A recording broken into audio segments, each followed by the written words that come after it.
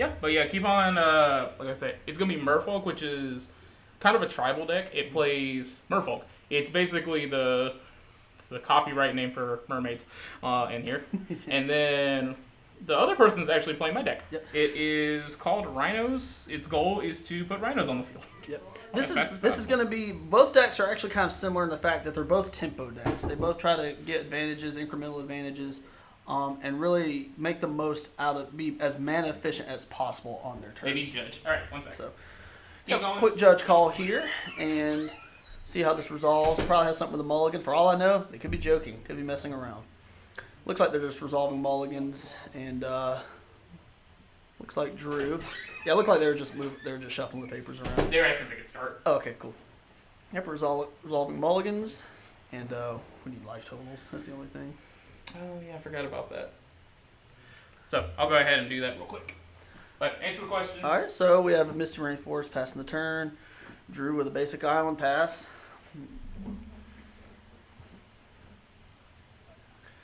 Had to guess. Anthony will probably just get a Triumph. Yep, you get the Catcher Triumph.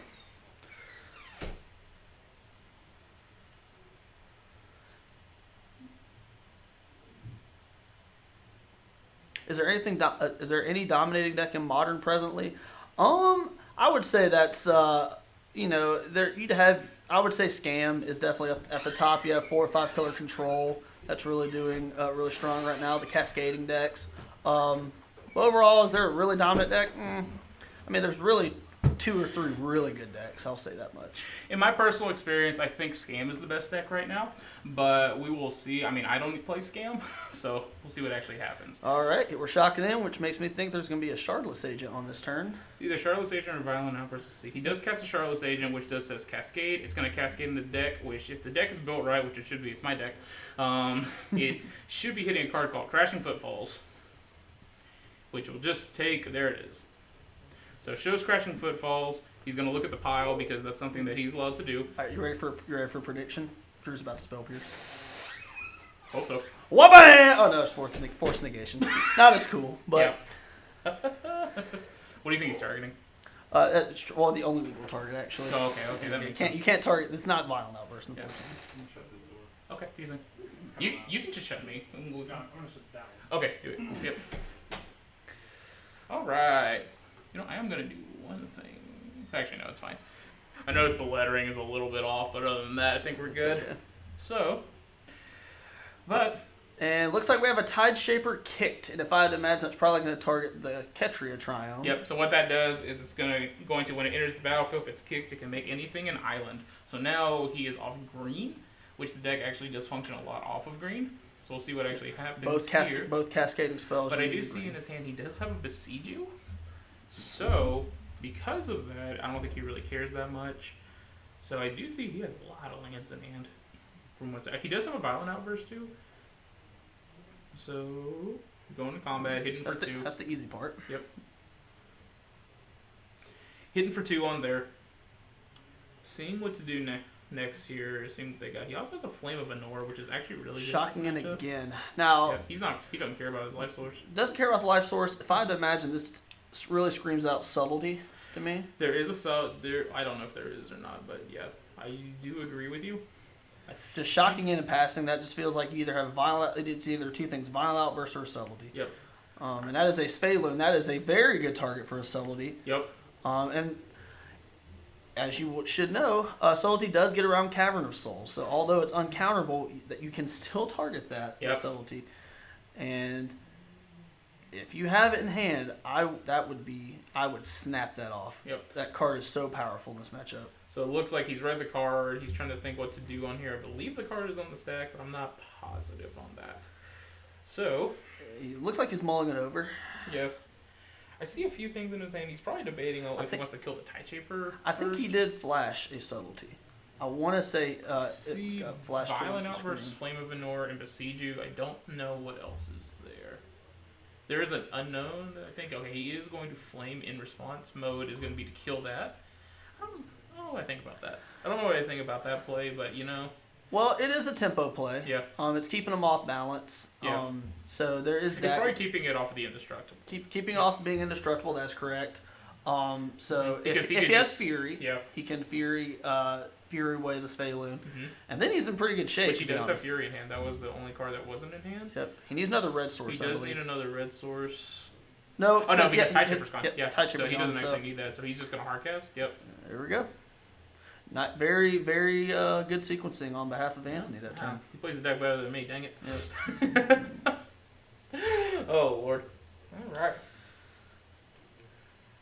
All right. 12 to 13 on here. That's gone. Why did Got he send it? dismembered. Oh, dismembered. Okay. Got dismembered. Okay. I should pay more attention. Makes sense. I should pay more attention. So to this is actually a really good spot for Rhinos. It appears Drew's getting a little flooded here, and Rhinos it's in this position where if any Cascader resolves, if Crashing Footballs resolves at any time, it could be very, very strong for Anthony in this spot. Just because Drew doesn't have any threats, Drew's not able to go tit for tat yeah. with creatures. Yeah, and then you can see that Anthony also has. He also has a Dead and Gone in hand and also a Violent Outburst. I don't see Drew's in a tough spot, especially because he hasn't really played that many creatures on there. Hasn't played that many creatures, and he's caught between a rock and a hard place at the moment. Yes, he really is. But we'll see. I've seen him get out of situations like this, but I know Anthony's also a very good player on here. So we'll see what happens. We'll see what happens. Only time will tell. That's why we love this game, because it's so unpredictable. That's true. Sometimes. And it is worth pointing out that Drew is running a Spell Pierce in his deck, and the longer we get in this game, obviously the less robust that card is in positions like Anthony this. is now casting Violent Outburst. The only mode that matters is Cascade on here. He flipped over Rhinos because he values our time. Yes. Shout out to Anthony. Yeah, shout out to Anthony for that. All right, so he did allow that. Oh, The wrong token? that bully. He had one job. You want to know how disrespectful this is? Look at this. He's using Gyarados tokens against Drew, who is using a Gyarados playmat to show this is my game. Asserting dominance in round one. Yep. All right, we have a Merfolk Trickster. It's going to at least tap down. That's on the upkeep, yeah. It's going to tap down one of the Gyaradoses, I'd imagine. Yep. Hello, gents. Good morning, Dragon of Coffee. How are you doing, friend? Hello. All right, so that is tapped down there. It looks like he drew a. It looks like he has another Shardless Agent in hand. Another shard. You see, that's just one of the strongest points about this deck. You know, it's you really run 8 copies of Crashing Footfalls because you have all the Cascaders, and you only need one. Now that is a strong spell. Hex Catcher is nice here. It is a nice spell. It's just not good. It's just so out leveraged right now. It is, and with Anthony having a Dead Gone in hand, I think he just does it in response to kill that thing. But I agree. we'll see what actually happens here, because he's got a few spells in hand. I think he's in a good spot. And my eyes are correct, it appears Drew is hellbent. Drew does not have any cards in hand. Yeah, I think Drew's been getting flooded out. Drew's been flooded very hard. This deck really only wants about 3. It wants an Aether Vial plus 3 lands, and then you pretty much just want to draw action from there. But you're not gonna be able to. As soon as I've gotten a text message on my phone, I'm using my life as there. Yep, there's the Dead Gone. Is he dead or gone? It looks like he's I'm dead. gonna imagine dead, and that's a good target. Go ahead and get this interaction out of the way. Now, if I'm Anthony, if he has another Charlotte, I'm slamming that bad boy down. Which we'll see what happens. I mean, because what are you waiting there for? it is. Yep, Yep. there you are. Yep, And I there believe it we'll is. see Drew scoop him up here. I think we're gonna see Drew have the big sad in a second. Yep. Drew will probably look at the top card of his library and then concede, because there are no outs at this point. Yep, and there's the No Gyarados. Island Walkers, no clock. So And that'll do it for game one. That'll do it for game 1. All right, they are moving to sideboard. You know, I'm actually going to see if we can actually get the sideboard guides for the match or the sideboards for these decks, so we can kind of see what we think is going to happen. Sure. So let's go ahead and run. If there's ever downtime, just go ahead and run an ad here, because basically if you run an ad, they're not going to see it. Okay. Yeah, they're not basically, if they cop in and out for 30 minutes, they're not going to get ads. So, and plus it's just downtime, so I'm going to see what I can do. All right, so we're exciting in, and I am familiar with both of these guys as sideboards. If I had to imagine, Drew's probably going to bring in a lot more Spreading Seas, a lot more tempo cards, probably another Force Negation in this matchup. They'll also probably bring in Kira Great Glass Spinner. And the reason for that being is because Rhinos, even though it's a tempo deck and obviously plays Rhinos, they do have a lot of incremental removal spells. You have Fury, which we saw in Game 1, take down Sphaloon. You have Dead Gone, which can be a nuisance. Kira will really gum up the removal spells and will make it very difficult on the Merfolk side. And then for the Rhino side, if I had to imagine, Anthony's probably just going to board in more Fury. He's probably going to board in I don't think Blood Moon really matters in this matchup at all. You really just turn off Mutavault. So he's doing some checks right now, so not this round, but the next round we'll have deck lists. okay, so we're doing. Going over the sideboard. What I believe Drew will bring in on the Merfolk side. Well, as a Rhinos player, what do you think would be most advantageous for Anthony to bring in? Well, this is definitely a deck where you need removal, because the biggest thing is the cards and the lords in the deck also provide Island Walk, so you need to get rid of those because, unfortunately, for you to cast pretty much all your spells, you need islands. So, in my personal experience, what I will do is I would bring in 2 Fury, and I would bring in the 2 Mystical Disputes on the side, because everything in the deck is blue besides Aether Vial, and then bring in the subtlety, or not the subtleties, the Furies, so that way you can wipe the field. What I would probably take out on his end is probably the Force Negations. Just because 2-for-1ing in this match feels very bad. It does hit the Aether Vial, but that's about it. Yeah, that's about all you get. That's about it. That's pretty stinky. Yep. But you're honestly like Merfolk needs to kind of just needs to do the go white strategy to win this game. If they do not, then you're going to see exactly what happened here. Yeah, and I added in the sideboard. If I'd imagine Drew's probably going to bring in another copy of Force Negation. Yeah. And Drew's also probably going to bring in Kira Great Glass Spinner. Yes. Because Kira Great Glass Spinner is sneakily good in this matchup because you have because you also have because as we saw in game 1, you have Fury to target this Phalune. You have Dead Gone, and you have Fire Ice, which can also just out of nowhere just 2-for-1. Yep. So a lot of things to consider, and I think Kira is a sneakily good card. Yep, I agree. All right, and again, we appreciate everybody for being here right now, hanging out with us. I know we started early. We're gonna be here for a little bit. We just appreciate all y'all. We are getting into game 2 right now. We will note that Anthony is up a game. We should probably get like an indicator. Actually, I think I can make one of those real quick. Let's see. Yeah, let me see if I can make one of those. So for those of you just joining us on this Sunday morning, how's it going so far? Thanks for joining us really this early. 12 of you so far. That's pretty incredible. How's y'all's day going? Any cool things happen this weekend? Any football fans out there have a heart attack like me? No, you're the only one. I'm the only one? No, that's fair. But how's y'all's weekend going? Hopefully it's going good. If it's just okay, if it's just middle of the ground, hopefully we'll make it a little bit better today. All right, we are doing something real quick while they're shuffling up. I'm grabbing an image.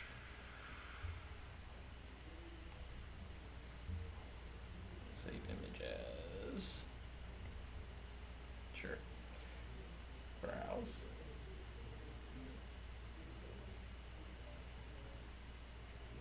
All right, there we go.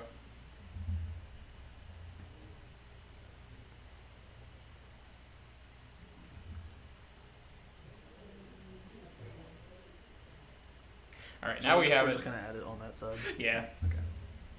So it should be easy on there. Okay. Football. I got D&D happening. Oh, fun! D&D is fun. D&D was actually made by WotC, which is the same people that made this game. I think they're gonna play 2-player solitaire. No, this is no Dragon of Coffee. This is not Pioneer. Yeah. Get out of here with that. All right. So we've started the game. Looks like there's been no Gemstone Caverns. Looks like Drew starts off with a Manamo. Mm-hmm. Is that what that is? I don't know. His deck is too pretty. Yeah, Drew's deck. Drew probably has the most gorgeous Merfolk deck out of anyone I know. It's a really nice one. All right, so we're starting with Island Pass. So no Aether Vial start. We're gonna That's shocking to start off. So probably suspending a Rhinos. Yeah, suspending a Rhinos here. All right, that's fine. So I will say this is on turn 1 is the best time to play this, because now what he can do is he can play the Stay Alive plan. He just stays alive and goes. He just stays alive, and then eventually the Rhinos will hit. Mm-hmm. But this also gives Drew more of a chance to build his hand and find that counterspell for this. All right, tapping 2 to cast a Master of the Pearl Trident. That's what the name of the card is. Master right? of the Pearl Trident, Okay. the non-foil variety. Wow, how could you play a non-foil card? We should call a judge on that. We should call the cops. Yeah, honestly, we should call the cop. What is that on his? Pretty sure What is that on his deck? This is a state and federal offense, if you ask me. Yeah. So this is typically how you'll see Merfolk go. Drew's probably just trying to build up threats, and you start off with Master of the Pearl Trident. That seems to be a juicy threat to kill with like a dead gone. Mm-hmm. Looks like Anthony is not very concerned with that, and we'll see how it goes. I mean, it is important to realize that it itself is a 2/2, and it will not grow with its so he gets him Merfolk for compadres. 2, gets him for 2, knocks him down to 15, and casts a Chalice on 0. All right. Now that is something that this deck did bring in. This is something that this deck brings in. I will say in the current iteration of Rhinos, Chalice is actually a lot worse because a lot of them cut their Brazen Bars. A lot of them have cut their Prismari commands and stuff like that. I will say with his list, it does run a 1 of Brazen Bar that can help. So he's debating what to do now and debating basically like if he gets... Yep, he's gonna in response kill the Master of the Pearl Trident, which I guess technically doesn't even matter because the Chalice wasn't gonna counter that anyways. I guess he's just trying to be proactive with his turn. But Anthony does, if I had to imagine, Anthony probably does bring in a Brazen Bar, or at least keeps in the deck. And he probably consider bringing a Beseiju from the side. I think right now what he's doing actually is, while fetching here, he was looking to see if he has an answer to that. The thing is, it's not actually that backbreaking, because really you can just go to your plan B, which is to play your subtleties, play your Brazen Bars. Play your elementals. Play your elementals. You turn it into a 3-color elemental deck, which is a lot worse than the 4-color variety. That is true. If you didn't know that. But you have Fury and a Prayer. Yeah, so you do have Fury and a Prayer. All right. The one thing I will say that could be a nuisance for Anthony is that little Mutavault that Drew has at the top right of his lands. Yeah. Rhinos does have a hard time dealing with, especially with a Chalice in play, does have a hard time dealing with Mutavault with no present threats in play. A really hard card to stop. Yep. All right, so let's see what Drew does. Drew plays their land for the turn. Thinking on here. Now, I really can't see what Drew has in their hand. We can work on that with the camera. We can work on that with our camera. A little bit. All right, cast another Master of the Pearl. Master of the Pearl. I can't say Master of the Pearl Folk. Look, I can't. It's Sunday. All right, I was at a bachelor party yesterday. I'll tell you about that later. All right, Anthony draws a Mystical Dispute, which is unfortunate in the face of a Cavern of Souls. That would have been really. That would have been really nice, like 2 turns ago. Yeah, that would have been really good against that Chalice. Yep. But you can see, like, he has enough lands right here, and he has a Fury in hand. So I'm guessing what his game plan is just freaking cast that. It's best 2 of 3. Best 2 out of 3. Yep. It is a best 2 out of 3 game, and I do think that Drew is ahead on this match. I do think this is going to go to a game 3. He's going to attempt to cast the Rhinos and hope Drew doesn't catch it. And Drew caught it because they're a better player than I am. Yep. And the other thing that's worth mentioning is if I had to guess, Drew probably has a lot of tempo in hand. This is what we didn't get to see in game 1. Drew's probably going to cast a bunch of flash creatures. Probably going to cast a Merfolk Trickster. Probably has mana to hard cast a Force Negation. He's casting a Shardless. Casting a Shardless Agent. That is fine. Now let's see if Anthony knows that it is a May ability to cast. I think he will figure it out. The real thing is seeing. Oh, you like how they do it upside? They do it the reverse way. I hate it. I hate it so much. And he did pass the Brazen Bar. And you still have game in this. I mean, that's what I love about this deck. Even if you shut off the Rhinos, you still have like probably 40, 30 cards that still are really good. The one card that is, I don't want to say the death knell, but the one card that just really hurts this deck is Teferi Time Raveler. Yes, that's the card that, if it resolves, I hate that card. You are so in trouble. much. You hate that card? I hate that card. That's a hot take. I think that card is pleasantly awful. It is awful. It is one of those words. Yep. All right. There are a list of cards that I really don't like, and Teferi is on top. I would love if that card went away. Yep. All right. So obviously he didn't know how Cascade works. It is a May ability, so he just shuffles in the deck, but he needed a creature. Yep. And unfortunately, Anthony has 2 islands in play, which means this Mutavault is just going to go right through. Yep. Yep. And Drew's not, if I had to imagine, Drew has probably nothing but interaction in their hand. They haven't done anything. They just were content to untap and swing for 3. So you got to imagine they're probably going to put lethal in play on this next turn, or basically just counter anything that is remotely impactful on Anthony's side of the board. Oh, for sure. Now, Anthony does have, I believe Anthony does have Fury in hand. Anthony does have Fury in hand, so he would be able to take this out. And a lot of Drew's counter magic is for non-creature spells. So we'll see what actually transpires. There we go. I said the word. Actually, it appears we were wrong. It appears there is no Fury in hand. We see Lorien revealed. Blood Moon. Did you see that? He did bring in Blood Moon in this matchup. That will save him a turn if he does it. All right, so I think he's cycling Lorien revealed here. Yep, getting an island.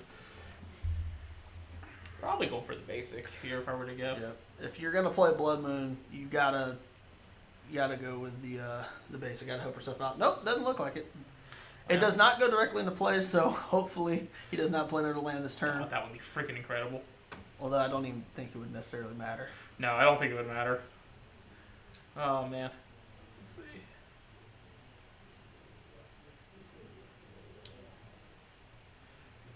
What am I afraid something? Hang on.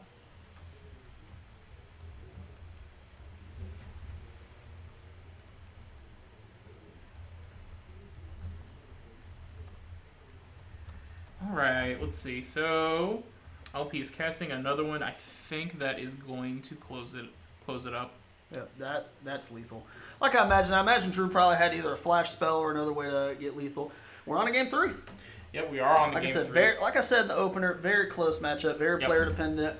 And this is where just sideboard intuition, knowing where you're at in the game, is really going to matter. Yep. So with Anthony up a game, well, not Anthony. Anthony is up a game, but let's see. I think I can do the cool thing. Hang on. Oh, you can do something cool? Chat, whenever anyone says they're about to do something cool, it's usually followed up by something bad. Oh, always. Almost always, actually. Rip. Alright, so let's add the other arrow onto here to show that Drew is up. We're tied up. Tied up at 2. Should we make Drew's arrow a little bit bigger? I guess he's playing the cooler deck, right? Yeah, you're right. It's whatever. Now, it is worth mentioning that Rhinos will be on the play in Game 3, and one card that I think of being very strong on the play versus on the draw is Fire Ice. Yes. Being able to take them off a turn, take them off curve, and being able to curve out and cast your Shardless Agent, cast your Violent Outburst is so important. It really is. I don't think this is a play. It might be a play draw dependent game, but I could be wrong there. All right, so the other feature match looks like they are all done. So this will be our only feature match that we're going to be having this round. All right, I made the arrow look a little bit better. I will say in between rounds, we are just going to put it on a BRB screen, mostly because, we'll talk for a little bit, but, we're going to be here all day. We're going to be chilling, doing our cool thing. So, but yeah. So we're going to game 3 right now between Drew and Anthony. Going up there. Give me 1 second.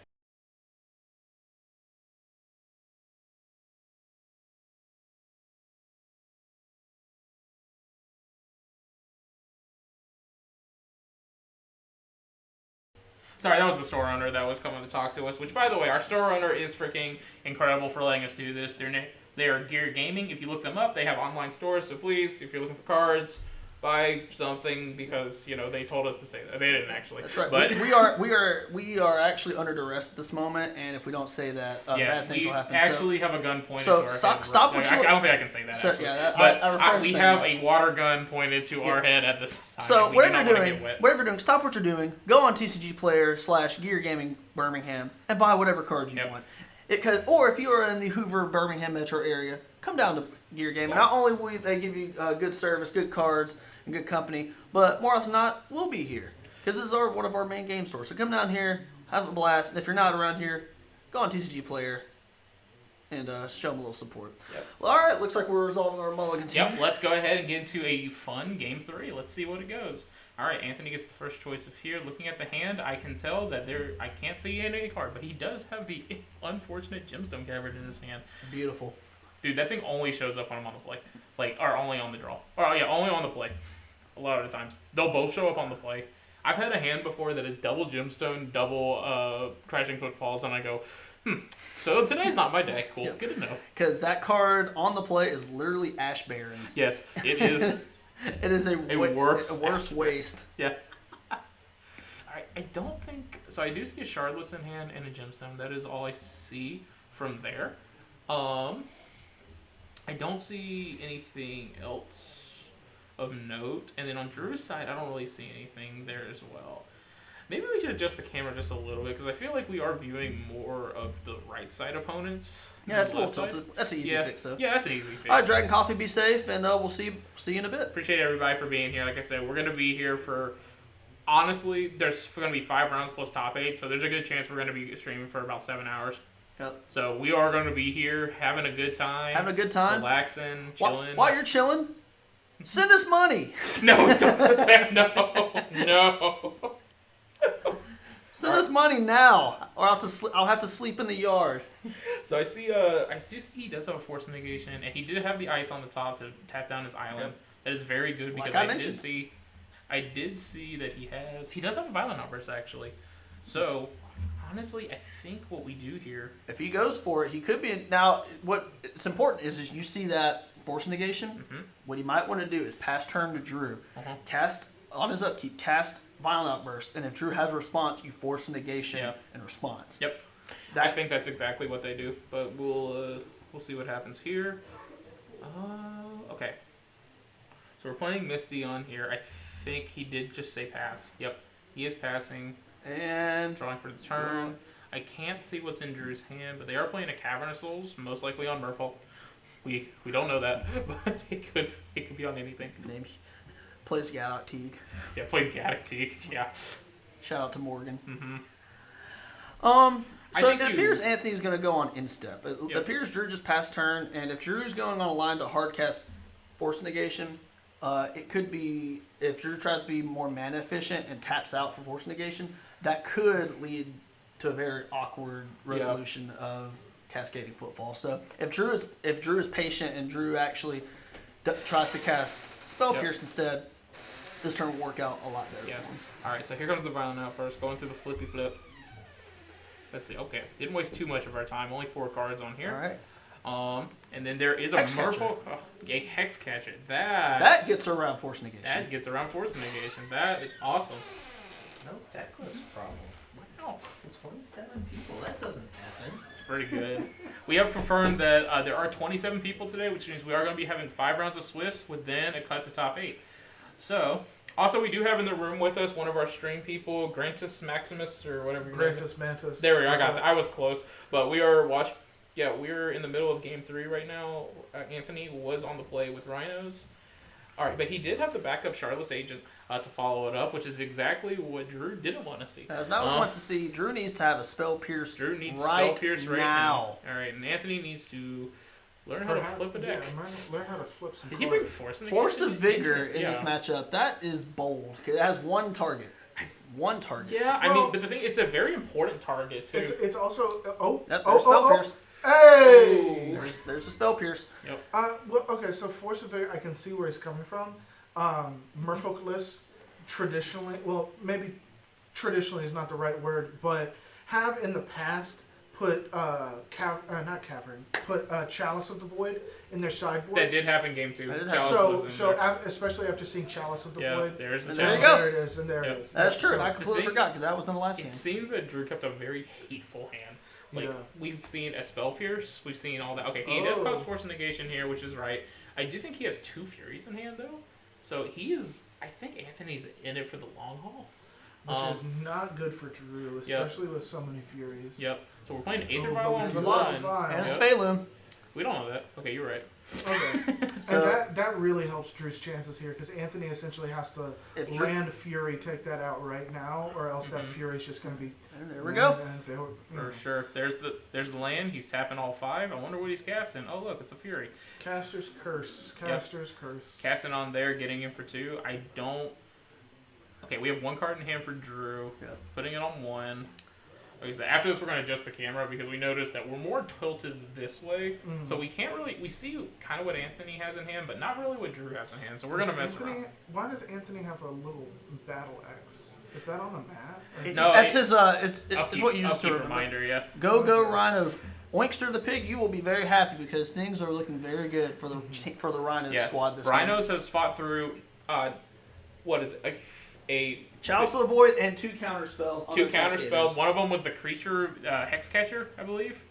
So we'll see what actually transpires here. Maybe he pulls out. He is going to besiege you targeting most likely Probably the Ancient Vial. Yep. Yeah. The vibe. Maybe he really doesn't like Yes. Minamo though. You might not know. Maybe he's really scared to untap. It is a pretty. I like the play. It makes it to where you don't get any free flash Yeah. shenanigans. For sure. No, no Merfolk trick. I mean, you can still Merfolk Trickster, but it's not free. Yeah. So definitely, he's on the aggressive position, and he should be because Drew's low on resources, has a lot of lands, literally no non-land permanents in play, and not even a Mutavault. So Yep. I feel like as long as Anthony just applies pressure, he has the backup Fury in hand, he can really just, in a way, just sumo Drew out of this game. Yeah, he really can. All right. So here comes Drew draws for the turn. Looking there. In the past, what I've seen of Drew is Drew sometimes gets flooded in these positions, which is just a thing that happens.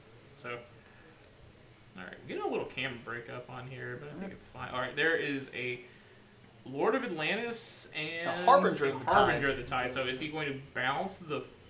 He can choose not to bounce, actually. That is true, and he may not want to bounce. He may Yeah. just let it stick because you do not want to bounce a Fury in that spot. Yeah, you want to bounce that Charth's agent? It's like, all right, cool, dude. Yeah, I think they were checking to see if it was a May or not. At the instep, he's going to violent out. Violent His draws Outburst, have and been if this resolves, if I have to guess, if this resolves, that would be it. Oh, There's but we have a Spell Pierce. But the thing is, also, Anthony has another Fury Yeah. in hand. So This will probably 2 and 2, This might, coming for 8. this is sounding like the Yep. nail in the coffin. And he He drew just another he Fury. drew- My goodness. Mhm. So doing 2 there. Drew's picking it up. And we might see a draw step and a concession. We don't know that. We don't know that. Plain Supreme He Verdict. showed the Fury because he is a rude gentleman. Oh, we have a Harbinger. And another Harbinger. That's Oh, right.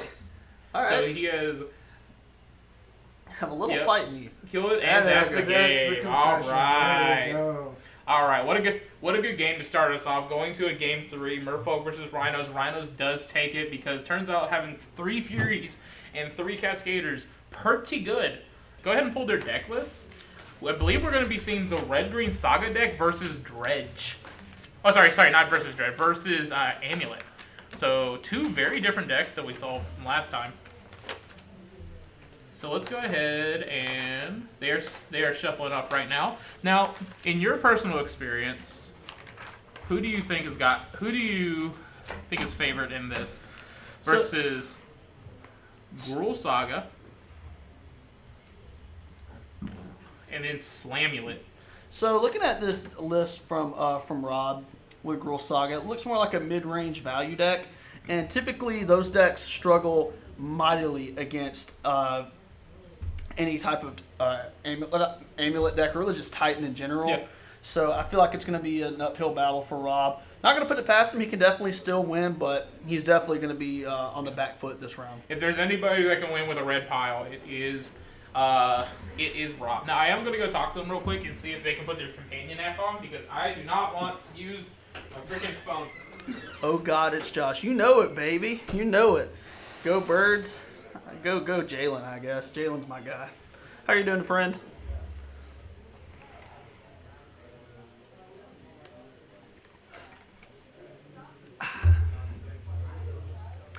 Yep. If I had to guess, and that is a sick playmat by for Grant.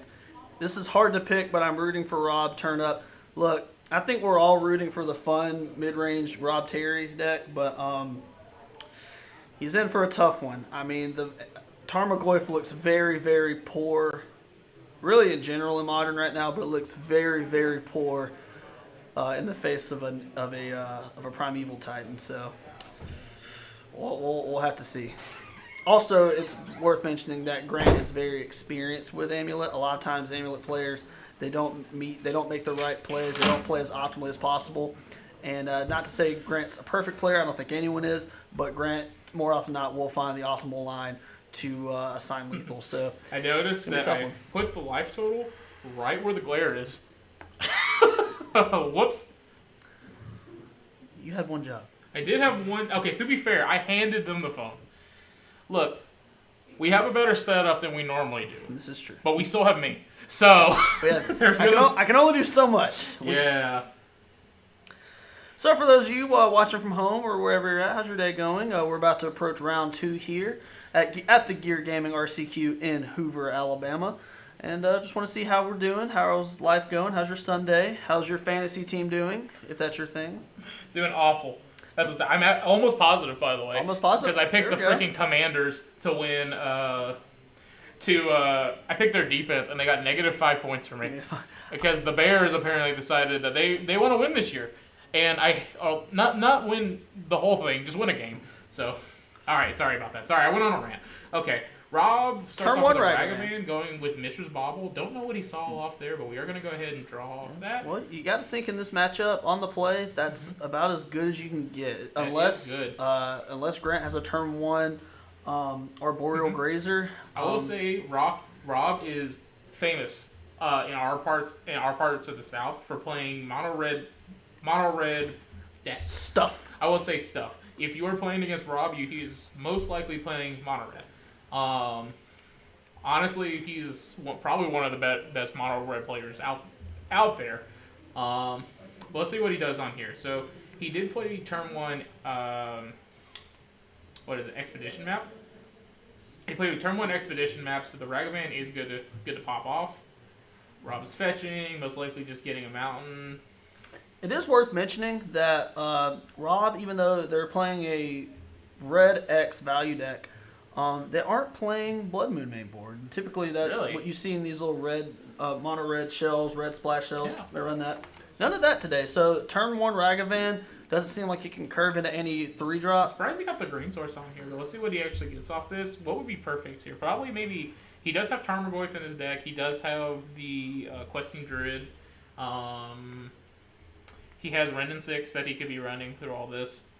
But let's see what he does here. Oh, okay, so we just noticed that he fetched a forest off of an Arid Mesa, so womp womp. That is a illegal game action. Yep, alright, go get him. Yep, we have to. I'm gonna call the cops. Yep, call the cops. Call the cops. Call the If cops. you're in They're on the way. people in the chat, call cops. Send them Call to cops. Gear Gaming Hoover. Yep. Let them know that Rob committed a GRV, and we Yep. will not have that. Yep. All right, so it looks like a Gruul Turf got milled off the top or exiled off the top with Off Ragavan. top. He's getting the treasure token right there. Interestingly enough, it would have been kind of cute if a Dryad got milled off the top. Yeah, that would have been. Alright, and it is the Rendon 6 showing off there. So he's going ahead and plus up. Now, interesting enough, if Rob Terry does draw the one of Beseiju, Grant could be in a world of hurt. Yep, looks like I got a text message again. No, nobody has the companion app on their No, phone. no, I've had to keep giving I can't text while doing this. It's hurting me. It's hurting. Nah, I'm not that addicted. Anyone. Mono red is terrible. Rob, hold my beer. Hey, look, any terrible deck can be good if you work hard enough at it. I've played Death and Taxes for a better part of 5 years now, through the good and the ugly. So now it looks like that Grant has also kept a weird hand because he doesn't have Amulet on the field. He just has Expedition map, and he started off with Urza Saga into Sunhome. Yep. So if I had to guess, this would be a hand where Grant has one bounce land, and they're hoping to get an amulet off the Urza Saga. yeah, they're hoping to get an amulet off here because what we can do is at the end of the turn, Expedition map, he'll get whatever he wants. He can float 1 to get an amulet, then do 3 mana, play a Zeusa, go 2, 4. No, that only gets you to 5. Looks like we have an amulet. We have a Grant backer in the chat. Boo! Ooh, I'm just kidding. I'm just kidding. This is a Rob Terry fan club right now. I agree. Still loose to infect. Look. Exile's the One Ring off the top. That is sweet. That is spicy. Do it. You have, I know you want to. I think you're required to. I think you're required by He's law. doing it. Yes. He's doing it. Let's go. Let's go. Oh goodness. All right. So he still has 1 treasure on there. Did you know that the One Ring is kind of like prowess, where you don't actually have to announce the trigger until it's relevant? That's true. It's true. You know, some people drink coffee in the morning, some people drink chai, some people drink tea, and some people just play a One Ring in the morning it's off their only- opponent's deck. That's Yep. how that's their Folgers and their Yeah. cup. Oh.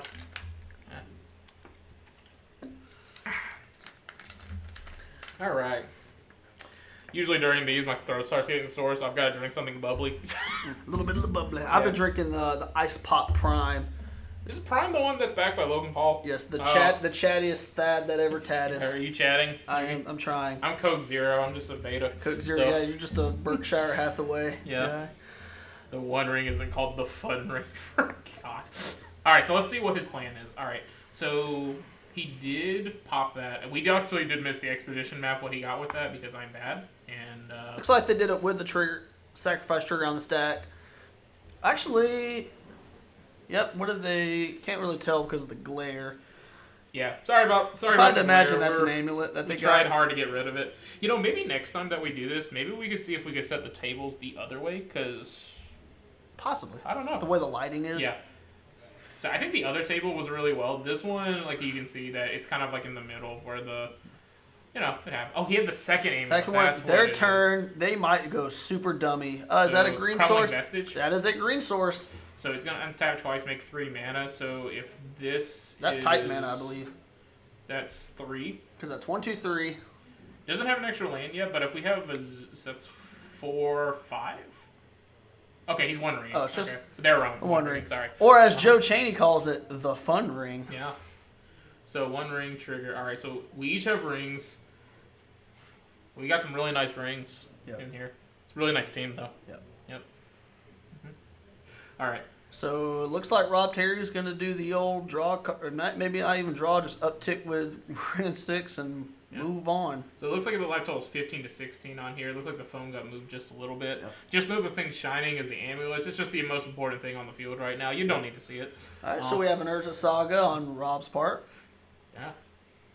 All right. So Urza Saga here. I don't see what is in Rob's hand right now. This is a very critical point where Rob needs to find a way to get a threat in play. Obviously, no threat's going to look good in the face of a Primeval Titan. No, But not at you all. got to put something in play Yeah. because right now, a Ragavan against a deck that you Yeah. really can't cast anything, and you've got to put a clock in play. Yeah, looks like One Ring is drawing 2 cards now. This card is fair and balanced and definitely won't I be banned. like the So- aggressive use of the One Ring. Finding a Beseiju here can really just put this game on ice. For sure. So For sure. I feel like Graham feels like they're in a really good position now because with the double amulet. Because I feel like Red Green, I'm looking at his list, I don't think he really has a good answer to a Amulet Titan. Or sorry, a Primeval Titan. He has the most he can deal is an Unholy Heat, and all he has is land and artifact in the yard. Yep. So Grant's bling is blinding me. Yeah, Grant's bling is too strong. my eyes, My arms! My leg! my leg. My leg. I tell you what, I think that fish's name is Fred or His something. name's that, Fred. that man was going through it in Bikini Bottom. Let me tell you.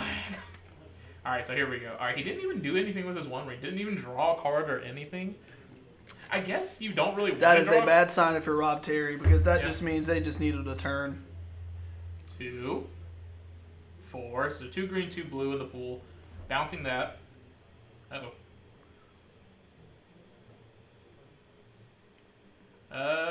Did we lose camera? Oh, there we go. Alright, the camera couldn't handle the power of Primeval Titan for a second. Primeval Titan it's just too strong, doing too much. Yeah, it literally lowered the frame rate. And I believe we are going to, much like akin to Drew last round, we are going to see Rob Terry draw a card, and we're going to move on. I think this is the end right here because what's going to happen is we're getting Teleria West. I was assuming that we were going to go for the. Looks like we're going to go for another Titan. I was assuming we were going to go for the Boros Garrison play because you would go Boros Garrison, give it haste, and then you would just go fetch us a Vesuva. No, But- what's going to happen is he's doing both. we're probably going to get a Dryad They're doing actually. both. Yep. Oh no, we're just going to get another Titan. See, chat, this just shows me how much I know about this deck. Grant is a cool person. Grant is a cool person, one of my favorites. Grant's one of the streamers on this channel. We actually haven't meant to like feature the streamers on the channel, but it just happened that on the first one we saw Drew, and then on the second one, Anthony was the feature match in table 1, so we decided to go to table 2 to keep it more interesting, which Grant just happened to be there. Yep. So we're going to try to show as many decks as possible. And we feel like Amulet versus Gruul Saga is a matchup you don't see often. You won't see that very often, and right now, if you were to go into that feature match area, you would hear the Mario Star music going off right Yeah. now. Because right now, This You'd game be hearing is you'd be hearing the guts theme if you're Yes. Rob Terry. You know. Yeah. This game, Ah! yeah, this game is it's about you can hear the fat lady singing at this Yep. point. All right. But it's good for Rob content. Rob is determined. All right. So if Rob manages to have 3 unholy heats Yeah. in their hand, Chat, I would like for you to think of the flavor of this. If Give me some lightning bolts. imagine this is a actual battlefield. All right, you have 2 primeval titans attacking, and you have a monkey on your side and that's wearing a ring. that's wearing a ring. Who do you think wins? Who do you think wins? The monkey that stole the exchange? ring. That's the best part about That's it. true. It is a pilferer. Yeah. Yeah. All right. Should we just walk in there and be like, Grant? Yeah, Just- I'm about to just- knock on the door and be like, Grant. Grant, this It's is over. I did not mark it as a mature stream. You can't Grant, be doing we it. did not put the TVMA. Yeah. This is basically becoming a Sarah McLachlan special Yeah. at this point. We need to move on. Oh, okay, there we go. All right. All right. Rob Terry has come to the conclusion of us, the viewers, and you at home that we came to about 5 minutes ago. Yep. So let's look at the sideboard for both Yeah. players. So I'll go ahead and read off Rob Terry. So we have. Oh, we should mention that Rob is showing a Gigantha on here. But Rob has 3 Shattering Sprees, 3 EEs, 2 Haywire Mites, 2 Alpine Moon, 1 Brittle Effigy. We'll have to look up that one later. Pithing Needle, Soul Guide Lantern, and a Besiju. So, in my personal experience, or in my personal opinion, I think what we bring in here is we need to take out we need to Take out everything. take out everything, yeah. Probably bring in Haywire Mites and the Shattering Sprees to hit amulets, and Haywire Mite does hit the ensnaring or not the ensnaring bridge, the Urza Saga. You could Pithing Needle's not that good. All right, Brittle Effigy, by the way, if you did not know what it does, is a 1 mana artifact from 1 mana artifact. Core set 11. Yep. From core set 11, that is 4 tap, exile, Brittle Effigy, exile target creature. So it is a removal spell that hits Titan. This might actually be relevant. Wow. It might be relevant. The problem is it's 4 mana, and it's just in a deck like this, you want to curve out a lot. Yeah. It's just gonna be so tough. On Grant's side, in their sideboard, they have 4 Dismember, 1 Dragon Lord Dramoka, 2 Hydroid Krasis, 1 Radiant Fountain, 2 Terra Sunder, and a bunch of fun-os. We have Endurance, Engineer Explosives, Boseiju that endures, Cavern of Souls, and Force of Vigor. For Grant's side, it really just depends on how proactive they believe they need to be. And if I had to assume, if I was on Grant's side, it may not even matter because your Wow. deck is just so. No, Yeah. I'm just saying in terms of the inevitability of your deck. Yeah. So if Rob were to play an Alpine Moon or a Blood Moon, they may not even care to sideboard in the Force of Vigor. They just Yeah. might try to fight through it. Yeah. But I could see them bringing in a 1 of Force of Vigor. I could see them bringing in Engineer Explosives. Yeah. That seems like it's just really good because you can also get that bot from Transmuting for it with Yep, Slayer you can. West. Mhm. And if they just want to play like a mid-range value game, Hydroid Krasis is just one of the best Wow. cards against that because you just play a huge Just play jellyfish, a huge thing. His draw removal- cards, and they just have a bunch of bolts. So His removal is just bolts and stuff like that. Am I gonna interrupt if I say anything? No, you're good. Hang on.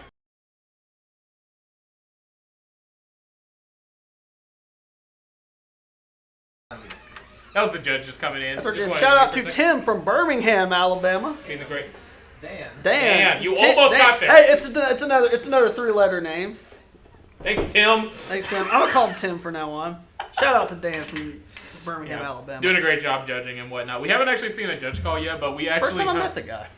Yeah. The funny thing about our judge calls is, well, We have a piece of paper. we have a piece of paper that if we do get a judge call, it basically just says judge because they're actually in a separate room. They're in a separate room. I wrote judge, help, and then Ayudar. Ayudar. Yeah, it's add some flair to it. Oinkster the Pig seems to be a big Dragon Lord Dramoka fan. We do Fun love fact, I Dragon opened up Lord. Dramoka at the pre-release at the old Crimson Castle in Tuscaloosa, rest in peace, and I think I won that one. I can't remember. Gear Opalika greater than, I think you could just delete gear from that phrase and it would probably still be true. Yeah. Opalika is one of the nicest cities I've ever been to. Yeah, And it's if you just were a in, shame that it's right next to that other it's next to city. that other cow Yeah. college. Proud Well- to be in a trailer park. Yep. But no, in all seriousness, if any of you are in the Alabama area and you find yourself in Lee County, head over to Gear Gaming Opelika. They're the sister/brother of Gear Gaming Hoover, and they have great people. They have great staff. And you can drink there. And you can drink there. That's right. It is a LGS/bar. They will never sell Pokemon cards, but let me tell you, it won't matter. It will not matter on there. And like I mentioned, I'd like to take this moment while they're resolving mulligans to really thank Gear Gaming for allowing us to use their space to stream today. For all of you guys. And like I said, if you happen to be in the Hoover, Birmingham area, come on down here. They have great cards, great selection. And if you don't, they also have a TCG player account, so you can also help them out there. So Rob has started off with a Copperline Gorge into a, I can't say words, Pyrite Spellbomb. There we go. Yep. So then we go Teleria West Pass on here. I didn't see mulligans, but it was pretty fast, so I think they are on both 7s here. Now I'm trying to see if there's anything that makes you can't play Gigantha in his sideboard, and I believe he's fine. Yep, because everything's either colorless or just one mana. Yep, just checking that. That's why you. Yeah. All right, so he fetched Shocked here. Are we gonna see a Dash Ragavan? Probably, maybe a if I had to Renin guess, 6? a Renin 6. All right, let's. I feel like you would go turn 1 Ragavan because there's no optimal removal target for the Spellbomb. Yeah, let's see it. We got the Tarmogoyf. It's a Tamragif, an O2, a Tarma Squire. It's a 1/2 right now. It's a Tarma Squire. Yeah, it's a really good card. Yeah, you hear that? If you go to Gear and Opelika, you say "Go Eagles." They'll buy you a beer. Jalen Hurts is the only reason I've been winning. I won my one game. I'm glad Jalen Hurts is doing good. When I was a student, Same. a student at undergrad Alabama, people just did not like him. Yeah. And then he went to Oklahoma, went to Lincoln Riley, and just went God mode. So, or Tequila if you're Josh. Ooh, I'm not gonna lie. I think I'm still feeling the effects of my last visit from Opelika.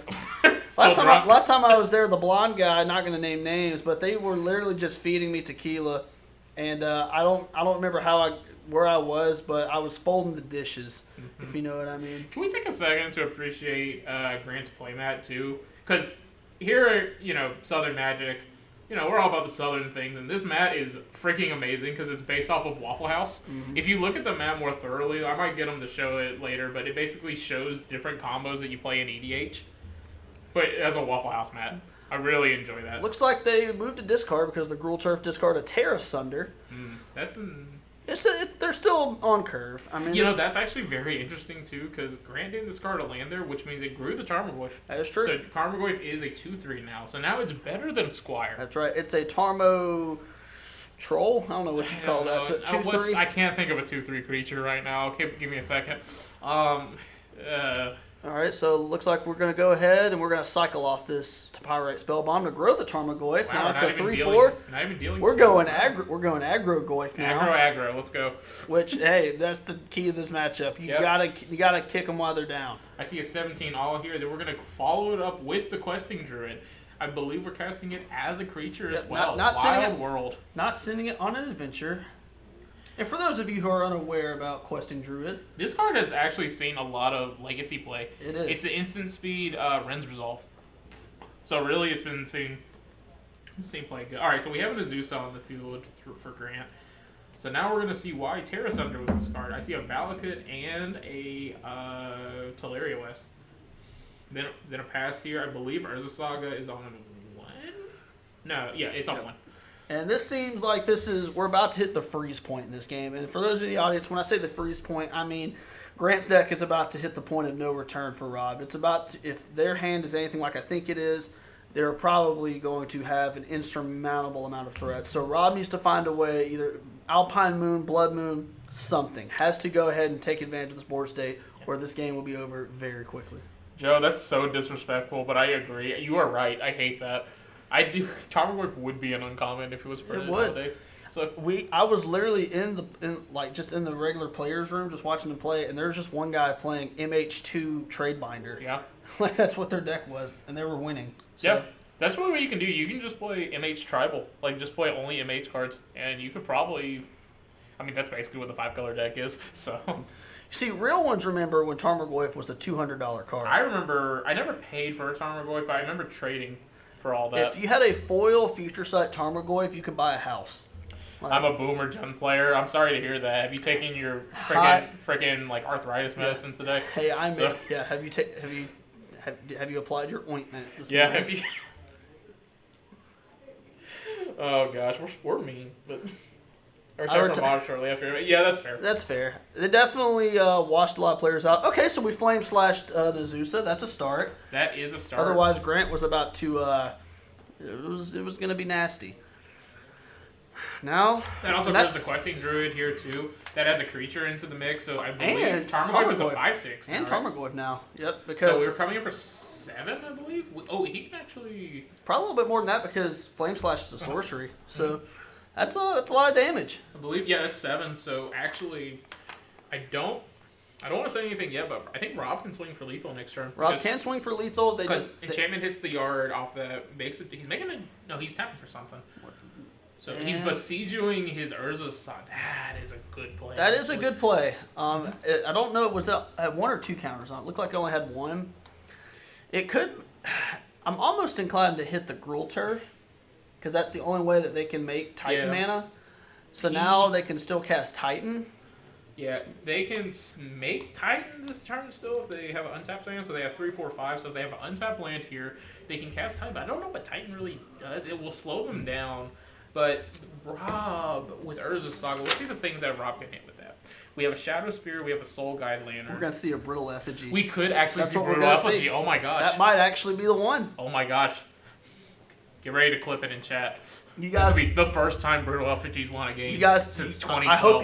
I hope you signed in, and I hope you guys are ready to see. We're about to hear what did you say the what is it, the Mario Star music? Yeah, we're gonna. And then Grant's gonna be hearing the Guts Well, theme. we would have seen a Titan, but instead, we get the most inevitable card in Modern right now. Oh, the ring. The One Ring. So just to let you know what Brutal Effigy, sorry, we're not set up too great for all that. It's a 1-mana artifact from M11 that says 4 tap exile target creature. And I believe it exiles itself too. It does. It Yep. exiles itself as part of the cost. Yep. Alright, and there is the monkey. One of the monkeys. Yep. Actually, that is a sloth, Okay. I think. You're probably right. Alright, here we go. So, Rob draws off here, takes it to 3. We'll see what Rob does with this, checking out the hand to see, should I create a duder, or should I just float a mana? I believe we're floating mana, yeah. Yep, Floating floating mana. mana. And that is an enchantment, which Yep. grows the Tarmogoyf. Yep. So Rob had lethal if One Ring didn't exist. So in about a month and a half or so, Yep. that would be lethal. Yep. But unfortunately, we are in, what's today? October 8th. We are in the year of our Lord, 2023, October 3rd, 8th. 8th, yeah. So unfortunately, Need to the pay my One Ring- water bill. Yeah, I got a few bills. I got to see if I'm late on rent. Yeah. So I think I paid. This month. But you know what can help that? Oh, we did. You viewers in the chat, send us money. No. We did get Haywire Might off this, so we will. Haywire Might is nice. I do. No Brutal Effigy. Or what if Rob just has it in hand? Oh, we might actually see the judge thing here because I'm betting Rob might call to see if. It's a legal target. Well, I'm trying to see if Haywire might, if it exiles it, if that effect goes away, which it doesn't. I just want to see someone use my piece of paper. I tried to write a really nice message for people. Mm-hmm. Okay, so this is obviously, last term was big. This is, in a way, even bigger. If Grant has a Titan, and all he needs is really a bounce land because of Teleria West. Yeah. So, another questing druid that will trigger the other one. Yep. That does quest. I believe Yeah, it does. I think it's any color. It might be white, blue, black, or red. Does not. Oh, include he's not green. So Not green. Okay. I had to check. So it does not trigger it. So do you know how much I know this card? I actually know this card. It's being brand played, new, so it's being seen playing Delver. Legacy. Yep, Yeah, people are Delver's playing it in 4-color Delver I got now. freaking actually flavor blasted on the channel for it. Check that out on YouTube. Please for don't. Southern, Please don't. Southern It freaking MTG. upset me. I freaking went 4-0 and then I lost to this dude because they were playing like 4 or 5 color Delver and they had double double Force of Will, Force of Negation days back up, and I was playing Rhinos. I'm like, you did it. Yeah. You did it. I'm salty. You get no Christmas. Yeah, they don't get Christmas. I went ahead and mailed them a letter and said no. All right, here we go. So Grant is They're digging. yeah. Or they're gonna play another, or they'll probably just play another One Ring, and I believe they have one in their hand. Yeah. And I'm going to guess in the red-green deck, there probably is not going to be a counterspell for that One Ring. No, and that's just another issue that Rob's going to deal with, and that's just the fact that it does not have a very clean answer to One Ring. Oh, we do have a Dryad. We have a here. Dryad, and if they followed up with a One Ring or a land, No, double a Valakut. Valakut That's triggers. the best thing that hit there. So they hit both of those. Yup. Yep. And now we're Clean up we're the getting board into a the little now bit. we're getting into the mid range Yep. aspect of this deck. Yep. Honestly, Dryad's the best thing that happened to this deck. I will say, like, before Dryad was printed, this was, honestly, Amulet was one of the hardest decks to play. And it's still It's still is a extremely really hard. deck. I'll see good players that play this that go, all right, now we go for lethal, and they just find a way. So, Right. Mr. President, a second Valakut is at the board. I agree. Bad news for Bad all the news Rob bears. Terry fans out there. All right, tapping a forest. Are we actually going to be playing an Amulet? Oh, holding it. You know, last time the camera stuttered or whatever, the Primeval Titan hit the field. Yep. Not But the this problem is Grant is getting so many blockers, and the Dryads just have a really big butt, although they will get trucked in combat. time. Did Grant? Grant. Okay. I was like, Grant didn't bounce anything with that, so it looks like it's good. All right, well, I don't know what you have, my friend Rob, but this is it. This is the last turn, I believe, where you'll have something impactful. We can see triple bolt. Would be Triple pretty bolt good would be sweep. nice. All right, that wasn't a triple That bolt. is not it. Okay, let's see. Okay, maybe this is a bolt. Okay, that's a It's a flame, flame slash. slash. That's actually That pretty is really good. That is really That good. That is counts. what we needed. Yeah, because now the Tarmogoyfs can get in. I think there has to be blocks on here. There has to be blocks. Those Tarmogoyfs are like 6/7s. Yeah. So, yeah, that was a very timely flame slash. The casual Decides to triple bend bolt. it. Look, it's something that's happened before. All right, well. And Grant has a One Ring that's active, so we'll see what we can get from here. Forgot to mark something on here. Excuse me for people coming in. Grant is actually up again, so should have marked that before, but I am a filthy. We're a bunch of amateurs Yeah, with good cameras apparently. with good cameras. That's mostly provided by Gear Gaming, though. Gear actually has a lot of good camera setups for these reasons. Hopefully, we'll be streaming this more stuff like And this. all right, we have another That's Dryad. another Dryad. A land will kill a Channeler or another going face. That's game. That is game. Good games. All right. And Grant picks it up 2-0 against Gruul Saga. Amulet beats Gruul Saga today. All right, and I believe our other feature match is already done. So, yeah, I appreciate that, Joe. All right, well, and the problem is in that matchup, it's kind of what I alluded to beforehand, where the Gruul Saga deck has a lot of good interactions, has a lot of good things it can do, Yeah. but there's just such an inevitability with these Titan decks against these red-green Tarmogoyf value Yeah. decks. It's just really hard for them to deal with. And It just if you shows don't, you also the value of why Tarmogoyf's value has gone down so much. Oh, yeah. It's because you can just do stuff like this. Like you play your 4/5 and they go, okay, cool, I'm gonna kill you now I'll on tell the you- same turn. I'll tell you one card that has not gotten affected by MTG inflation, What's that? Primeval Titan. Yeah, that card is has been true. good for the past decade. Yeah. But so yeah, we have Grant going up 2-1 or 2-0 actually against Rob on Gruul Saga, and our other feature match game has ended. So we're going to give us about 5 minutes. We're going to go check around, see how everything's going. So, we have both the decks. So we do have Burn versus Scam. All right. So let's go ahead and switch it up. So I'm assuming left side is Shane. Yes. Yep. Shanae. Hey, we have some kind of fast matchup, so maybe we'll be able to see 2 games Yep. today, or this round. That's the dream. All right, we have the Josh Bearden deck, the Josh Bearden special, where you just kind of give the middle finger to the format. We have Burn versus Scam. Yeah. So this should be very quick. Oh, hey, we don't know that. Yeah, who knows? They could mulligan to 3, and we just don't do anything. Yeah. So we're back on table 1. It looks like we're stuttering just a little bit, but hopefully it just messes up a little bit. All right. So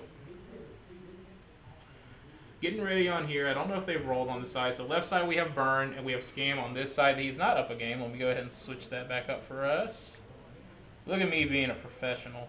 There we go. Transition that.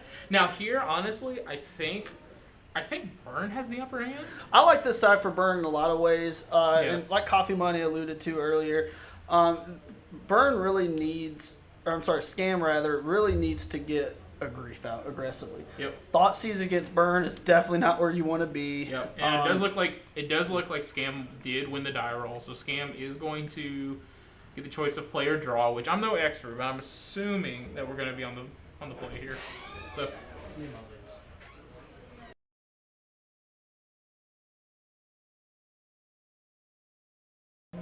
All right. What's your opponent's name?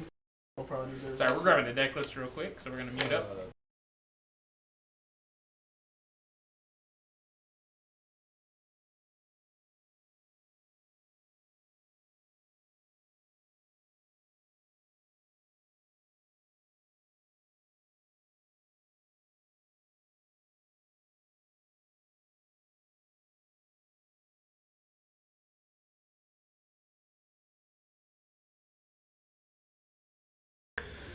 All right, so we missed the first plays on all that, but all that seems to have happened is a Ragavan has been played, and then on Shane's side, looks like we are playing Mountain, shuffling up real quick, and then most likely going to kill the Ragavan.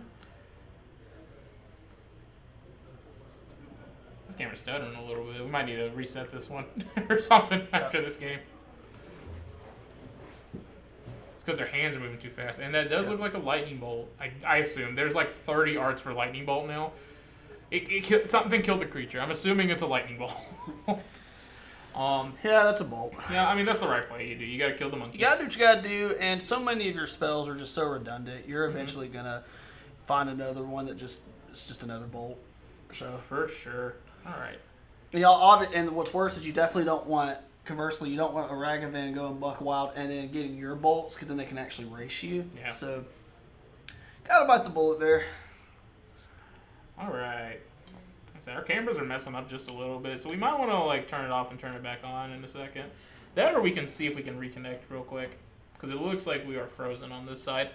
So guys, just give us 1 second. We have technical difficulties. So here we're gonna power this off. Go back in here. It's still stuttering just a little bit, but I'm going to go for the reset. So it looks like we do have a grief on here. So what I'm seeing on here is a Goblin Guide, Rift Bolt, Skullcrack, and I see a Bone Crusher Giant. And we are Malachor rebirthing this. Yep. So to that's... take. This is why I think grief needs to be out of the format. Because this is way too powerful. I think scamming I would be happy if Fury leaves. But I think that grief needs to go because of this reason right here. You because are able that to reason, you 3 for 2 them, and you select the 2 that you want. Yes. So you're able to just take away some of the removal, take away some of this stuff. Yep. And I've never really been one to enjoy like banning cards and like that kind of banter. But it definitely does kind of muddle the line between being, a very good card and then just very strong. And then also just very that broken. too. Look at that. He just stomped it in response. He just Undying Eviled it to then hit his cards again. Yep. So yeah, this is essentially the exact recipe you want on the Scam side. Just because now not only is he taking his cards and basically keeping his threat. If you look at Shane's hand, they're all 2-drops. Yep. He's not being mana efficient at all. With Burn, you want to use all your mana, and each individual land needs to tap for a spell. You want to go Bolt, you want to go Skewer, Lava Spike, and right now Shane's not doing that, and Ben's life total is at a healthy 15. So yeah, it's definitely going to be an uphill battle for Team Burn here. I did realize something. I forgot to put a life total up there. Give me 1 second. I will be back. Professionals. We are professionals.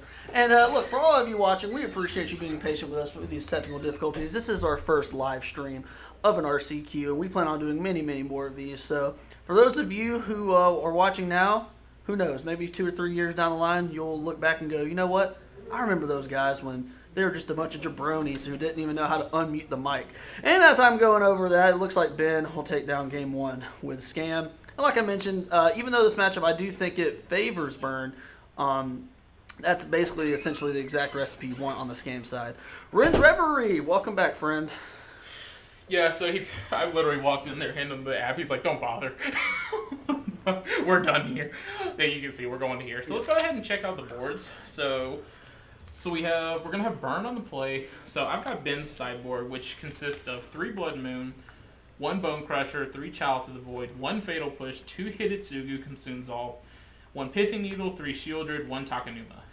So I'll let you start off with what do you think is most important? There are a couple I think that are really good, and I would say it starts off with Shieldred. Shieldred is Shieldred turns out to really good against Burn for some really good crazy against Burn. reason. Gums up the board. It is a little slow. I'm actually not too hot with Chalice of the Void. I think your 1-drops are so important in this matchup because obviously you get to scam, you get to put your grief back in play. So I kind of like keeping Chalice in. Honestly, with this board, what I kind of like is I kind of like 3 Shieldred, and because he's on the draw, I don't like Chalice as much. That's right. I agree. I like 3 Shieldreds. I'm curious why the Takanuma's on the board, but I would do 3 Shieldred, and I would probably replace, like, maybe probably Ragavan. I don't think Ragavan on the draw is not very robust against Burn, I found. That's just the world's greatest Searing Blaze target. As for Shane's side, on their sideboard, they have 2 Wear Tears, 3 Sanctifier Invec, 4 Roiling Vortex, 2 Smash to Smithereens, 2 Path to Exile, and 2 Skullcrack. Immediately, the card that reaches out to me is Path to Exile. Is Path to Exile and Sanctifier Invec. I feel like this match is not favored for Burn, but on the sideboard, I feel like there's a lot more tools that they can utilize, especially that Sanctifier, especially that Path to Exile. Smash Smithereens not really doing anything here. Yep. Rolling Vortex could actually see some play on the play because it hits the elementals. It does hit the elementals. I don't think it's as good though. If it was 1 mana, oh my god, that'd be incredible. I think what you want to. I think it's more so just Sanctifier. It gums up the board. It just completely stifles your clock. Now, granted, it's not if that's your only threat. It's again because Grief for some reason has Menace. It had Menace. It had Menace. So shout out to the Southern Magic podcast. But Sanctifier is just it stops the griefs. You can't really kill it, and that's where you want to be. And of course, Path to Exile triggers prowess, and it gets rid of their Singletary threats. Thanks, Dan. Shout out to our Birmingham native judge, Dan. Now, while we're doing this, I know a lot of people are in here today, and we really appreciate y'all. I will say that this channel is run by 6 people.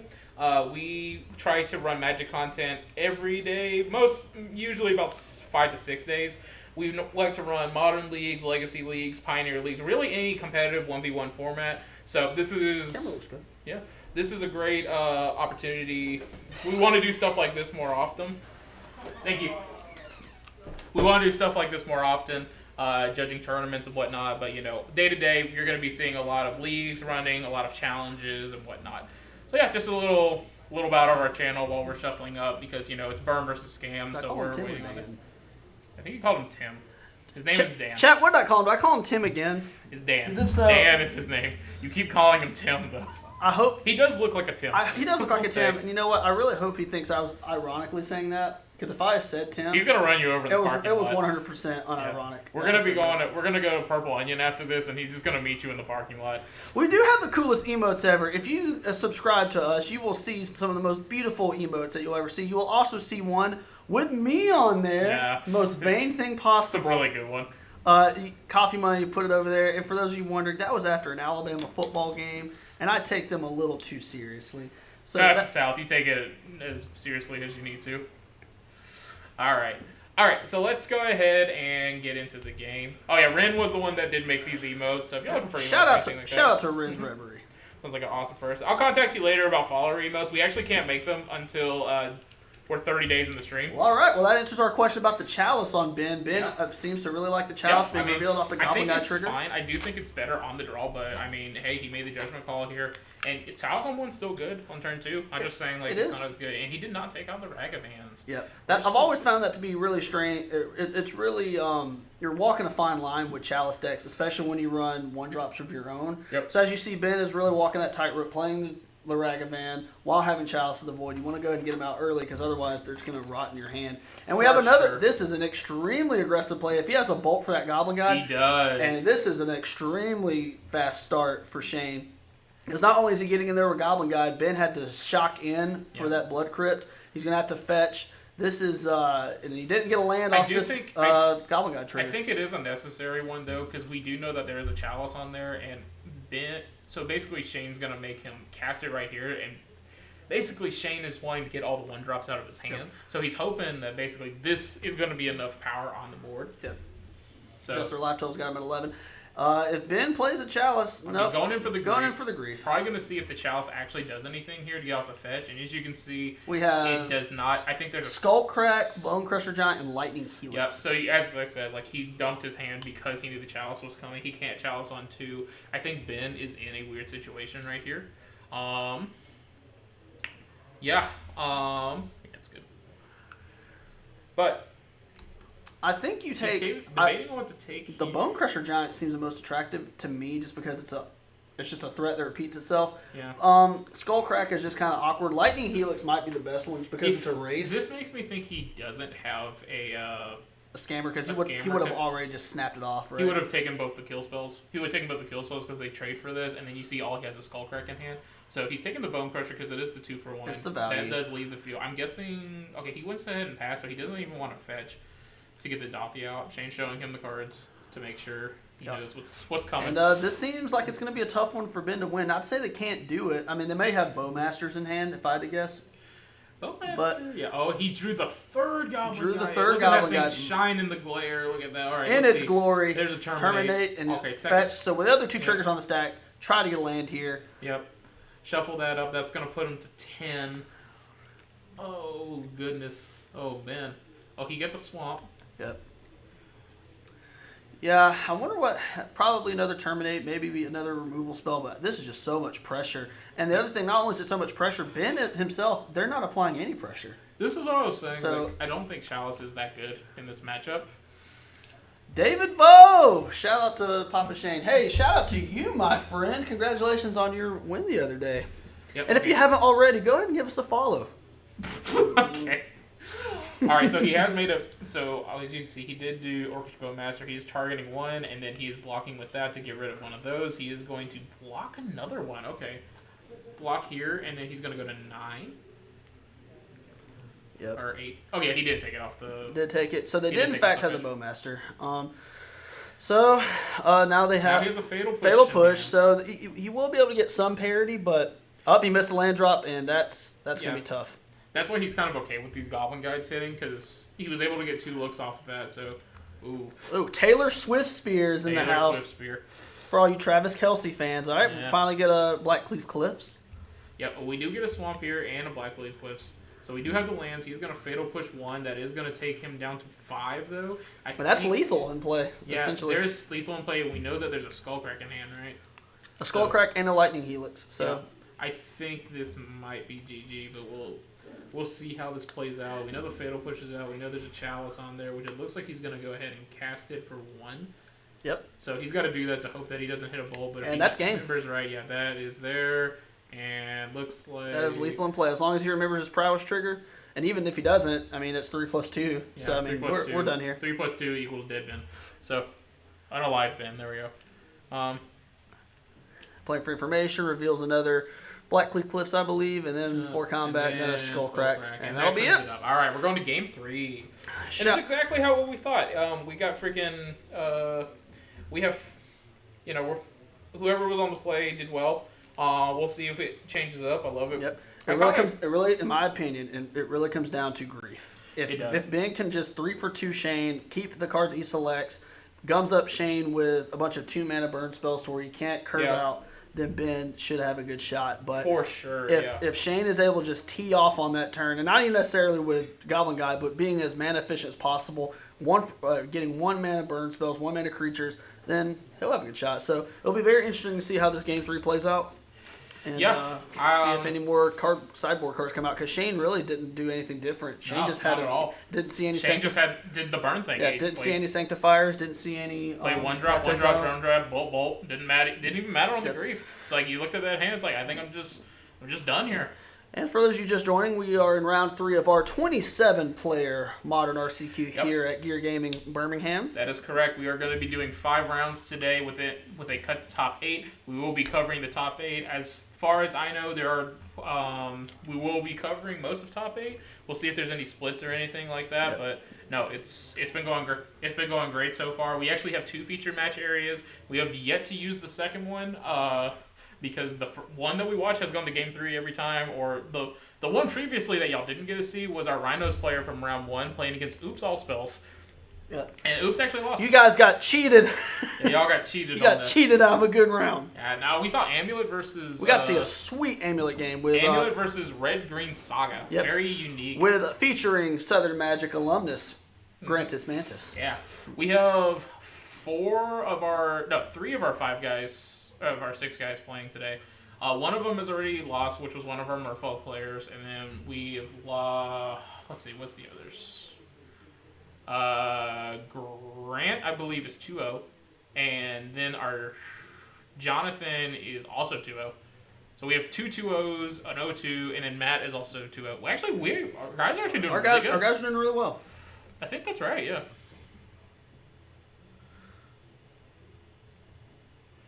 Oh my goodness. But, alright, so here we go.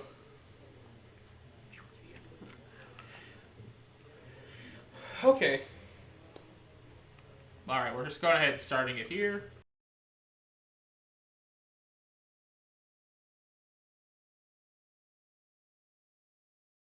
Really All right. it's for time. Alright, sorry we're muting for just a second. But, alright.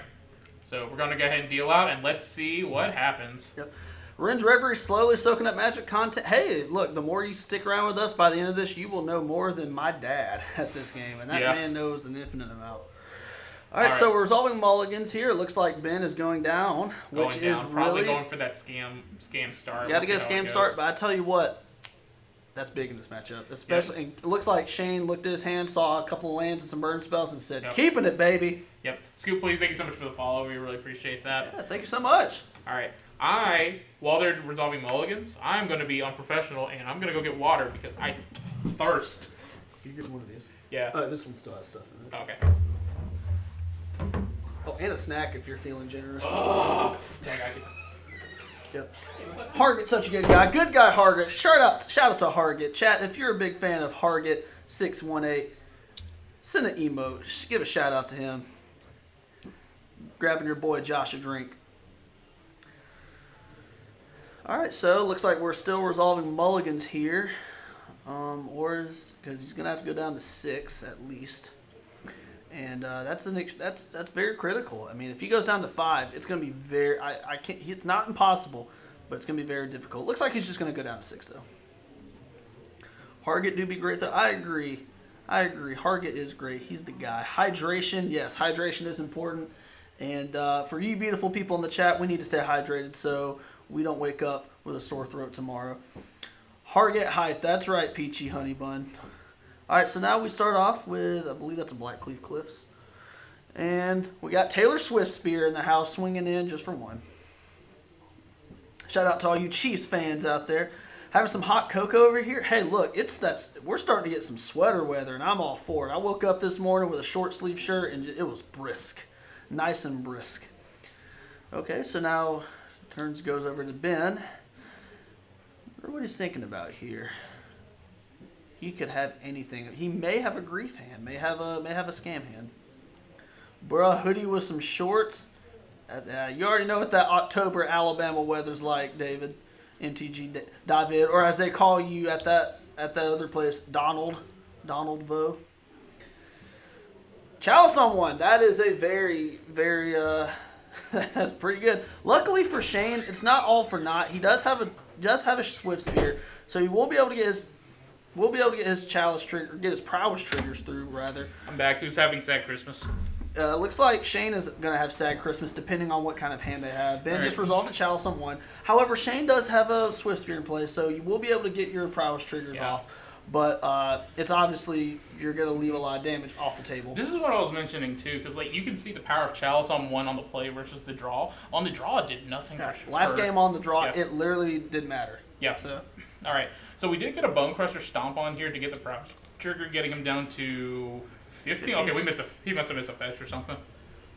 I know he swung last turn and then went in there. Yep. That's what it was. All right. All right, so 30 Fahrenheit, 30 degrees. I could not imagine that. that is stay inside, work from home weather. It is nice right now. We're finally getting into that nice fall weather. I saw a post, and I always think about it this time of year. October is like the Friday of the year.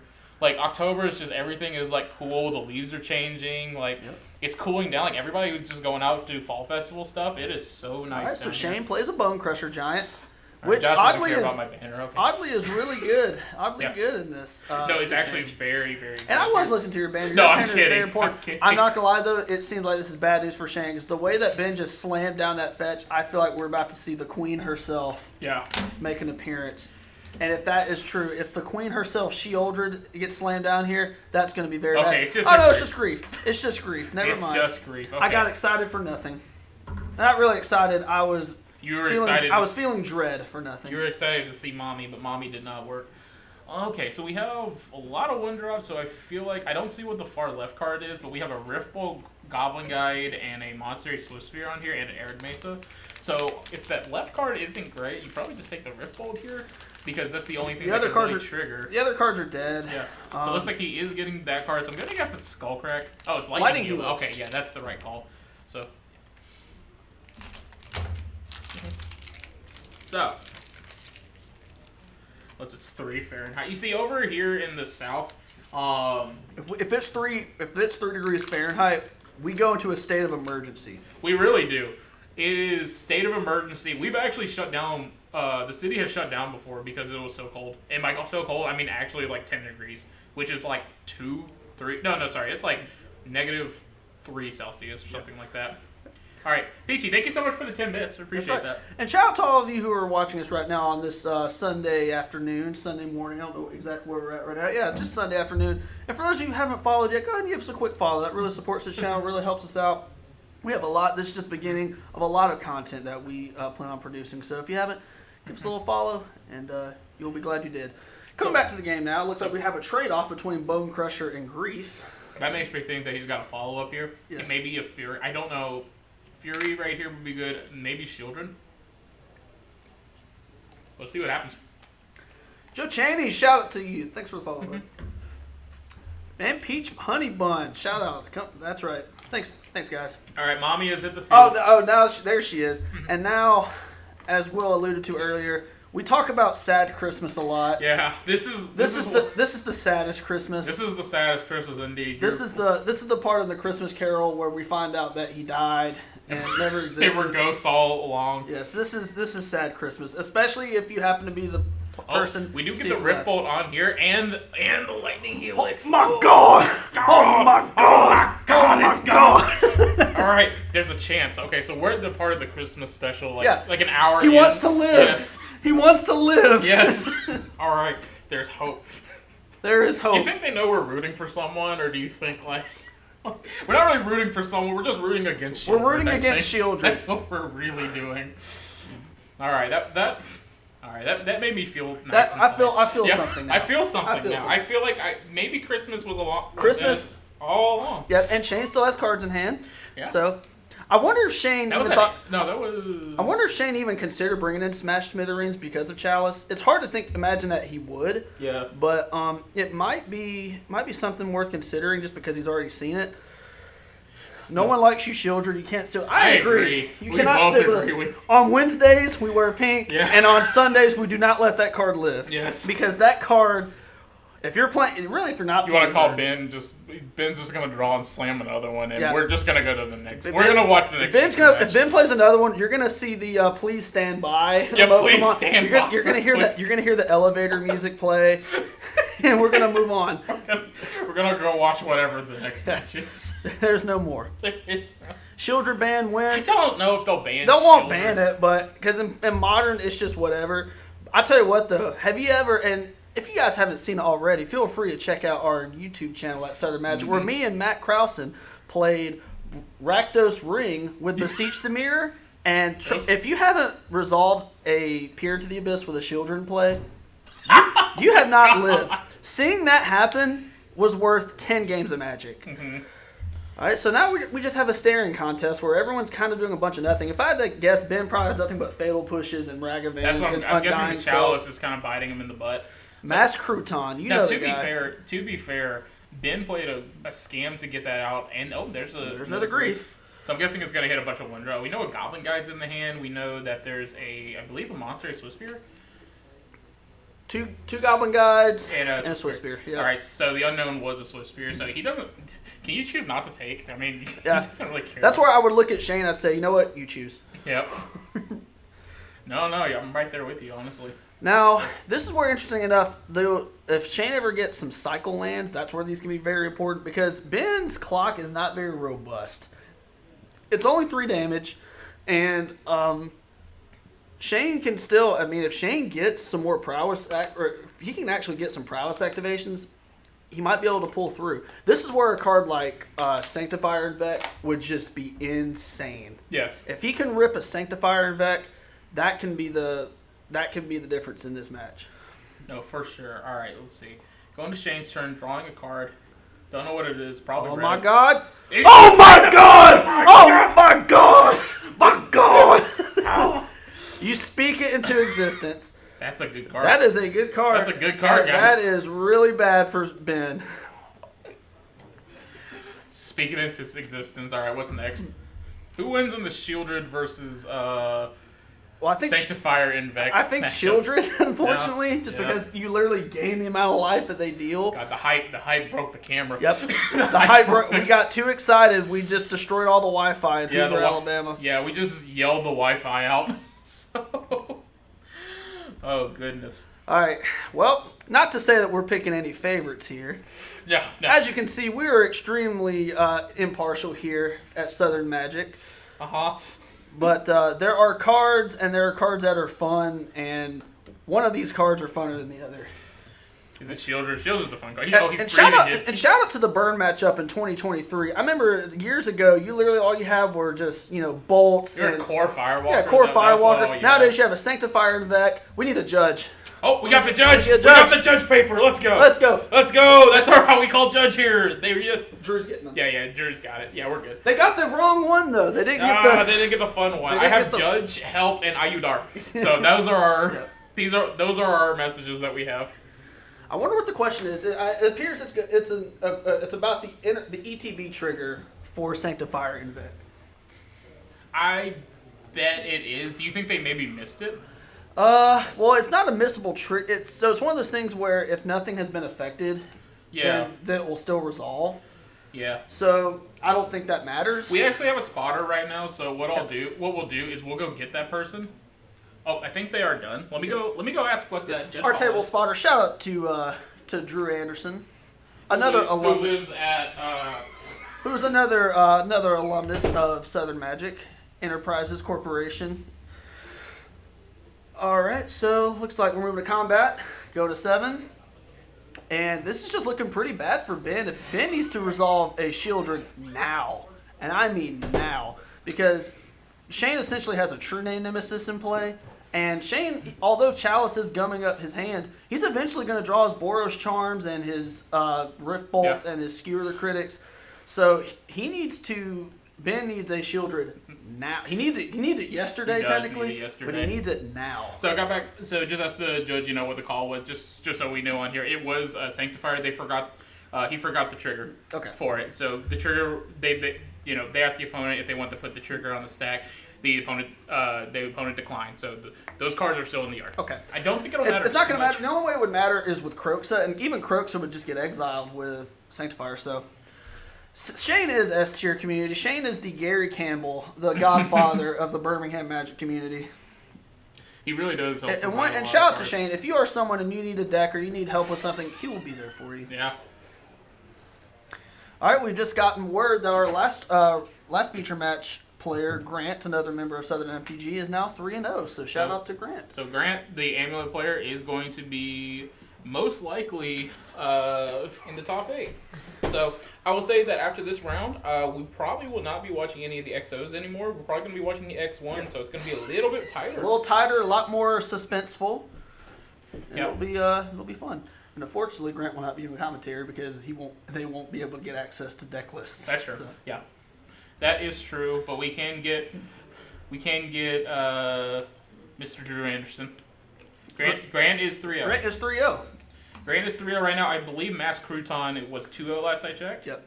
So they're definitely if Matt can pull this one out, we will have 2 alumni at least locked in top 8, which is quite adorable. I feel like we should be paying attention. Paying attention to this match, it is very critical. Ben is obviously thinking about something. Excuse me. Dying. I can't tell if we're still on Ben's turn or if we're in mid-combat on Shane's turn. But I tell you what, that Sanctifier Invec, I just happened to throw it out there, mentioning it, but it's so huge. This reminds me of a judge call that I had one time. So I'm a judge also. We had a judge call once that was this type of scenario where it just took a bit. The judge call was whose turn is it? Because they forgot where they were playing, what they were playing. Where am I? What we determined was that the person had drawn a card, said go, completely missed their turn, and then they swung with grief, and then they just both forgot whose turn it was. So I wonder what... So obviously Ben does not have a Shieldred or anything that's just catastrophic. Otherwise they would have just slammed it down. I believe... Okay. It might be a Fable, possibly. Fable would make things interesting. Yeah. Fable makes things interesting for 3 men. I think it is a Fable. I think I do see a Fable in here. I believe it is Fable. Yep. And I believe this is just Ben saying, I got to play to my outs. I got to race. I got to get a threat out there. I got to get card selection. I got to do something. Oh, for sure. Because the end is nigh. Mm-hmm. And although it's only a 2-2, that is a mini Progenitus that Shane has on their board. So it's Hitotsugu, so it's gonna pop the Chalice and the Monastery Swift Spear. So we need to make sure they catch that. And that is they do catch it. And this might be game because Shane is about to unleash a torrent of 1-mana spells. But the thing is, maybe he did it because of what's in his hand. He might have Fatal Push. He might have all this. But the thing is, with Sanctifier, I think we're still fine. As you can see, Shane's been kind of flooded also. Shane's been flooded, but they have turned him. So, right, so Shane's going to take a second and read what this card does. It exiles all graveyards, I believe, on the second rung. And the third one, it flips into a creature that when it deals 10 or more damage, you win the game. Yeah. I believe. So I'm trying to decide why. I feel like the Fable would have been better there, but that's honestly a question. I do think, Ben, that Hitotsugu really is just desperation, because like I said, Shane's about to just unleash a torrent of spells. There's and that is a Rift Bolt. Rift Bolt off the top. Is he going to scam it, though? Honestly. Scam doesn't even do it. It taps the creature. It's going to tap the creature. Doesn't matter. Yeah, that's lethal. That's game. That's 6. That's 6. Oh, it's 6? Yeah, that's 6. So, wait. Something else is happening. Alright, well, that's an uncrackable fetch land. Yep. That's another uncrackable fetch land. Those are basically just... Those are Dave and Buster gift cards. Alright, so he does have a play. Okay, so it's not quite lethal. But he is going to 3. Ben dies to so many things here. Yeah. Sacrifice will exile the... Sacrifice... Yeah. Oh, that is true. It is exiled. That is exiled. Oh, do we... Stop the match. Stop the match. Hang on. All right.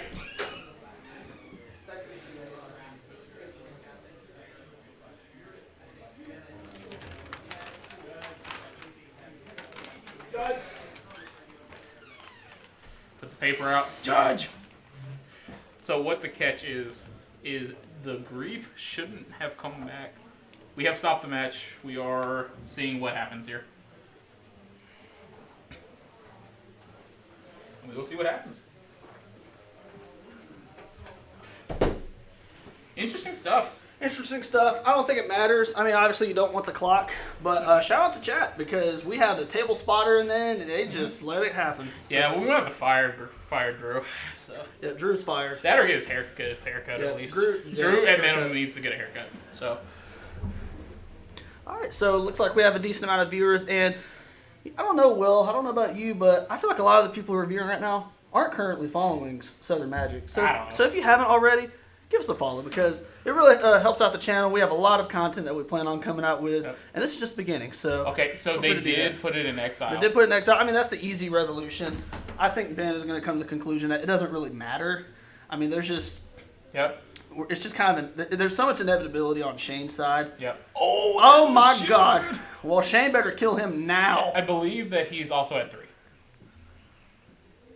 Yeah, I see, believe- he is at 3. Yep. So he needs bolt off the top. Bolt. Now this game got extremely. This game has been great. Is it a bolt off the top? Doesn't look like Is it. it? Wait, he's tapping. He's tapping 2 red. Is that a swift What is spear? that? Looks like a swift spear. It's 2 red though. 2 red? Or it might be rolling vortex. I think it is rolling vortex. He put it in the one spot we have glare. This is the worst. Shane is obviously an amateur when it comes to Yes. feature match area. If that's a rolling vortex, that's also just game. Because now you can Yup, trigger on the and stack. You can pay untap. the 1 red. Yep, on the upkeep. That's it. That will do it. He's reading it just to make sure. He literally Yep, shows it, and that I'll is do the it. game. That is game. That was insane. That was that game. I thought it went back and forth. I thought it was over for Ben. I thought it was over for Shane. But shout out to Sanctifier and Vec. Yeah. That card brought it home to Shane. Yeah. We're gonna move over to the next feature match because I think it's still going. Yeah. we believe it's still going. So I hope you guys, if you're in the mood for a little bit of more magic, you're in luck because Yeah. We should. we have more coming your way. I say that we should just make sure first, but let's cut this. Go through here. That match was really good. That was a very good match. That was a really good example of really sideboard tech. Even though Shane did get flooded, they were able to kind of overcome that and Yeah. and just move forward. And So a matchup that I think is decently pretty good. So over here, I'll change the names in a second, but we currently have Casella. Asmo Food versus Rhinos. Yep, we have Anthony from round 1. Yep. If y'all remember that way back when. So we're going to go ahead and switch up the names real quick. I don't actually know this person's name, but I'll go get that in a second. Actually, I have the deck list right here. Okay. So the only one playing Asmo Food. So we have Here, I'll go ahead and switch up the others.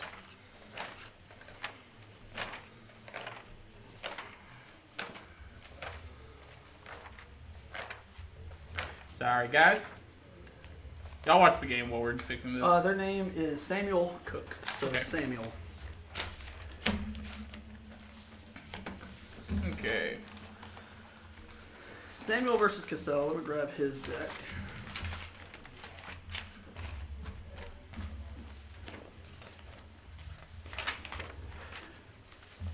Alright, so we've got that switched up. We are going over here now. So, I will see what round this is. I believe this should be game 3, but I will go and double check. So, as with the Asmo Food, it looks like it's just straight Golgari. Yep. They're running 4 of Feasting Troll King, Yeah. which He actually wrote out all of Asmo's name. by the way. Asmaranamar, Dicadice, and Nicoldakar. Shout Yeah. out to Sam. Wow, what a trooper. I can't even. If I was to write 3, if I was even to attempt to write that, I'd probably get arthritis. So They are in game 3. we're in game 3, and is that a hard cast? Look on their Sam's side. That is a hard cast Oval Chase Daredevil. I feel like I can't vouch for it, but I know if you ever hardcast Oval Chase Daredevil, you're not in a good spot. I don't think that's good. I think that's I have never seen a game. I also don't know what the life total is. there what either. coffee money. You can't say Asmaranamar, Dicadice, and Nicoldakar. You know how much Riz points that got me with my wife at home when I finally was able to say that. -6. Negative. Yeah, that's right. I had to. You gotta pick 6. I got kicked out of the house. Yeah. I'm actually living on the road. Nice. All right, so I have an end of turn endurance, which seems decent against the Asmo deck. I mean, it's really good when they're trying to cycle Daredevils. Yeah. It's I'm just trying kind to of a see what their tempo play. life total is. I think I see 7 to 14 on theirs. On here. We'll just get them to set up Companion on both sides. We've been using my phone because apparently nobody uses Companion app on their phone. No one uses the companion app to track their life total in RCQ? Yeah. That's insane. That's insane. That's crazy. Yeah. Oh my god. All right, let's see. So we got Asmo, a construct token. The Gyarados are Rhinos, and that endurance Doing is it an wrong. endurance. Yeah, That endurance token is an endurance. yeah. Imagine a card that makes an endurance token. Yep. So I'm sure on Historic or Alchemy one of these days they'll do something like that. yeah. All right. It sounds like my computer's about to take off. It's been working real hard. your I want to point out that we're using a 2016 MacBook to stream all this. Yeah, Harget's. I really hope that as soon as I said that, just the stream just explodes. Harget's computer is just. I used this thing for work for 4 years, and then when I left, they sold it to me for $1. Yeah, Harget's computer sounds like SpongeBob when he was in Sandy's tree dome. It's like water, water. I got some water we could pour on it Yeah. real quick, cool it down. That's right. Yeah, I don't know electronics that well, but I think that'll help. I think we So, can do that. I say as I worked in tech for 4 years, so. Okay. I love how we're just not even remotely paying attention. There's Gyarados on the field. There's Rhinos. There's Rhinos. Just attack. And Yeah. and more importantly, there seems to be no food for the Asmo players, so those Rhinos are safe. So that he's is casting a Besiju He's target. channeling Besiju, hitting the Saga, and that is very Tasty. bad. Very That's tasty. pretty tasty for Sam or for Casella. I should point out that these guys are most likely playing tight because this is the 2-0 bracket. One more win gets you in the 3-0, and traditionally going 3-0-2 gets you into top 8. We'll see what actually happens. And I know if this happens, Anthony is going to gloat because this is my deck actually. Yep. Anthony just has my deck playing literally physically my deck. I handed him this deck this morning. So Yeah, there's definitely going to get a little more tense in these next 2 rounds. This one just has a little hint of, tenseness. Yeah. The next 2 will definitely, you will see a lot of players, really gunning for it. Yep. For sure. We actually need to figure out how to because the first one, Mm-hmm. because round 1 they'll just we'll need to shift it over. We should do tables 3s and 4. Okay. I think after that, and we'll tell them that also. Just be like, hey, table 3 and 4, you've been selected, yay! And then they'll go, we don't want to be on your stream. I'll How say, about please. them Pats? I don't know. How are them Pats? I don't know. My phone's being used as a life tracker right now.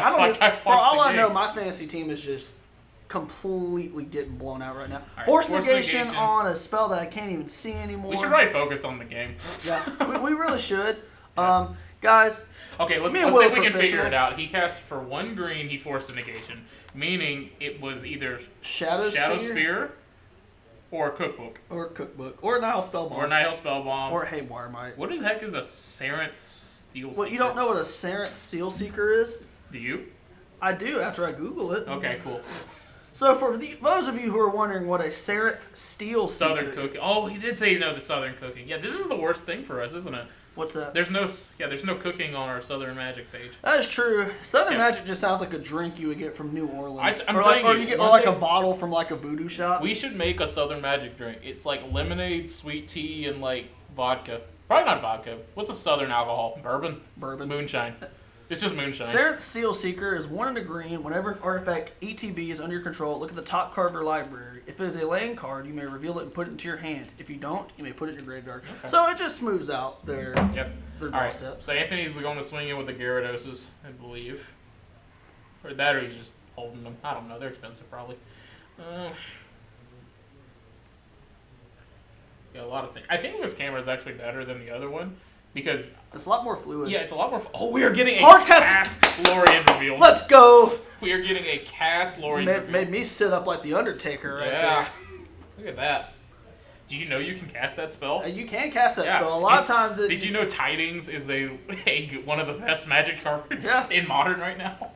the best one is casting it with Up the Beanstalk. You just cast 5 mana Opportunity. Oh, the Southern Magic spell. That'd be sweet. Southern Magic sounds like a candle that smells like sweet tea and pecan pie. Yeah, it does sound something Yeah. like you would get from Yankee Candle You know- or White Barn from like the Galleria. Funny enough, the reason why we don't have an E is because some lady named Carol took it from us on Twitter, so we dropped the E. If you look up Southern Magic on YouTube or anything, the first thing that pops up is a murder mystery A novel 6-hour ebook. Yeah, 6-hour ebook that is about a girl moving to a town close to Dothan, Alabama. She becomes a witch. And she becomes a witch. She has a cat and she's solving some mystery. I don't know. I didn't read it, but I read the synopsis, and apparently it's like the first of like 3 books. Yeah. So And looks like Anthony is moving to the red zone with all of his spells. ooh, that Rhino's in the And, graveyard. I hope he reanimates that. Rhinos, So- yeah. I hope he tries to persist that. Yeah. It's like you didn't catch it. Yeah. You know what? That'd be a perfect reanimate target. A 4/4, lose 0 life. No, you're right. You are completely right. So, streaming while drinking, dude, I'll do it. Because currently all I have right now is he's casting the Daredevil.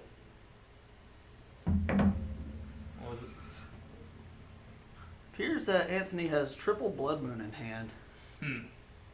He's casting another Lorien revealed. What a game. Another Lorien revealed, and, you know, I feel like at some point when you draw so many cards and you're at turn, like, 18, I feel like there should just be a mutual agreement between both players that we're done. Yeah, if you ever draw 15 cards in a turn. Yeah. Can we just be done? Yeah. Another hard cast, Oval Chase Daredevil. I think that's definitely waving the white flag here. Yep. No great blocks. Blocking here, I think he Gotta take 3. probably should announce that it has trample. So, okay, that does trade with it at least. So Yeah. that is the good thing about Daredevil, because it goes to the yard. If he ever plays an artifact, he can get it back. Let's get it back. I mean, that's essentially the way they designed the card. Yep. I would just love to know when food was invented and like Asmodee started coming around, I wonder who was the first person that said, "Yo, this Oval Chase Daredevil card, we found a spot for it, baby." I remember when I first saw it. I remember it spiked to like $5, and then people realized, oh, this is bad. This is really bad. Can we get live totals? We just transitioned into here, so we're not sure. I apologize. I don't think I have to we're imagine it's. gonna need it. I have to imagine this game is reaching its conclusion.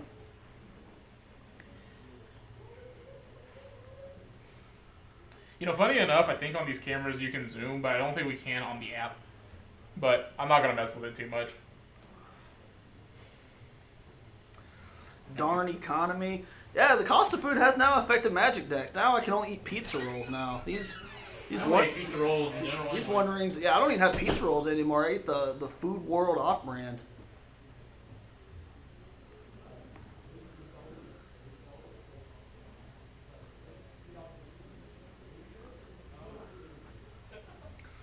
All right, so now we have Haywire might go. The life total up there. So they, what? They have my phone up there, so I don't know if they're showing the life total on there.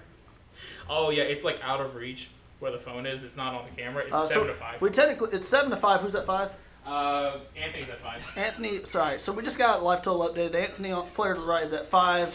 Sam to the left is at 7, and that is a Shardless Agent. And as long as there is another Crashing Footfalls in the deck, which, surprise, surprise, there is. That might be all. That might be it. 7 to 7. All right, those are rhinos on the Those field. are rhinos, and that might be a dead Sam. And a Blood Moon just to lock it up, which I don't even. That's basically a pillage or a stone ring, because all it does is hit the Blooming Marsh. So I'll let y'all look at that Blood Moon later if y'all want. That's one that I actually bought from a vendor. It is what is it? It's sun bleached. So you put like a piece of tape on the moon, and then you leave it in your window sill, and it makes the color go away, except for what the tape is. Yep. So Miss Eldridge, Shop, thank you so much for the follow. appreciate that. Okay. Okay, let's see what we got here. A You were finale, for 4-0, 0. or for 1. Right, force it. Force negation, and that'll do That's it. the handshake. All right, and Anthony takes it. So we got the winners was Anthony and Shane. Now, do we want to? I think Shane's still sitting here. I think it would be fun to interview Shane. Let's guys chat. I'll let you be the interviewer. So I'll go What first. would you? How would you feel if we got Shane the Great, Shane Beard, on stream for a quick interview? Would you guys be interested in that? Is that something you guys would like? Because me personally, I would want nothing more. So, if you give us a second, we're gonna step aside. We're gonna pull our friend Shane Beard. We're gonna give him a quick interview. So give me 1 second. Shane-tastic, indeed.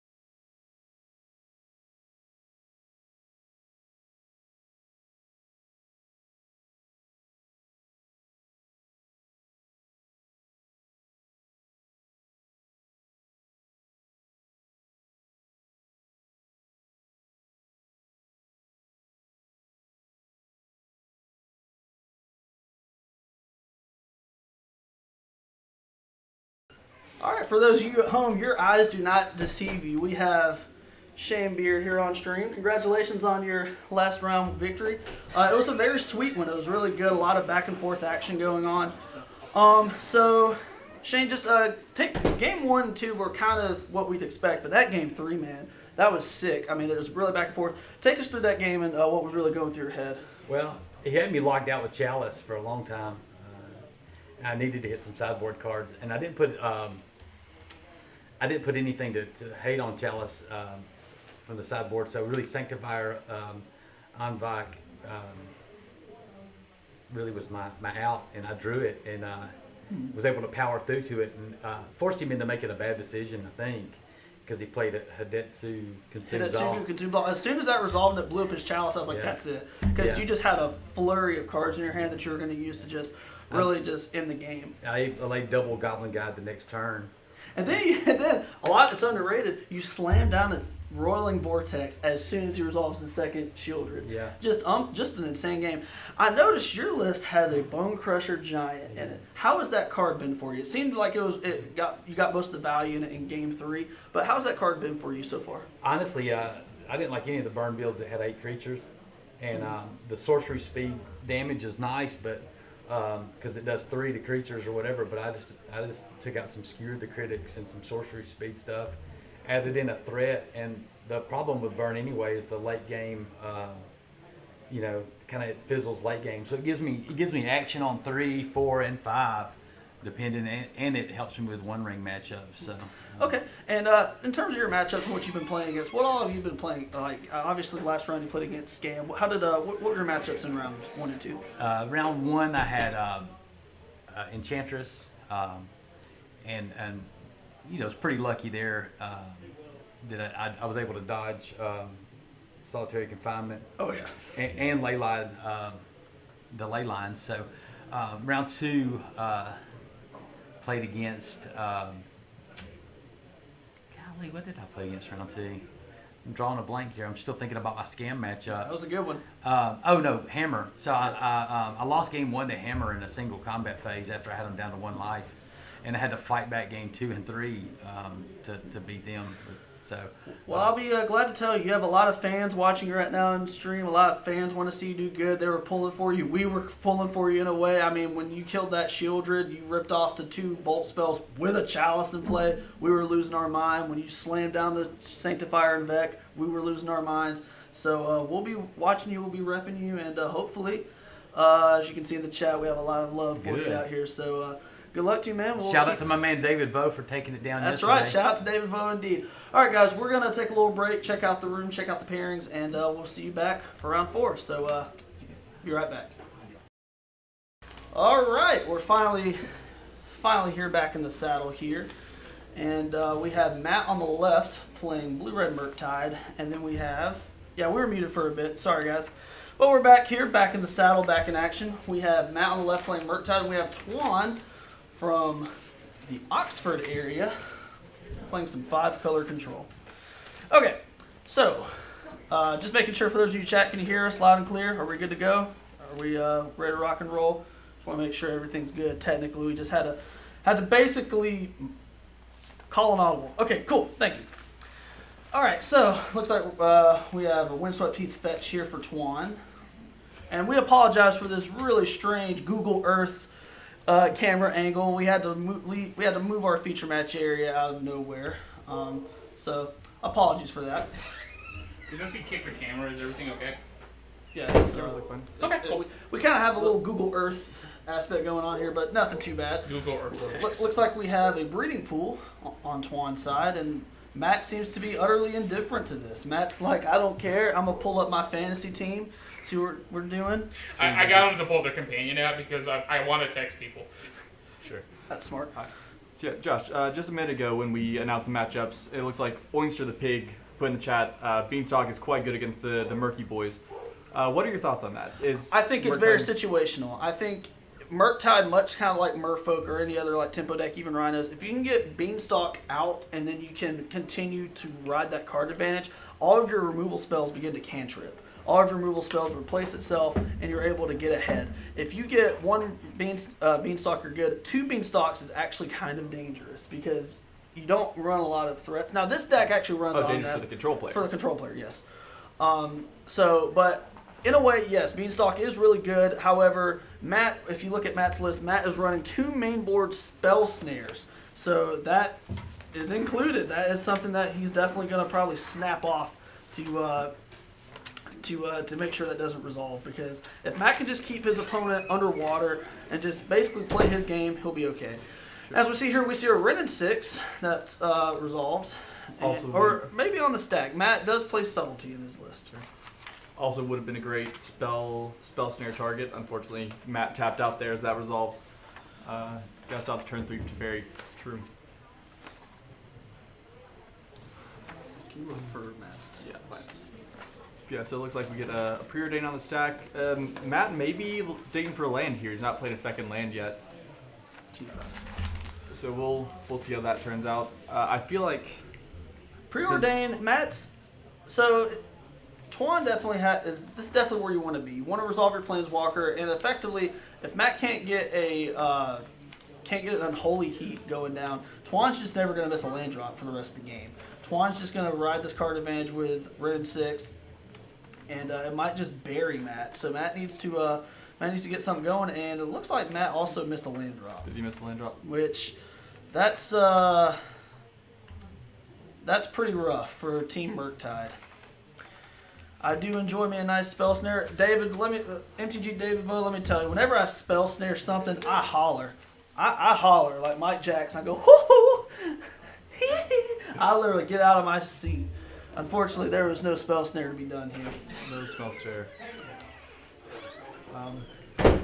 But and that's a potentially. And if that resolves, if right Matt there. does not have subtlety, this one is this game is officially gone to TVMA. This is too violent for young eyes.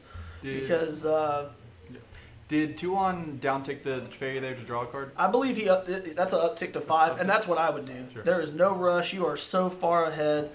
And Matt looks like they just drew. Okay, you just gotta believe. We do. An Unholy Heat here might be pretty good for Matt's side. Yep. Answer the Teferi. Enter the Teferi. You have so many things that can hit Ren 6. That is a Ragavan, and that is a nice, juicy, meaty, full of calcium target for that Teferi. So. Teferi minus, or maybe even just a random Or Ren just 6 a ping. Ren 6 ping. You're correct, my partner. That's the even better play. And it didn't seem very interested in that, which means they probably have an infinite amount of removal spells, including this prismatic ending, that's going to put it in exile. So it's gonna be tough for Murktide. I mean, I sound like a broken record, but an EI would be a nice start. An EI would be where you want to. I guess try to claw back. And luckily for Matt, there is no up the beanstalk, so it's not like all of Twan's removal spells will replace itself and you can just snowball and card advantage. But it's certainly not getting better, and this appears to be an EI, and that's essentially a good start. It is.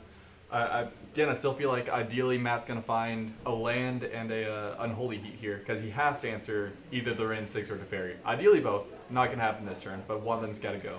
Yep. For those of you just tuning in, this is round 4, and the winner of this match is more or less locked for top 8 here at the RCQ here at Gear Gaming Birmingham, Gear Gaming Hoover, whatever you like to call it. Matt over there sipping on some bobble tea. That's right. He has plenty. He has plenty of baubles to go around. He is starting to slowly increment some card advantage, and one of the age-old adages in Magic is screw beats flood. Screw beats flood. If Matt can actually go on curve and actually start hitting stride, it may not be that bad. But that Teferi is going to shut off half of Matt's deck. So, especially we've already speculated that the control player's hand is likely full of a lot of removal, based off the not down taking the Ren 6 earlier. So we will be very interested to see if this Darcy gets to make contact with something. Josh, obviously Matt Murktide well behind in this game. What do you think are his outs? How does he get back in this game? How does he maybe take it over and end up? Well, you got to With start an converting your EIs. That's the first thing. You got to start digging. You got to start converting. And the other thing is you have to get that Teferi, if not off the field, you have to get it to where it can't bounce. The only way Matt can really get past this kind of wave of card advantage is he's got to get that Teferi off, and you've got to kind of almost steal it with a Murktide now. Because right now, because that Teferi, it shuts off your counterspell, shuts off your subtleties, and with that Solitude hitting the field, that's just going to be, I don't want to say it's over, but it's going to get really hard. Unholy Heat is really the only card that can save Matt, and as if it were scheduled, Oinkster the Pig literally just reiterates said technically before me what I was going to say. Unholy Heat is Matt's only hope, and he needs it yesterday. Sure does. I feel like a Fury could have been a good card at once upon a time in this game, but it does not look like there are any of those in the main board for Krausen. So the game seems just keep slipping away. Yeah, we're fastly approaching the please stand by / elevator music part of the game. Because that Teferi just keeps upticking. It is well out of range of any easy answer that Matt might have to the Teferi. Looks like it's going to be sticking around for quite a while. Oh, do we finally see the down tick? We do. You see the down tick. And what did they target? Did they target? Looks like they targeted the Darcy with the Darcy, Teferi and okay. pinged the Ragavan is what it looks like. So it seems like control maybe. This matchup does seem tough sledding for Murktide. I feel like every card. It's definitely not the worst matchup for Murktide. It's nothing like Hammer, but it's certainly as they get their promo card just thrown on the battlefield. It seems like every card in their deck is just incidentally strong. You know, you have Ren and 6, which can down tick and kill a Bragman. You have Teferi, which shuts off their deck. You have Solitude and Leyline Binding and all these spells that are just cheaply costed that will trigger up the Beanstalk. You have the One Ring. By God, you have the One Ring. There are just so many spells in this deck that are just... And you have Delighted Halfling, which will essentially... It'll basically force a bolt, because then all your other spells become uncounterable. And as we see here, we see everybody's favorite card, the One Ring. Just in time. Just in time. You know what? I'm not going to lie, Drew. I think Twan is going to win this game. I believe so. I think that is my bold take. And offer. Chat, what are your thoughts right now? What do you think about the One Ring? Do you think if that resolves, do you think Twan will get this?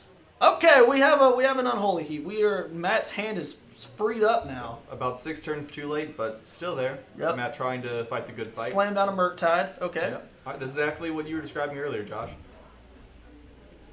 But what's still scary from that side of the board is the control still has, what is that, 6 cards in hand maybe? 6 7? cards, a bunch of cards in hand. They're going to start drawing cards with the ring. And Matt is, although his hand is unlocked, he only has 2 or 3 cards in hand. All right, well, the die has been cast. We have 2 fat Murktide Regents, and Matt is basically saying, look, you have to kill me now, or you have to deal with this. I'm going to put you on the spot now. Unfortunately for Matt, Twan's list is chock full of answers. We're talking 4 Solitudes, 4 Leyline Bindings. We have 3 other Teferis that haven't seen play. We have 3 other One Rings that haven't resolved. And Matt's basically on F6, so... And there's one of the answers right there. And there's the second answer right there. Boy. And that's probably going to do it, ladies and gentlemen. Twan has a clock.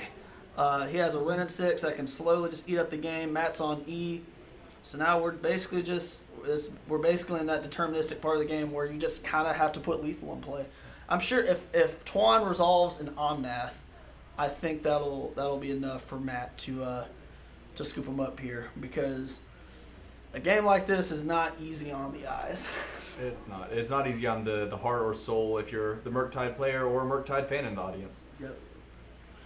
And this is where Oinkster the Pig, and Oinkster, you do bring up a good point, that just with the Beanstalk being able to cantrip on its own, but then all your removal spells just cantrip also, too much. And Matt finally agrees with us. We're going to move on to game 2. Let's take a look at the sideboards here. Drew, you have Matt's sideboard. Go ahead. recount that for us.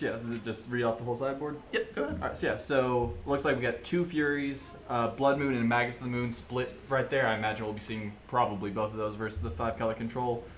2 Engineered Explosives, 2 Dress Down, couple Flusterstorm, 2 Force Negation, 2 Stern Scolding, and 1 Unlicensed Hearse, it looks like. All right, so what would you, if you were in Matt's shoes, Drew, you play Merfolk, and Merfolk isn't Murktide, but I believe the strategies are, in a way, very similar, because they're both tempo, you want to keep your opponent off balance. What do you like in the sideboard, and what do you think Matt's strategy should be moving forward? Absolutely, so obviously, like I said, I think the Blood Moon and Magus of the Moon seem auto-includes. I just hope to catch your opponent off balance with the lands. Maybe they don't get a fetch for basics early. Maybe you just catch them off guard. Which also means he'll probably want to answer the Delayed Halflings early if they get slammed down. Flusterstorm, strangely enough, doesn't seem too good because I don't think the control player plays many instants and sorceries in the deck, but Force Negation seems quite strong. Make sure they don't get the Teferi on the board. Try and keep Rin and 6 out of the question. Again, just make the Blood Moons even sweeter if you can keep Rin and 6 out.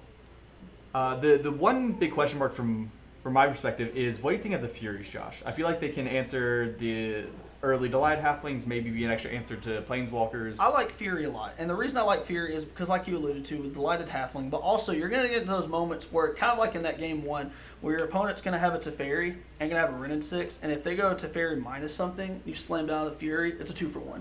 It's a clean 2-for-1. So I like it. It's a good equalizer card. As for Twan on their side of the board, in their sideboard, they run 2 Boseiju, 2 Chalice of the Void, 2 Flusterstorm, 2 Dovin's Veto, 3 Endurance, 3 Obsidian Charmaw, and 1 Emrakul the Promised End. I honestly didn't even look at any of those other cards because all I care about if I'm in Twan's seat are the 2 Chalice of the Voids and the 3 Endurance. You could make an argument for maybe like something cute like Obsidian Charmaw or an Emrakul if you think the game's going to go long. And it might go long, and it might be something worth thinking about. But Matt's really just going to try to trim the fat. And really all you have to worry about is being proactively good with cards like Chalice of the Void, cards like Endurance. That's really what you have to worry about. Because as long as you can keep Matt's deck, as long as you can keep Murktide underwater with a deck like this, your deck is... Now, I've used this word so much in the stream, but your deck has just so much inevitability in your answers that it's just about time. It's just about staying alive, churning with up the beanstalk, and just riding that wave of card advantage to the finish line. Sure. So, is there any question to bring in Dovin's Veto, perhaps from the control side? Because obviously there's the big question of Blood Moon. Control player does not have access to the sideboard, doesn't know there's only one. They could be expecting 3 or 4, and you want to make sure that you can counter that, I feel like, from the control side. And that is actually a very good point, my friend. I didn't even consider Blood Moon on Matt's side. However, I think if I was wanting to target Blood Moon, I would bring in the 2 Boseiju from the sideboard instead. Although you could say Dovin's Veto would be good for also like EI. Yeah. But at the same time, I feel like I'd be more inclined to Boseiju. It's tomato. I feel like this would be more player dependent, depending on what Twan wants. Coffee Money, we have Matt is up a game. How did you do the thing? Matt is down a game. Or Matt is down a game, sorry. I was looking at Twan. Yes. Alright, so yeah. We have Twan up a game, and a game that was kind of given up, kind of done from the start. Matt kind of stumbled on lands. Twan resolved to turn 2, Ren and 6, turn 3 Teferi. I was about to say, you said that Matt won that game. I was like, there is no way that man could have won that game. Let me apologize. It's like, did he pull the Glock or something and be like, concede? Like, there's no way. Trust me, for those of you watching the stream, do not mistake my words. Matt got clocked that game. All right? Don't mistake my words. All right? I apologize. If there was some confusion, which I don't know how you could get confused, because Matt resolved like maybe 2 spells that game. Looks like we're looking at another expulsion from the commentator side. Josh getting kicked out after this round. That's right. Sad Christmas for Josh. Sad Christmas. That's what Matt got. Matt got sad Christmas. Yeah. That man got coal. And obviously there's a lot going on from the control side, but I feel like it really does come down on some level to that stumbling on lands. Yep. The 1 land from Matt, I don't think it was an unreasonable keep. He has 1 land, preordained, and a consider to follow it up. I think it was a fine keep. He just wasn't fortunate enough to find the land in the top 4 cards of his deck. And sometimes that's just the way the cookie crumbles. That's right, chat. Use that Josh emote. I deserve that. You should. But if you want to see more of that Josh emote, if you want to see more punts, feel free to watch me later on this week when I start playing your awful decks you guys have sent to me. All right, Turn so one, we Ragavan. lead it off with a turn 1 Ragavan. That's a good play. And now this is a good chance for Matt to get some advantage. Now, very important here. It's a non-zero chance. Non-zero chance. If Matt slams down a turn, if Matt is able to hit a Teferi, this could be insane. Just a land. Just a Misty Rainforest. But Still, great card advantage. Now Matt's going to be able to leverage this advantage to just eke out some more card quality. That's counterspell mana open. I mean, there's a lot of, sound like a broken record, but Matt's just going to be able to ride that incremental mana advantage. sure. So here's something very niche that I'd like to point out and talk about for a second. It looks like on turn 1, Matt led with the fetch land into the Steam Vents. Turn 2 followed up with the Spire Bluff Canal. Now what that tells me is it seems like Matt probably drew the Spire Bluff, right? Otherwise he would have just played that turn 1. Is there any reason that he would have played the fetch land into Shock Land turn 1 over the Spire Bluff? That's a good point, and that's definitely a solid read on the situation. I believe he may have just now drew it, or he might. I don't understand why you want to fetch up to get card selection. You don't really know what's on top of your library. Thinning the deck on turn 0 means nothing. So, yeah, I think that's very astute of you. I think that's a good point. However, Matt is absolutely churning right now. He has the turn 1 Ragavan. He has the turn 2 DRC. He has the EI with the Surveil trigger. Matt is, this is pretty much how you would draw it up on the Murktide side. Just get underneath the 5-color control deck and just try to get ahead. I think so. Now, how important do you think it is to answer that Delight Halfling right now? Is it something to be concerned of? Something to just let slide? Where are we at with I that? think you would eat it, and technically this is a way to eat it. I mean, Matt may not be super excited. He might just play another Ragavan, like he just did. Seems like a good trade But from... but I mean, that's a way to get rid of the uncounterable threat. Now, Matt is a very astute Murktide player, and what is probably going through Matt's head is right now is, what if my opponent plays either a Ren 6 or a Teferi Time Rattler?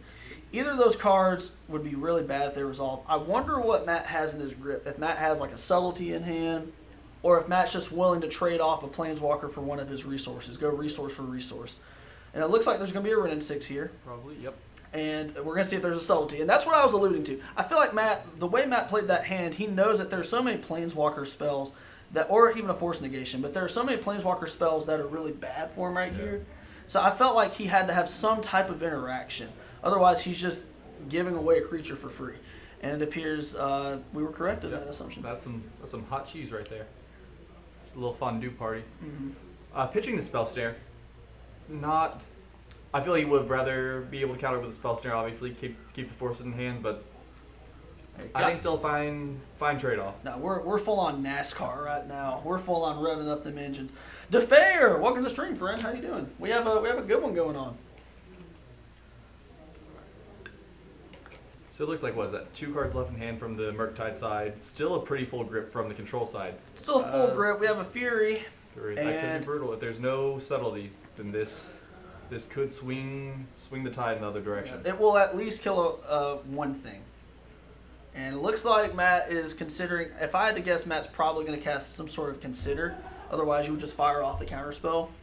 Sure. So, Matt's probably gonna look for an answer right In the now. consideration, subtlety. Oh my Perfect. God! I didn't even That's- see that treasure. That is what you want. That's the exact draw.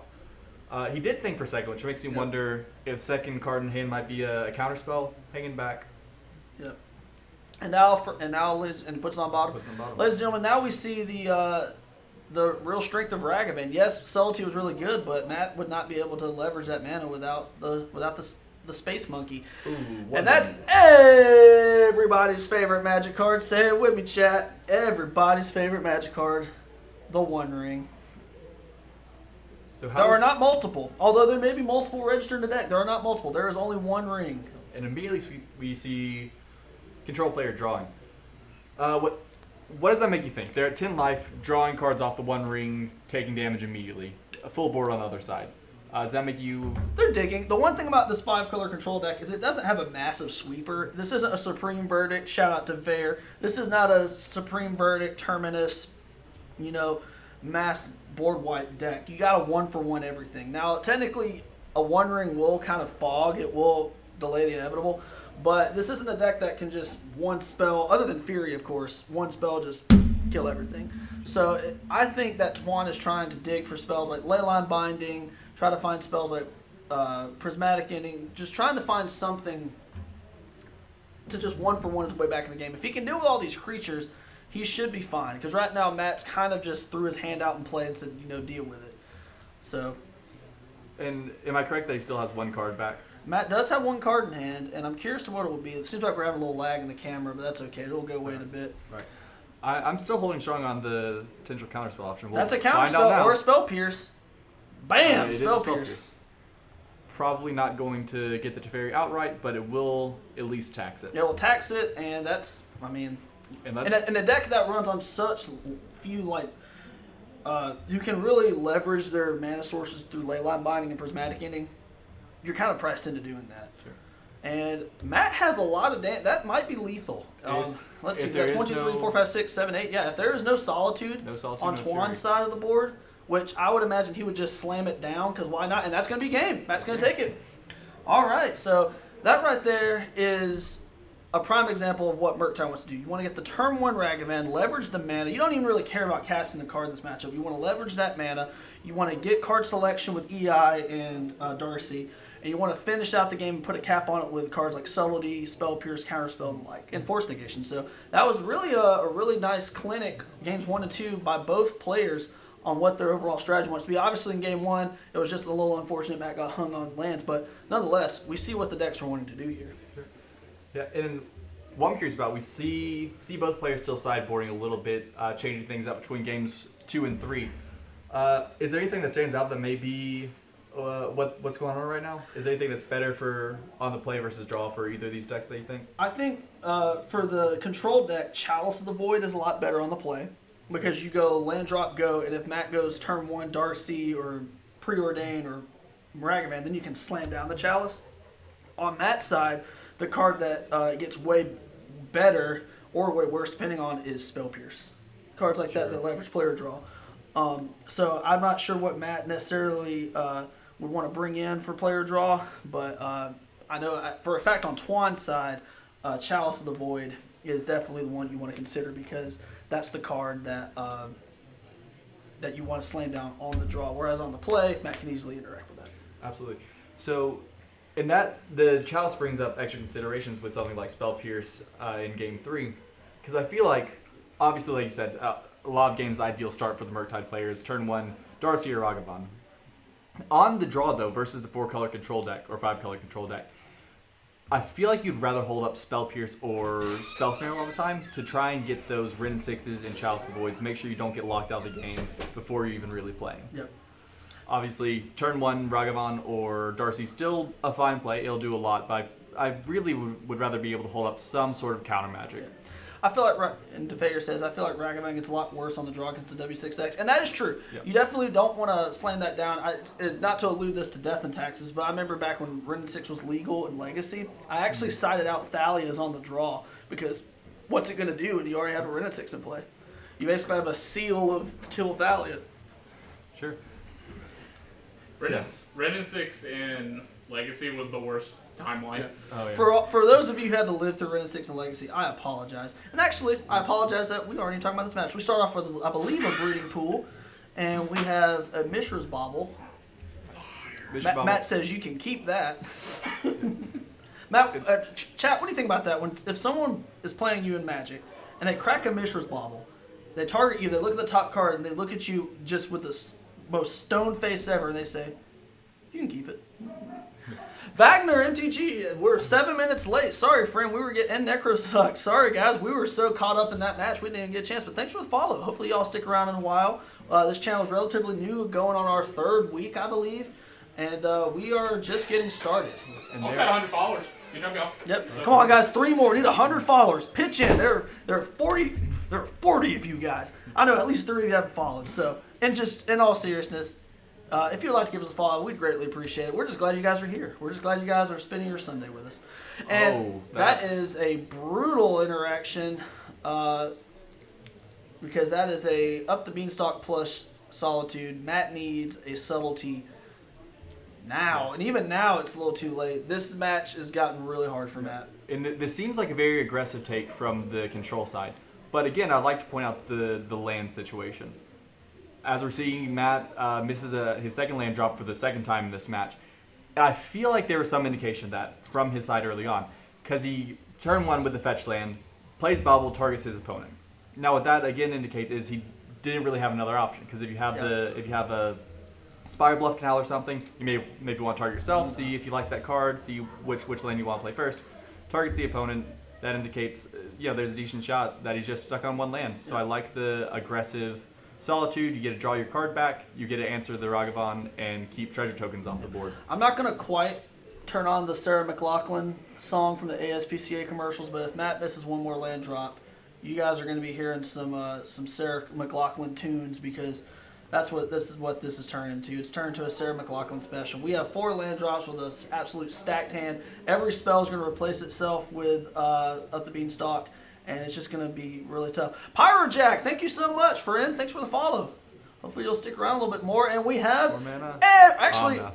Some people, including myself, love this card. David Vo, if you are in this chat, I know you somewhere, even if you weren't in this chat, you heard that card resolved. Yep. Because me and you, we both love that card.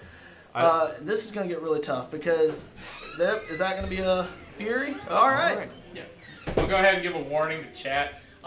There's 2 dogs running around the house, or running around the store right now. We had to move stuff. So if the camera just flies off, then that's because a corgi just kicked it off. Yeah. Elder Jeep Fiend. What a great Twitch handle, friend. Thanks for the follow. Come on, we need one more to 100. You know what happens when we hit another 100? Drew 200. takes his shirts So off. keep it going. That's right. Drew will take his shirt off. I'm just kidding. Please don't unfollow.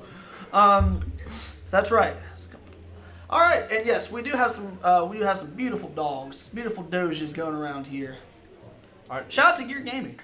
All right, so we have an EI, which did Matt cast at the same turn you laid a land? I do not believe so. Because if that's the case, it's an ugly one. If not, I mean, we're still punching, we're still playing. I believe he took the turn off, cast the Spell Pierce on the last turn to get that one ring.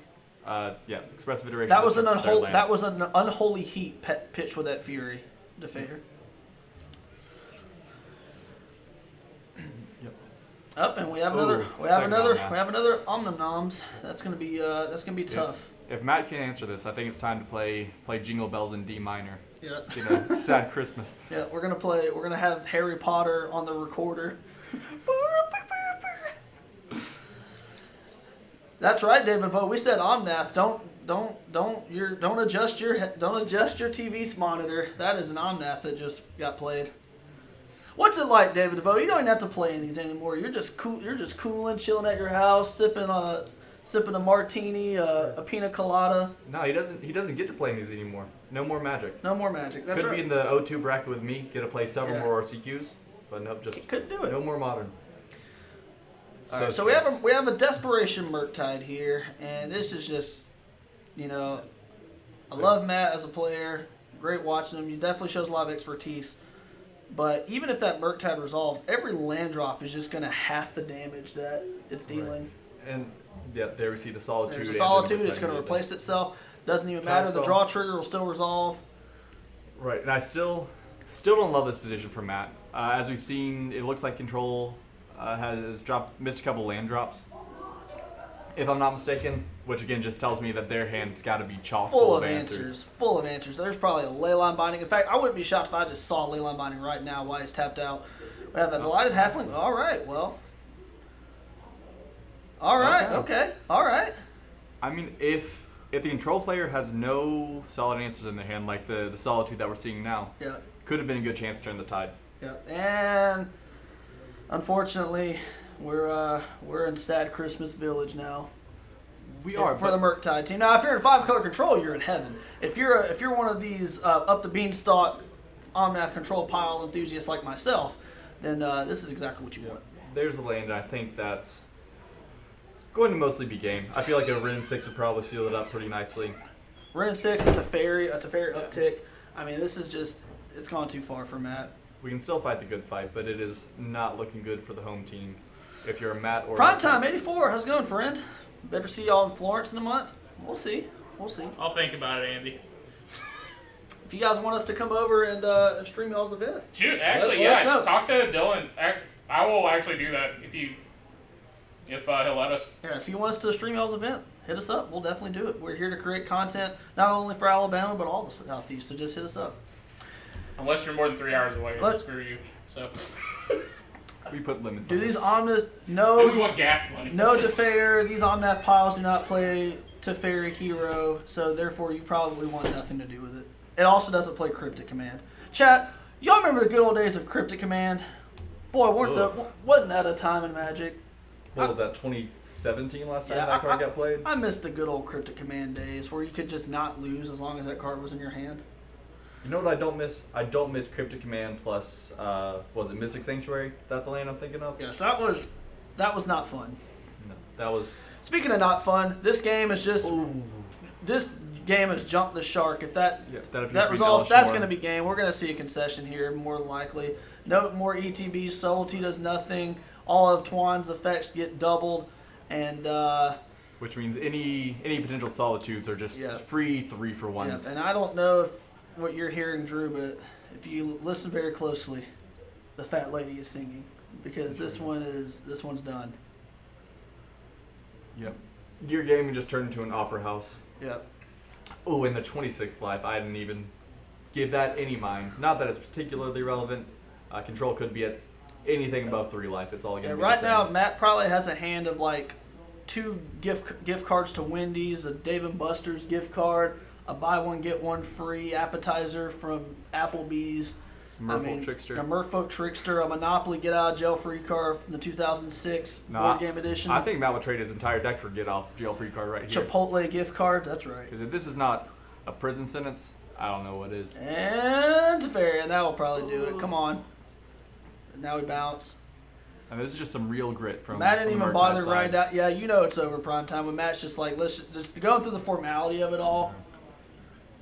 But give Matt credit. He is reduking this thing. He was He going to sure fight is. out until his life is 0 or below. Respect the grind. And Do we're we gonna see draw the and concede. draw a concession, or are we gonna make And him that'll do do it. swing? Yeah. All right, Twan's going to take it down 2-1 in a pretty unfortunate game 1-3. Wasn't very competitive, but hey, that's just Magic for you sometimes. Right. And so as this will be going into round 5 next, I believe. Matt still live for top 8. I would not be surprised if we see a Murktide game back here for round 5 in the win-in. Could you here? Give me 1 second. I'll adjust it. Can you go over there real And quick? then I believe we're seeing if we can go to our backup game right here. They are currently going. They are still playing. What do you need me to do? Can you just see if the camera is facing? Because they would look a little tilted. Just tell them we're at the switch to them. Sure. So yeah, so barring some incidences with the cameras, looks like we should have our backup game up any minute. Hi, I'm Josh. Yes, Josh went through a quick transformation I'm Asian now. with us Um, last game. Let's see. Asian Josh lost the ginger qualities as well. Yep. Looks like we're spinning a little bit on stream, but it's probably just because people are here. All right. That's fine. Let's see. So do we have any idea what games are in the backup match? Hang on, we're about to pull it up. Are we muted right now? No. Okay, I don't think so. Have you gotten to take a peek at the backup match? Either one of you? Well, we're trying to see I if just the camera adjusted will the camera connect. to see if it looks good. Do you know Can what you the see decks me? are? It's Rob Terry versus Chris Shiplet. So that's going to be mono red. Mono red versus hammer, it looks like. Oh, is Yeah, that we're non mono red? Is that a Rin 6 from the Rob It's Terry? red green. We actually have already. Red Green versus Hammer. It's being a little laggy on here, but can you adjust it up just a little bit? And I think we should be good. And after I do that, I gotta go use the restroom for this. You think? Yeah, definitely experiencing a little bit of lag. Yeah, it's a little farther out. There's a lot of people in the store. So Sure. Oh, the extra distance between us and the cameras. yeah. Sure. So Is that good? I don't know. The camera's frozen. So actually, I think our stream is off. We are in jail. No 100th follower for us. Alright, well, why are you doing that move? Josh got more handsome. Hmm? Josh got more handsome all of a sudden. Yeah. Okay, camera's going now. Well, maybe. Ooh, I see a 0 on that live total. Well, it doesn't matter, I guess. I think they're done. We'll see if they're going to another game. I think they're not. They're He's showing taking some cards sideboard. out. Well, Well, if there's any audio making it through, I know the video's lagging a little bit, but if y'all can hear us, looks like game 2, or match 2 rather, ended just as we get over there. I do believe that was a win for the Mono Red or Gruul side for Rob Terry. So probably be seeing him in the top 8, and we might have this Hammer versus Murktide for match next round perhaps. We'll see. we'll see what happens. Yeah. A lot of question marks there. Yep. Just checking on stream. Can y'all see us? Can y'all hear us? I see us lagging just a little bit. If you want, we can spin the camera around to the other match that's still going on. Yeah, we can do that. We actually have another match going right next to it, so we can see if we can spin the camera and go to table 3. Get backups for our backups. Yeah. We're just prepared like that. Yeah, we'll set it up. This is good streaming. SCG can never. Okay. We are seen and heard. Thank you, Primetime. I feel heard and seen. Yeah, it just looks like it's lagging this is on better the other than therapy. side. But we'll go ahead and transition to this. So what's going on over here? Is this Yawgmoth versus Asmo Food? Yeah, it's Yawgmoth versus Asmo Food right now. All right. Looking like... I don't know. We just walked into this, so... Can you see how our... Yeah, can you see their live total, what game they're in? I'm pretty sure game 3 obviously like that. Yeah. Game 3. Alright, so we're on game 3. Okay, yeah, it looks like the internet went out for a little bit on here, but Nice. it might still be going out. We'll see. Did we get it fixed? We're still lagging a little bit, but This audio's camera, making it I don't through. know what it is, but I think it's just Oh, lagging. so our stream's still going. Oh yeah, Yeah, stream's that's going okay. strong. Is it just the Garrett camera's is lagging? at 14, and the guy playing the foodish deck's at 18. It's 18. game 2. Okay. 14. Alright, well, we're trying to watch through here. Shout out to Dan. Yep. You mean Tim? Yeah, I mean Tim. You're gonna gaslight me. I'm getting this wrong. Yeah, go ahead and close that door. We'll see how it goes on here. Okay. Should we reset the camera after this match? Yeah, I think we should do some resets Because and this is gonna be the whatnot. most important round. I agree. It will be the final win. Yeah, This we're is- going to be in our This final is round Kennedy here. versus Drake. Mm-hmm. So, do you have any insight as to what's going on in this match, Will? I'm not overly familiar with either one of these decks. Well, Game Yawgmoth... 2 was about perfect. Game 1 through is just unfortunate. Yeah, no, See. game 1, like, it was... Wow, I'm sorry, I'll be quiet. No, We'll see. we're... So this is Food Beyond Mouth? This is Food v Yawgmoth right now. So Yawgmoth's whole plan is basically to do really cool things with real cool things with creatures. It's a creature-based deck. I think in this matchup, I think they are favored. Let's They just have so much removal for any of the threats that the food deck Yeah. can play. for sure. Let's see.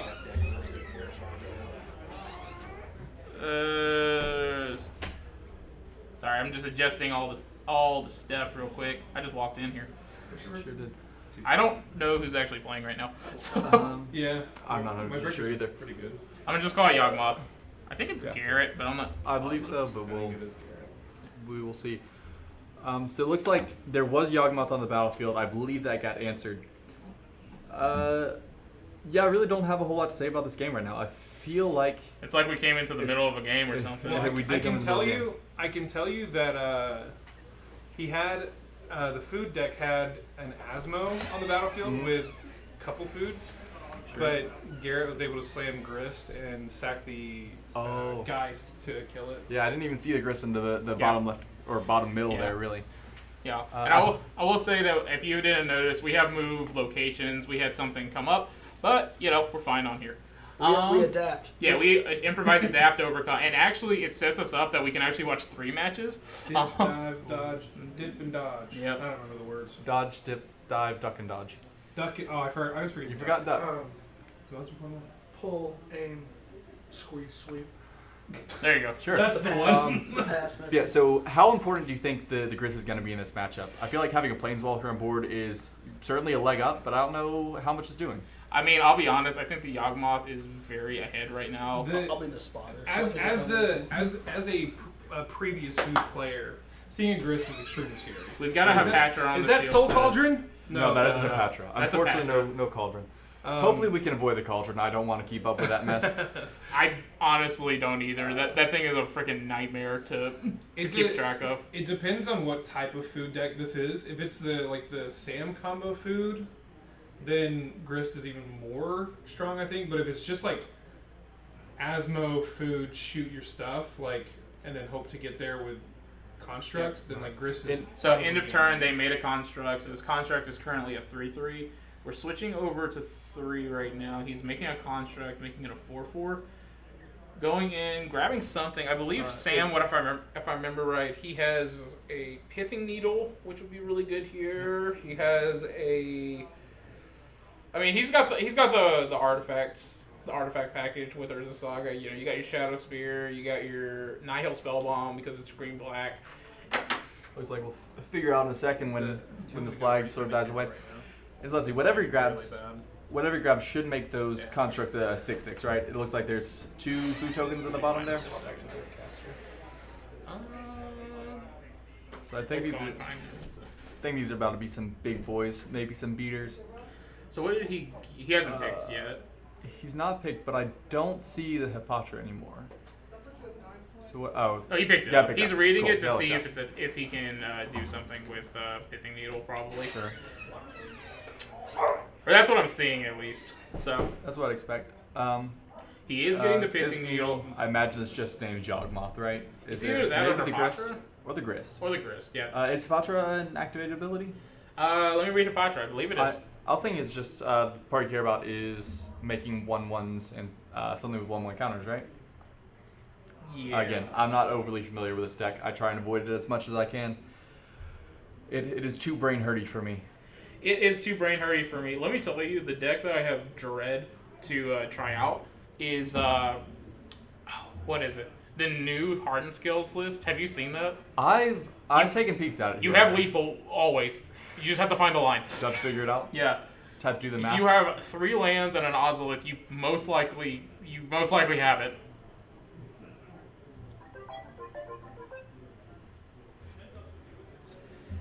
Okay. Let's see. I feel like those constructs are doing a lot of work, making attacks really hard for the Yawgmoth side. Yep. You can go out there real quick. Sure, that works too. Just trying to figure out what that needle's named for sure. It's probably Hepatra, but we'll see. You know, no confirms.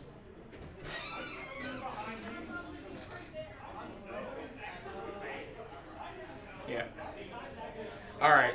So we're going to check it to see what that pithing needle is on. We think it's Hepatra right now, but we are not positive on there. Was it Hepatra? It seems like it has named Grist. It's Hogak. I'm putting it a bit off screen. Hogak is not legal. legal. Is. No, he's saying that the Hardened Scales one is. You should honestly run it, because I was looking at that list, Coffee, and I was like, well, you put a lot of time into Hardened Scales a long time ago. Well, not a long time ago, a couple of years ago. So, would be something to look at. I don't understand how it's possible. Well, that's the reason why I say you should try it out, because it is a wild deck. So how long till we start seeing more Hercules recalls in sideboards? Oh, hopefully never. Well, actually, I'll be kind of okay with a Hercules recall. So I'm a fan of the card. Well, I've slammed it a couple times. Warmer Pale, welcome in. Why weren't you here? Okay, so we are going with the Construct Beats right here. This is a very wide board. Yeah, and like I said, this is our bonus feature match right now because we did 2 and switched over here, so that's why this one is a little bit different. But you know, it's more content for y'all to watch. So we're dealing with a little bit of glare, part of the change up of the senior situation. Will, can you give any insight as to what that middle card is on the food side? On the food side, you know, I actually have no idea. Let me see. It almost looks like the troll. The Feasting Troll King? Yeah, I don't think that's right though. I don't think he runs that. I did see one earlier in one of his matches before. Really? So it might be Feasting Troll King.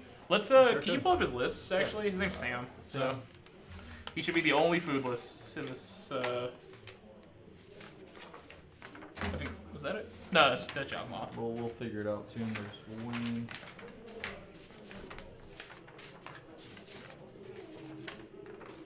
I hope y'all can hear the shuffling of these papers around. I guess so too. Oh. Yeah.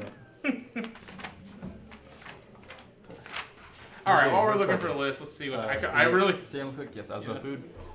Feasting Troll King. Yeah, it's probably is Feasting Troll King on there. The full play set of them. Okay, definitely Feasting Troll King. Okay, that seems quite likely. So I believe with the constructs and the Feasting Troll Kings, Sam might actually be able to take this game. It's possible.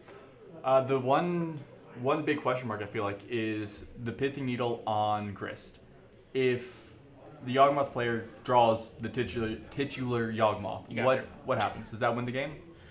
Right here with 2 Undying creatures, it doesn't win the game. It does let you draw a lot of cards though, depending on your life total. If you can get a Blood Artist on the field with this, it is a win. Now that being said, I've never played this deck, Right. but I'm almost positive that it is when you have 2 Undying creatures. Yeah, it's when you have 2 Undying creatures and a Blood Artist. It's game. Yes. Because you can just sack and just draw your deck, and then they just Sounds right. hit them out. Does the Hepatra replace an Undying creature? Am I wrong about that? Let me check with that. I believe it does something with minus counters where basically you can, whenever you do a minus counter on a creature, you create a 1/1. Is that what it is? I believe so. Sure. We will figure that out promptly. Make me.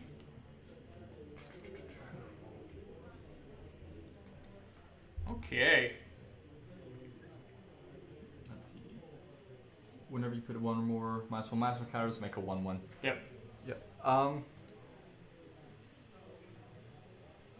Yeah, so what that would let you do is just sort of mow down your opponent's board, Yeah. just single-handedly.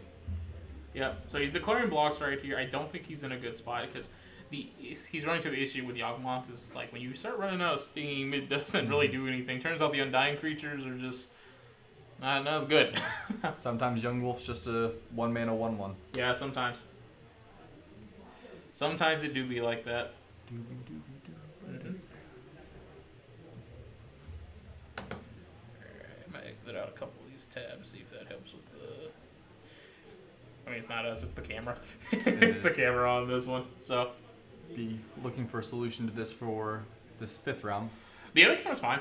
That's The the camera's thing. fine? The first camera is fine. I don't think I saw any lag when y'all were doing stuff. The second camera was sweet. The second camera, this one right here, we've been having some issues with. And I think it is because it is farther away. Sure. So we can figure that out in between rounds. Either way, apologize for the lag now. We will hopefully have a Yeah, better it's solution fine. for the next round. It's fine. Alright, it's fine because blocks just went through. He triple blocked to kill the Feasting Troll King. We now have the... God, what is that thing's name? The 4/2... And But he is sacrificing the Yep, 3 foods to there's bring it Feasting back. Troll King right I back out. believe that if Garrett doesn't find an answer to this, this is game next turn.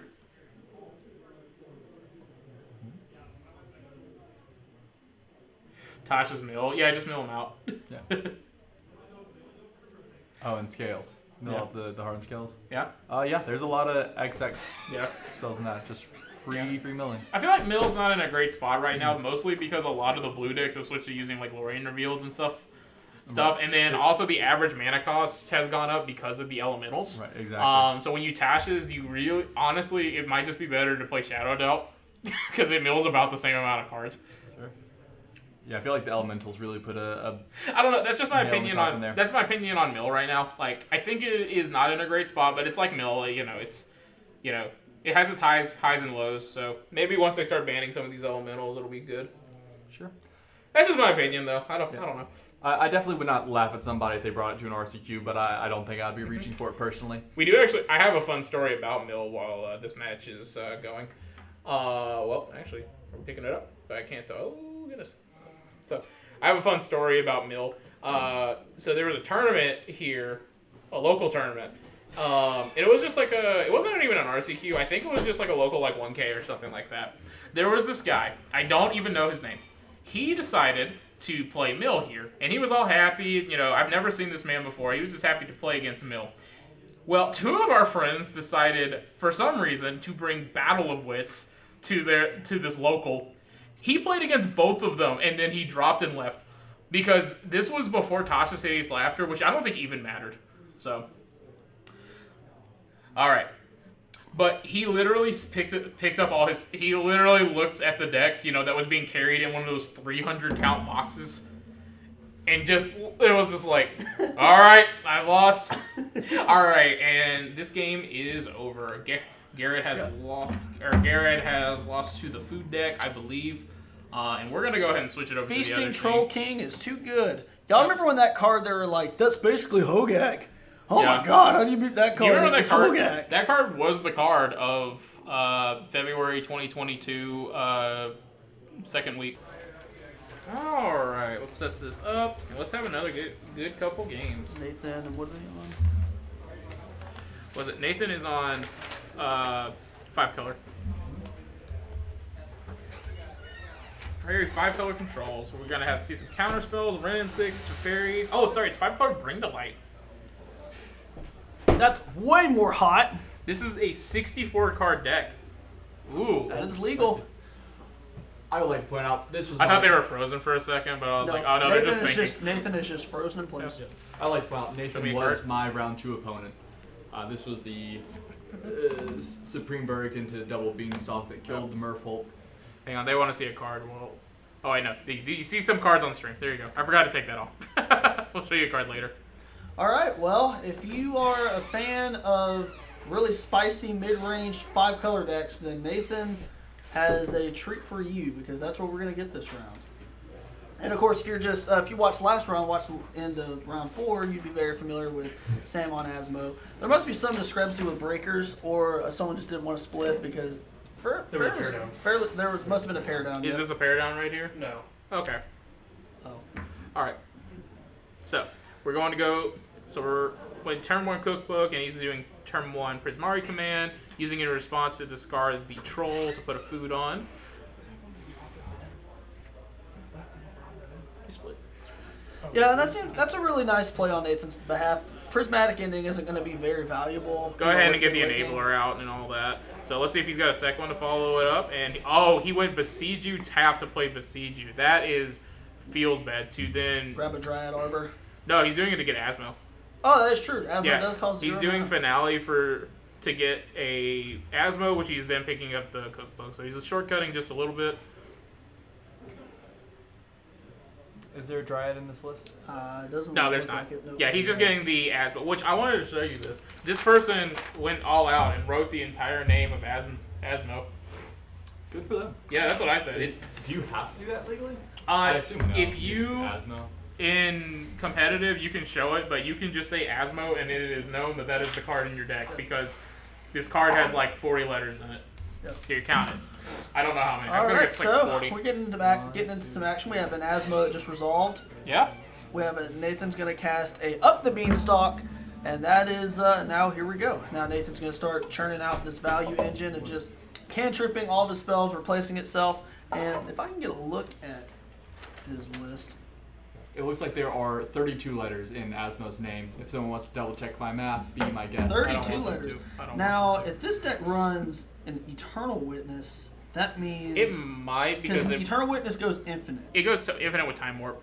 So you just Time Warp, keep casting it. Well, it would go infinite with Time Warp plus All right. Ephemerate. So we do have the Up the Beanstalk. We are going to be solituding, pitching Elish Norn to hit the Asmo. Drew a card off there, and this is a good spot for Nathan. Nathan is sitting pretty right now. I mean, Sam basically wastelanded himself. He played Besiege You and then played another Besiege You. Yep. So And if we look at Sam's list, if I see that, look at Sam's list. I want to see because cards like Solitude are just so backbreaking in this matchup because you typically want to play a longer game, kind of like you guys saw in the last round against Yawgmoth, where Sam was just able to keep recurring Feasting Troll King. Yeah. And it just kept coming back, and it wasn't really a solid answer. Cards like Solitude and Leyline Binding are just nasty against this deck. This is a horrible matchup, I think, because all of his removal is exile effects. Yep. I mean, Prismari Command's not great against it, but everything else is great. You have Solitude there. I believe you have things like Teferi to just bounce it to get rid of that. You have, let's see, Leyline Binding is in this list as well. I could continue, but everything is just bad. Everything's bad. Literally, Prismatic Ending is 1 mana. Just get rid of it forever. I'm gonna call it. Sam's gonna have sad Christmas. Yeah, Sam is having sad holiday season. Right Yeah, now. it is a sad Halloween, Yep. sad Columbus Day. All right, so Indigenous people deck. Indigenous People Day. I forgot. My bad. All right, well, things aren't looking great for Sam. I mean, you got to fight the good fight. Got to go ahead and get those Underworld cookbooks. Low on mana. Your resources Low aren't. on mana. Got 2 cards in hand. Your I believe. graveyard as a resource in this matchup isn't very robust. It's gonna be difficult. I feel like that naturally brings up the question with such a tough matchup against so many just great responses to his decks. What does a winning game plan look like for Sam? Does he just need his opponent to stumble on mana and run out of cards quick, or what happens like that? I feel like this game he's well behind, but games 2 and 3, how does he come back? Well, I feel like one of the ways you can get back in the game is, and it sounds very kind of subtle, because like Asmo's really bad in this matchup. Well, I You're not will gonna say come that in- we're kind of crapping on it, but actually Sam is actually in a really good spot right now. He just got the Troll King back, has an Asmo, and got a Goose. Yeah. Teferi just plussed up, and he just cast a second up the Beanstalk. I can't see what Nathan has in hand, but if he has a subtlety, this is fantastic. Yeah, and what I was going to allude to is one of the ways Sam can get there is just get a Feasting Troll King and just try to cheese a win, just try to shove it, hope it gets good. Well, right now he's swinging in for 11. Yeah, swinging Like, in for putting 11. 6. That is nothing to sneeze at. Yeah. And also, post-board, Sam has a Grist the Hunger Tide, Yeah. which is really good against control decks. Yeah. So that's one way that Sam can kind of wiggle around all this card advantage. Wiggle, Also, wiggle. Urza's Saga is really good against the 4-color decks. If Sam can get an Urza Saga going, that's another avenue. But as Yeah. for now, you just got to really just pin your ears back, play a Feasting Troll King, and just kind of hope it's good enough. And that's really the best you can do. For sure. All right. There's so the Urza Saga. There's the Urza Saga. I mean, I've won many games just playing Urza Saga, and they just get tilted because Urza Saga does the Urza Saga thing, and they just, yeah. Yep. I've gone Urza Saga, what a card. Chat, what are your thoughts on Urza Saga? I'm fair and I'm legal. the number one member. I'm the first member of the Urza Saga fan club, let me tell you. Uh-huh. I think he should be able to grab 1 ring. I do too, yeah. It should be able to say that and also 1 ring, because fair. Okay, let's see what we got here. All right, so I think he needs to get a good draw off here. He's at 10, so he's dead next turn. He looks like he did get Amon now. have an Amanomnath. Draw here. He hasn't played a land yet. Yeah. There's the land. Is that what I think Is it that is? Misfail Plains? Is that a Mistvale Plains? It sure is. It is. This deck is hot. Why did I not see this Hot before? dang, you can put back put back your Bring the Lights back in your deck. Yeah. I think that's really a result of the Beanstalks. Because an issue that a lot of players have been running into with too many of the Beanstalks is it's entirely possible to just draw your deck And out. Nathan's going to scoop them up. Wow. Nathan's going to give it up. How about that? Well, Yeah. like I said, you just got to... I say that in hindsight because hindsight's 2020, but Sam was able to get that Asmo in play. Jay Lucky, thank you so much for the follow. I appreciate Jay Lucky that. 13, you just made history, my friend. You are the 100th follower of Southern Magic. And you know what you get? Love from me. So, Hope the Beanstalk is a bad card. It is. it is. How bad We can actually it have be? a hot take about Beanstalk. We think Beanstalk is actually a bad card. It's just when you, it's just the hotness right now. Thank you, Dan. Chat, say hi to Dan. I hate you. It's a good standard card. Up the Beanstalk? Up the Beanstalk. I think it is really cute. I just feel like You're playing everything on card. Iron City Games, thanks for the follow, friend. yeah. All right, we have a couple people hanging out in the top 8 with us, by the way. We have Shane and Anthony that are coming here. He said bring them in here for the deck list chat. Oh, okay. I don't know. All right, so let's look at their sideboard. yeah, while we have should probably time. look at their sideboard. So while we're I'm gonna doing go stuff. over. I'll go ahead and I'll just go over Nathan playing his 5-color deck. In his board, we have 1 of Dovin's Veto, 1 Boseiju, 2 Force of Vigor, 1 Curse Totem. That's neat. 1 Celestial Purge, 1 Supreme. Oh yeah, Wrath, that's legal, isn't it? 2 forgot Stone, that. 2 Stone of Erect, 2 Stern Scolding, excuse me, 1 Unmoored Ego, 2 Chalice of the Void, and 1 Flusterstorm. And right now in this matchup, if I'm looking at it, I'm looking at a standpoint of I need to deal with Graveyard. I need to deal with all the spells that are just redundant and can just keep replacing itself. So Celestial Purge. According to my deck list. Celestial Purge is something you might want to consider because it definitely gets rid of Asmo permanently. Supreme Verdict isn't really the most robust. Stern Scolding would be good in the early game. Unmoored Ego is actually a card that might be interesting. If you go Unmoored Ego named Feasting Troll King, Yeah. then it's like what else in that deck can really threaten you. So I think Unmoored Ego would be a home run spell in this, and Yeah. I think it's a good start. Jay, this is round 5 of 5. After this round, we are going to be going in the top 8. which we will see who's in top 8, and if we want, we'll post a poll, or if you want, we'll post a poll, and whichever gets the highest result, we'll put them on the feature match. So, so I will say that we just talked about that sideboard guide. Now we're gonna look at Asmo Food. Asmo Food's choices we have are 2 Force of Vigor, 1 Haywire Might, 1 Pithing Needle, 1 Stone of Eric. That's the new relic card. 3 Fatal Push, 2 Assassin's Trophy, 3 Thoughtseize, 1 Grist, 1 Soul Guide Lantern. So in my personal thoughts, do we really care about the Beanstalks? I don't know if we cared about it to get Force of Vigor. I probably would bring in Haywire Might. Pithing Needle seems really good here just to be able to hit the Teferi's, be able to hit just various walkers that they have. Fatal Push, not that good. Stone, probably not. 2 Assassin's Trophy seems good too. It hits a lot of their stuff. It's a play from behind card. Yeah, I don't think you put in Thoughtseize. Grist seems really good. I love Grist here. Grist seems so good against them. What do we take out though? That is honestly just trim the fat. I would get rid of honestly I don't really like Asmo. Asmo does not seem great because Asmo they don't play a lot of. If I was in Sam's position, I obviously don't know that Nathan is playing Breed of Light. I think he's some 4 or 5 control, 5 color control, Beanstalk control. 5 color. Yeah. Yep. So Asmo, I would think does nothing. You don't have any really targets. Maybe you can hit a Delighted Halfling, but that's about it. So I would take that out. I'd probably trim one of those. I might trim some of the Street Race or something like that. Just trim some fat. Street Wraith, I'd like it a little bit better than Asmo. Sarath's Steel Seeker is probably a good one. Steel Seeker. Oh, Witherbloom Command. Witherbloom Command is yeah. Although that, I guess it doesn't hit a creature. I was like, it'd feel real good to hit a. Witherbloom does hit Beanstalk though. It does hit Beanstalk, which is worth considering. I would consider that at least. It also hits Rip. Rest in peace. And rest in peace. Yeah, that's true. We don't know. He doesn't know that rest in. Well, was rest in peace? No, he runs Stone of Eric, which I guarantee Nathan will be bringing in. Yep. So we'll have to see. Let's see what time will tell. Let's see. All right, we are shuffling up. We have presented, and we are ready to play game 2. All right. Okay.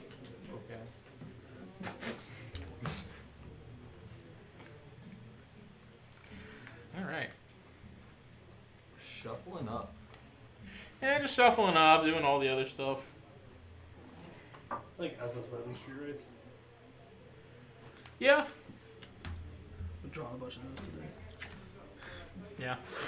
All right, so we're resolving mulligans, and looks like Nathan is going on a rant, some angry spiel. I'm just kidding. Probably calling him a doo-doo butt. Look at that. All right, Matt. All right, chat. What do you think about this? Winning in for a round, and they're smiling and having a good time. I just don't think that should be allowed. Yeah, I agree. Magic's not a place to have fun. It's a place to win. A good time at a Magic event. You don't play Magic to have fun. You play Magic because you're to not have fun. So all this smiling and laughing and ballyhoo, get it out of here. Has no place here. Yeah.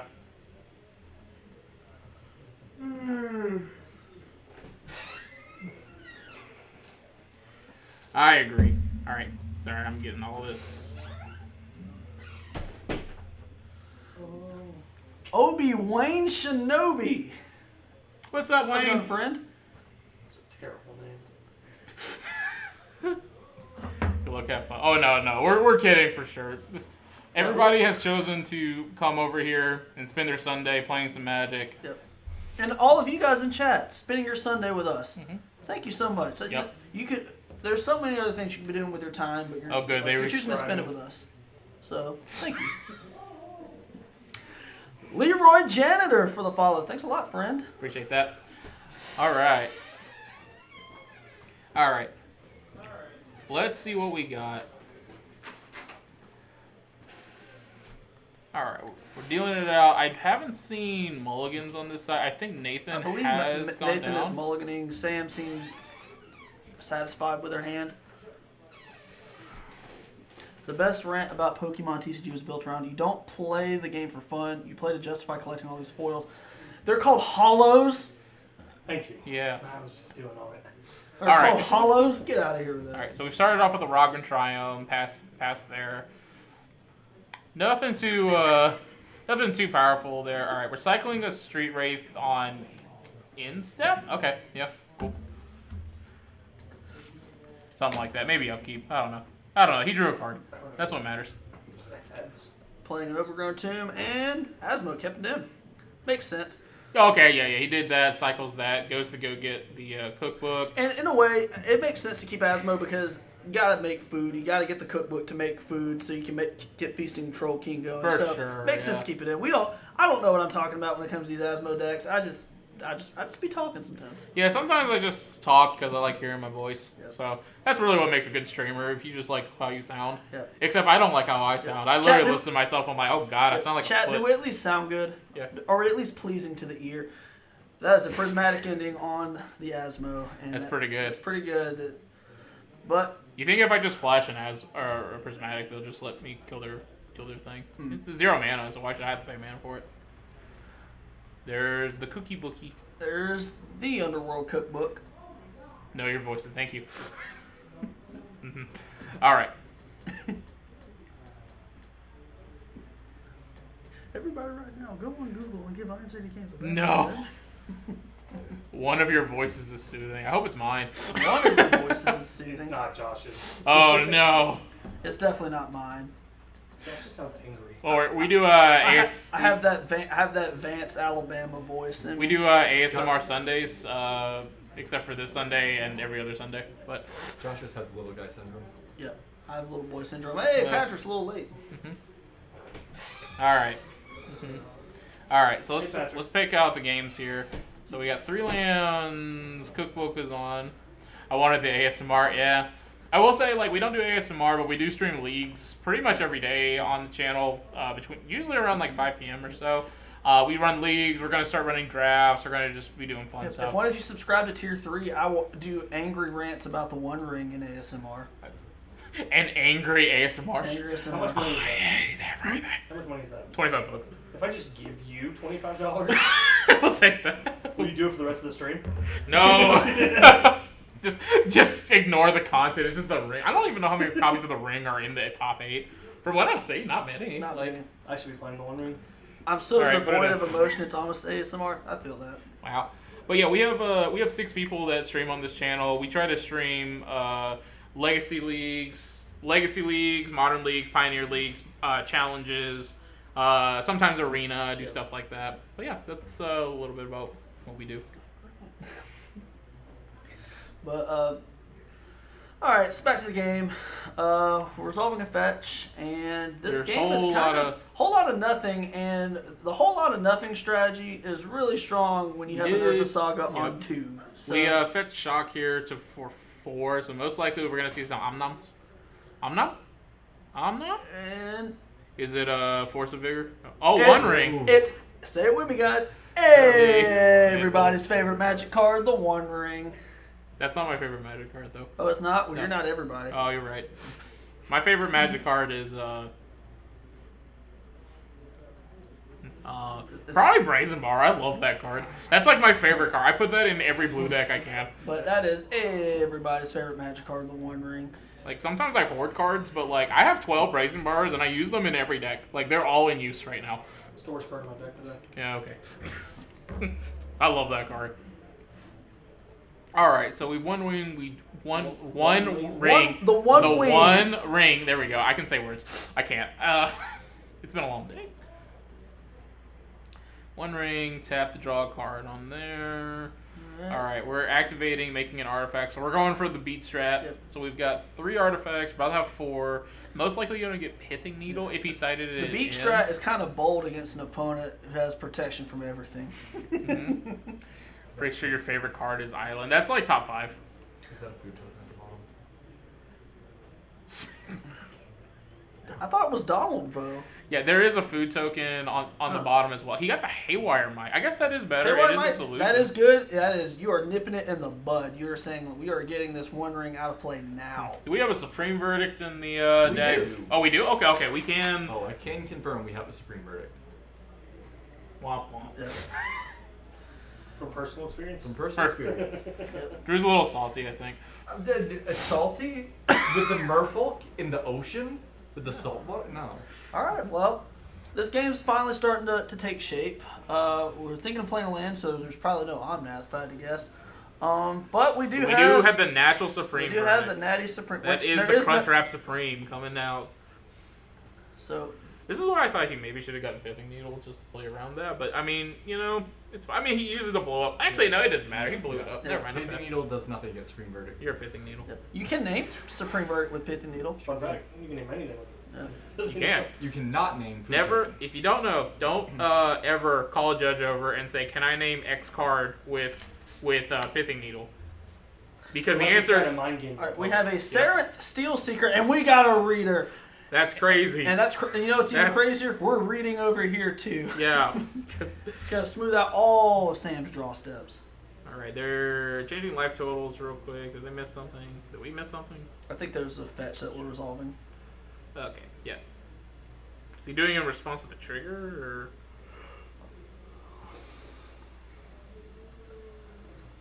Possibly in response to the trigger. Hard to say.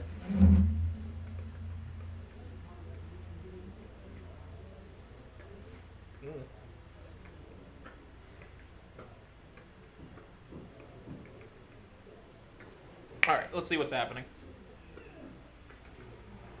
Alright, so he's resolving this spell. Now, a whole lot of nothing really going on right here. They just cast both of the Sarenths. Yeah, it's just I feel like this is... kind of jockeying for position. Yeah. Like they're not really doing anything like absurd, like overtly powerful, but they're starting to really just slowly Yep. get there. And that's a ley line binding. That is a one of ley them. line binding. I will say multiple of that Sarenth Steel Seeker is really good for Sam. Yeah. He's just gonna get so much card selection. Yep. Well, now there's only one, so... Alright, what is good here? I think this might be the time to fire off the Bring the Light and start winning this game, but we'll see. 15 to 14. Draws card. What is card? Looks like we're going 4 mana. And it's an it's not meth. Okay, that's a card that I kind of like. Starts gaining 4, going to 20 or going to 18. Gonna go ahead and fetch it to get his 4 mana. Yep. Have you ever done the Omnath into playing your land and to Bring the Light? I didn't you Pioneer. can't lose. Oh, I did do Fetch Land with Pioneer, but whenever you get to Omnath plus... Oh, actually, yeah, I have because of... Yeah. Yeah, Fable Passage, yeah. So, yeah, Fetch Land, Omnath, and the Bring to Light is delicious. And are we going to see it? Oh, it's the Wonder Instead, Rats. we're going to see everybody's favorite Magic card hit the stack. And, I don't want it. this game it's slowly jumping the shark. We're for Sam. discarding. Oh, he's in response to the activating the Underworld. Oh, So we're gonna force the vigor. What are we doing here? He's looking. Oh, we're at- activating the cookbook. Oh, he's gonna ley line it. Yep. Oh, he's ley lining that. Okay. Yep. Okay, so that way he won't get a food. All right, he's drawing for the turn. What did he discard with the Underworld? Cookbook? Looks like a land No, the 1 green, 1/2. or the The creature is the one, Sarenth too. Steel Yeah. Ski. Yeah, that's what I thought. Alright, he's just been getting flooded with those. So tapping 2. Okay, he's tapping 1 to draw a card. Crack it in the peat land. Yep. And I think we're gonna. So getting a little choppy on here. little choppy, but it's okay. Like I said, we had to move feature match areas, so just bear with us, please. Uh huh.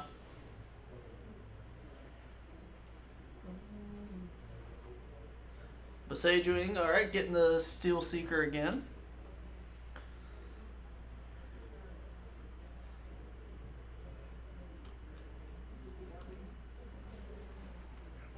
Getting really choppy for Yeah, some getting reason. real choppy, but It's because a lot more people are getting up because of the distance and whatnot. It kind of struggle. I noticed that the matches are really they're not as choppy, and then people start walking around.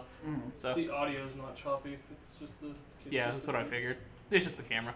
Okay, so we've cast another steel guy. So is that all 4 that he's that cast? is all 4, and How does he beat a 2/1? yeah, Is it a 2/1 or 2/3? The it's 1/2. 1/2. Oh, neither. Okay, got It's it. a Squire. Is Squire good? It's in the face of a 4/4. Probably and a not. One Ring. And a One Ring, just to and a taste the rainbow Teferi. mana base and a Teferi. Yeah. And are we going to game 3? What do you think? I think it's close. If Sam wins this, I will. I will do a cartwheel. I will do a cartwheel off stream, so none of you can prove that I can't do it. Did Sam win game 1? Yes. Sam won game 1. With a feasting troll. Did he not pay for the 1 ring to draw for? And 24. we're fighting the good fight, or what are we doing here? Huzzah! Thoughtseize for information on the way out. I like it. Concede in response. Don't let him have it. Cast a counter spell. He's fetching in response to go to 20. What is going on? Somebody keeps tapping his life, or that might be the judge just watching This this. deck would be sweet with Sphinx's Revelation. Fetch, get 4 mana. Sphinx's Revelation. Oh. I miss Sphinx's Revelation. That card's freaking It's probably sweet. playable in this deck. Yeah. Probably you just already see so many cards. And that Right, is he's a casting a Solitude to basically wrap it up. Yeah. Because it's 2 lands in hand. Just a Solitude and Force Negation. Mhm. Like. Alright, tapping And- 2. Do we have a removal spell or a blocker? Or oh, he has an Otawara in hand, so I feel like What bam! that boy. The boy, he's here. We're gonna ride this Seraph Steel Seeker value train. So until we're tapped out. He can't has go a more. freaking Still don't think you paid. Otawara and a Besiju in hand. I think this game may be over. I'm not positive. But, You know what, Sam? You're all right. You have a lot more fight in you than I do. you know, looking at all this food really makes me want to go eat. And Sam's gonna pack it. All right, Sam packs the dub. I'm assuming. I don't think Nathan conceded, but we'll find out in like 3 seconds. But just in case, I'm gonna go ahead and just add this little green arrow to the. So we're going into game 3. We're gonna have Sam on the play here. Like I said, I still think this is a really good matchup for Nathan. I think Nathan only lost that because he was able to apply. You know, Sam was able to apply a lot of pressure really early, and he got flooded by the Beanstalk, which I'm still gonna say I don't think that card is that good. I just think people think it's cute because of all the elementals and ley lines running Sure, around. we're definitely in its fad stage. I do think it's made certain matchups better, If you but I don't. tap, I think a month There's from no now, way that you can say that card's bad. it's okay. It's okay. I think we're. I've tried it out in decks, and it's just kind of I don't know. It's There are funky. certain decks that slots in perfectly in. On turn 2, it's great. But So- I will say I think give it about a month or so, and this could be because of Magic inflation in general. Just But I don't think we'll see that card around. I'm not a pro player or anything, so you know this is just the ramblings of a okay $10? person. I'll take $10. Take $10 off. $10. Could it be a consideration for like a 2-2 split between main and sideboard? What What card? would you bring it in against? Like, Mirror matches, control anything grindy. What card anything you with talking the about? beanstalk. I think it's The beans. 4-0.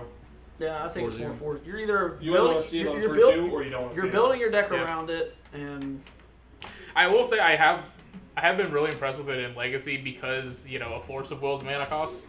So yeah. there's been some good screenshots of casting Yorion into 4 Beanstalks. It's like, ooh. I just feel like you just won the game after you've played the second or third one on all that stuff. All right. Well, this is it's going to be a tense one for these two because it literally comes down to game 3. It literally comes down to this. Whoever wins, they're moving on to the elimination rounds. Whoever loses, well, They could still top 8. you need good breakers. Since they played it out, 1x2 will make top 8. Yeah, so they're gonna need good breakers. And if I had to guess, it's Sam's breakers are pretty solid.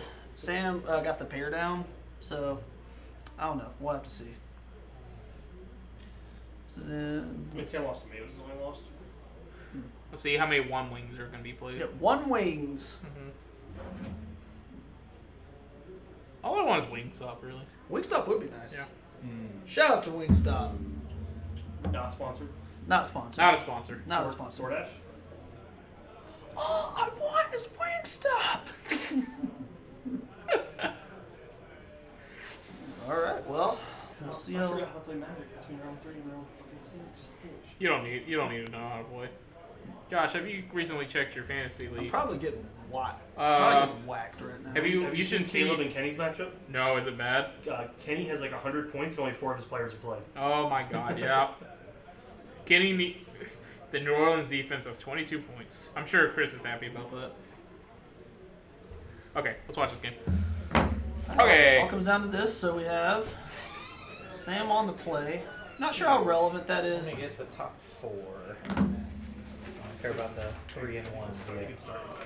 This 302s. is here and here. I don't know whose deck box this is. This is Ben's or Robert's, I think. I think that's.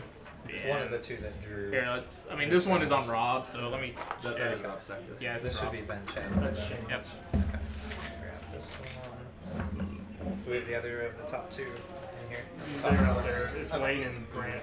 Okay, I'll get them. Yep. Unless that red deck wants one. Yeah, I'll come back for those. All right, here we go. Shuffling up. Let's see how it goes. Sam on the play It's fine. versus the 5-color control deck. You know, Nathan was actually talking to me. He was either going to be playing this list or he was going to be playing a blue-black list. And I told him to play blue-black because the Lord will look good on him. And then I guess he decided, I don't want that today. Fair enough. All right. Well, as the result. He decided the One Ring is the way to go. Did I just hear fantasy football? Yes, you did prime time, and I don't want to talk about it because I'm just getting I'm getting flavor blasted right now. I'm 1-3 if it helps. I want to hear it. Josh What's that Dobbs one? is my starting quarterback. Yeah, you got a... Joe Burrow needs to learn how to play football. Yeah. Some of our friends may or may not have made fortunate or unfortunate quarterback choices on their team. Not me. How dare you have Joe Burrow? I think I took Joe Burrow over Herbert too, which is the worst part. Oof. Yeah, I got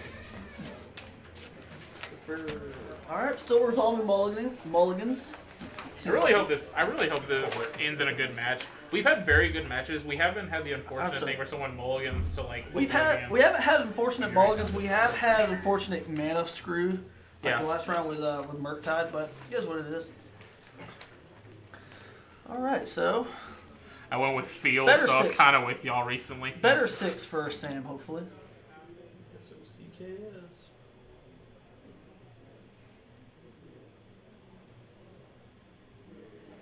Right. All right, so we're gonna have Sam on the play, yeah.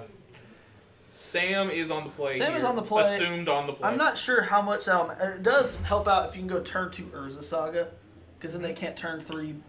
I will bear say in bounce. control decks, I do like being on the draw a little bit more. I agree. Idealist, he goes cookbook, discard, Yep. oval chase turn 1. Yeah. Especially with the pitch elementals, I kind of like being on the draw. I mean, I'm never gonna pick it, but like I wouldn't be unhappy. All right, Blooming Marsh into a Underworld Cookie Cookbook. bookie. Definitely, that's about as ideal as you could want. You know, we're gonna open it up with Nathan. Takes these backsies. Wow. It's a Turn 1, Stone of Eric. So well, pack it in.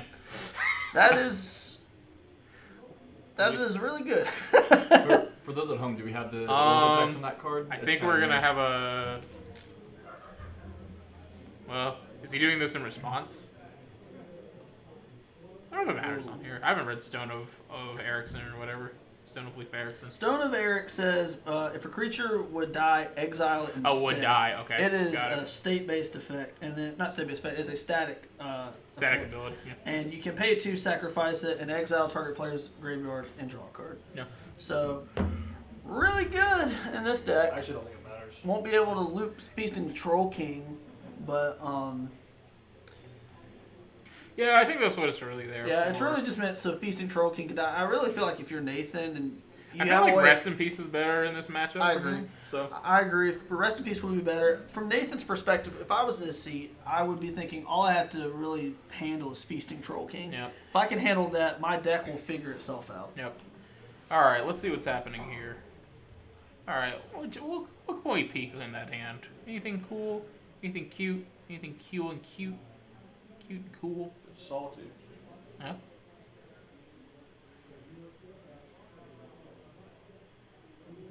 All right. Well, Is he responding to the trigger? if Nathan can get rid of this Yeah, he's Steel gonna Seeker, crack. if he can get rid of the Steel Seeker right now, Sam is in a lot of trouble. Not only because he's low on resources on board, he only has like 2 cards in hand. Yeah. And if you can nip him in the bud right now, it can be really hard For him to get sure, back in the yeah. game. So in response to the Daredevil trigger, he is exiling his yard.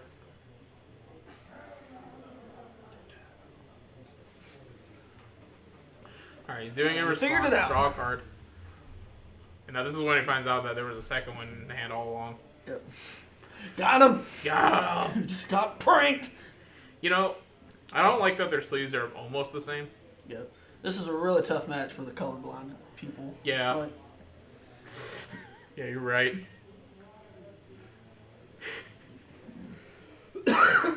alright, so let's see. We have. Okay, we have an Asmo. Asmo what? So, Asmo, Animar, Dickadice, and a Coldikar. I didn't stutter. You got it. Okay.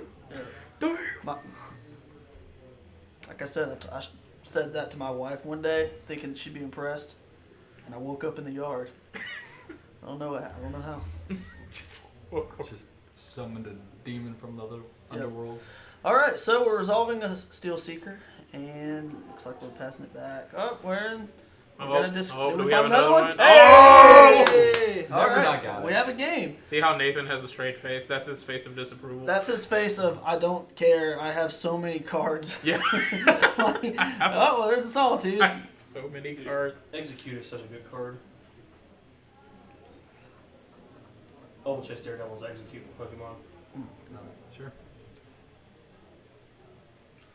All right. Is well, It is. Oh.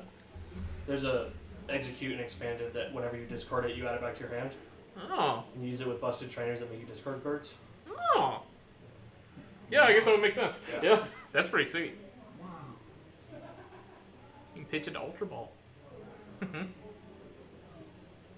Yep, Sam with just two.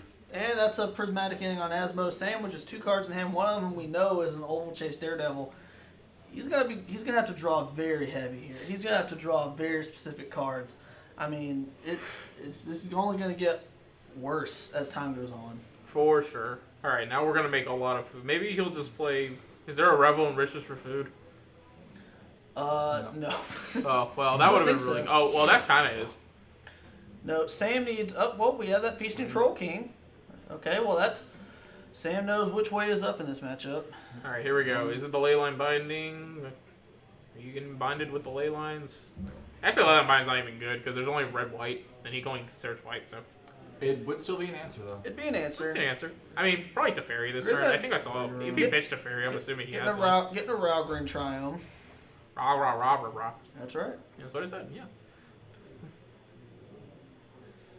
So if Nathan doesn't have an answer to it right here, what do you feel like the odds are for Sam? How's it looking for him? Well, it's a very fast clock. The only problem is Nathan has so many things. Like he can 4? play everybody's favorite Magic card, the One Ring, and that's just gonna fog for a turn. You know, I think I've seen the One Ring like 5 times today, and every time my sadness increases. Yes.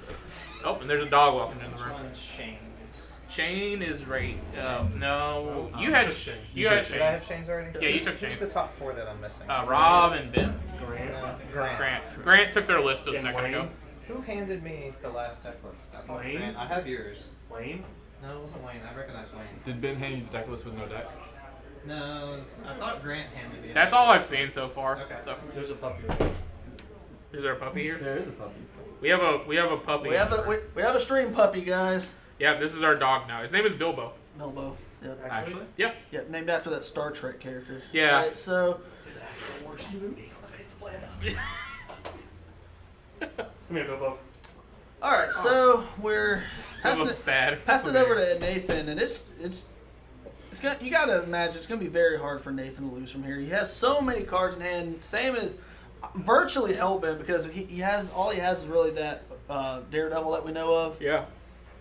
and technically one unknown card. But it's just gonna get so much harder from here.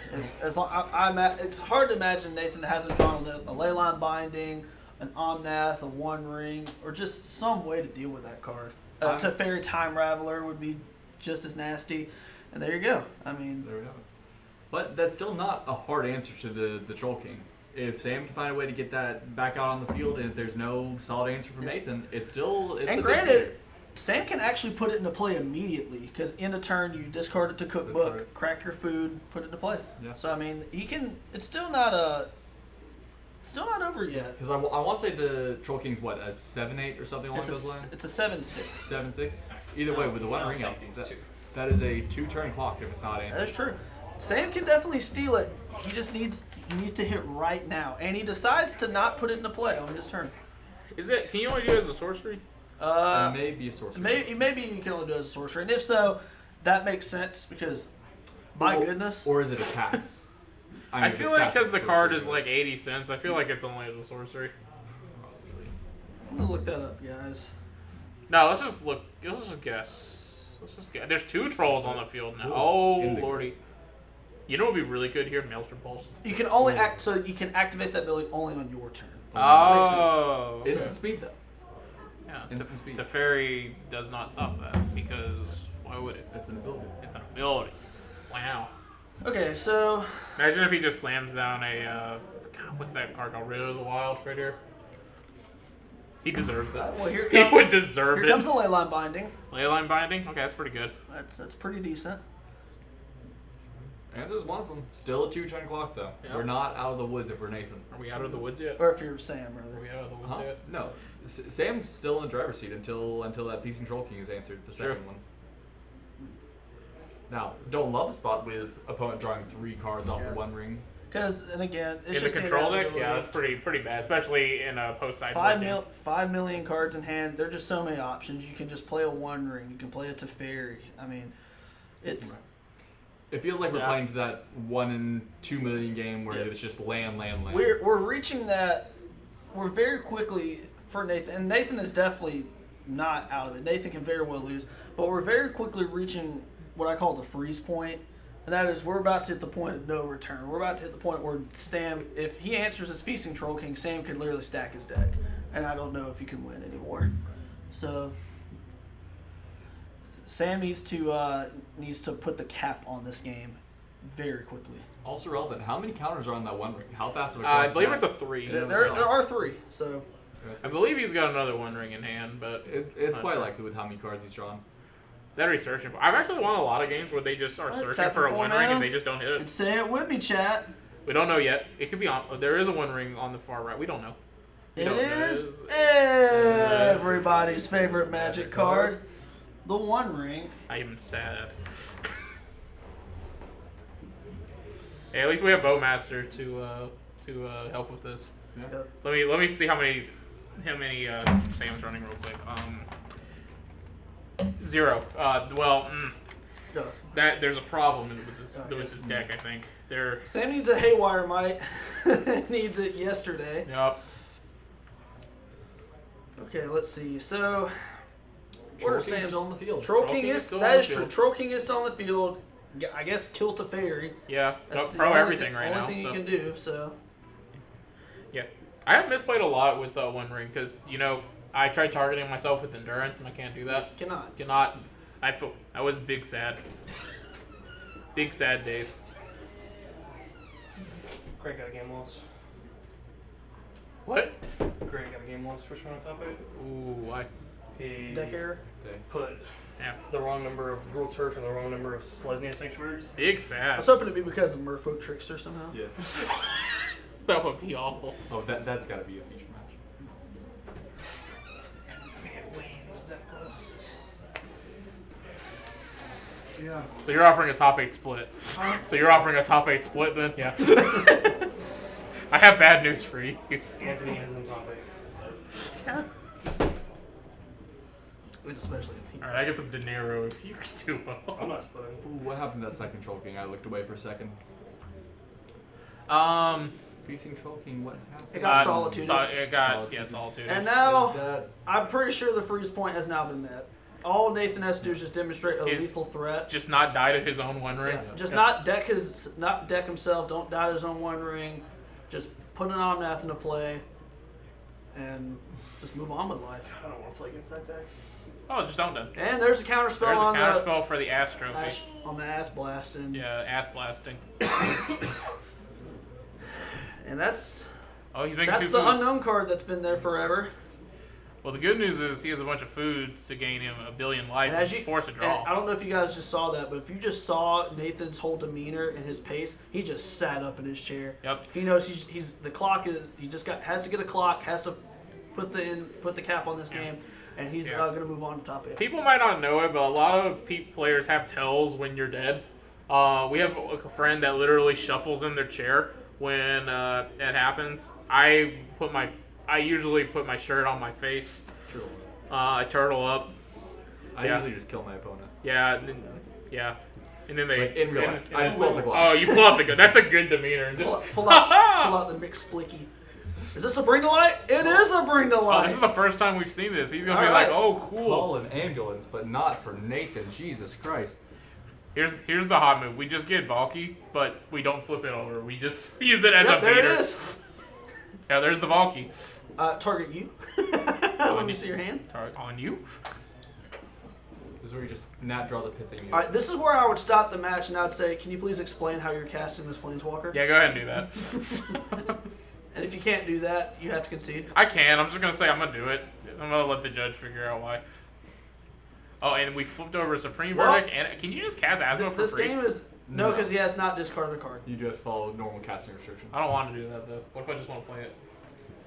All right, well, Is he discarded? that's gotta be the most depressing thing ever. You see a Supreme Verdict that's just hanging out in the ether. Oh, Maybe not for Sam's deck in particular, because his deck has so much recursion. yeah. But for like the everyday deck, my goodness, Oh, for sure. All right, putting it under there. doesn't even have the token. Doesn't even have the emblem. Yeah. You know, we've actually been pretty good with tokens so far. I like token decks. Except for this deck that's running food and, you know, the Rhinos deck and Scam with Fable and, yeah, that's it. Merfolk has to. No, Merfolk doesn't have to. I don't know. I'm saying words. Words. Words Good are hard. commentary. Thanks. And Sam's fighting a good fight. Is this gonna be a hard cast Daredevil? Dude, Daredevil for the beats. Look, you gotta do what you gotta do. And right now, Sam's outs are very, very slim. Sam needs Nathan to just brick and let the Wandering kill him. I mean, it's gonna be hard because this deck, Sam's deck doesn't have any reach. It doesn't have a way to just get across the finish line. There are no burn spells, obviously, no drain spells, no shieldred nonsense. And so that life total, which I believe is now down to either 7 or 8 for Nathan, not entirely irrelevant, but it's going to be a hard battle. Oh, for he's Sam reading to with a get movement. back. Hey, that's a drain effect. Yep, that counts. He did not even think twice. He's gonna blow Oh, up. he can blow. Yeah, he can blow that up. Blow up that and drain. I feel like Sam is sad. Sam's like, we almost made it.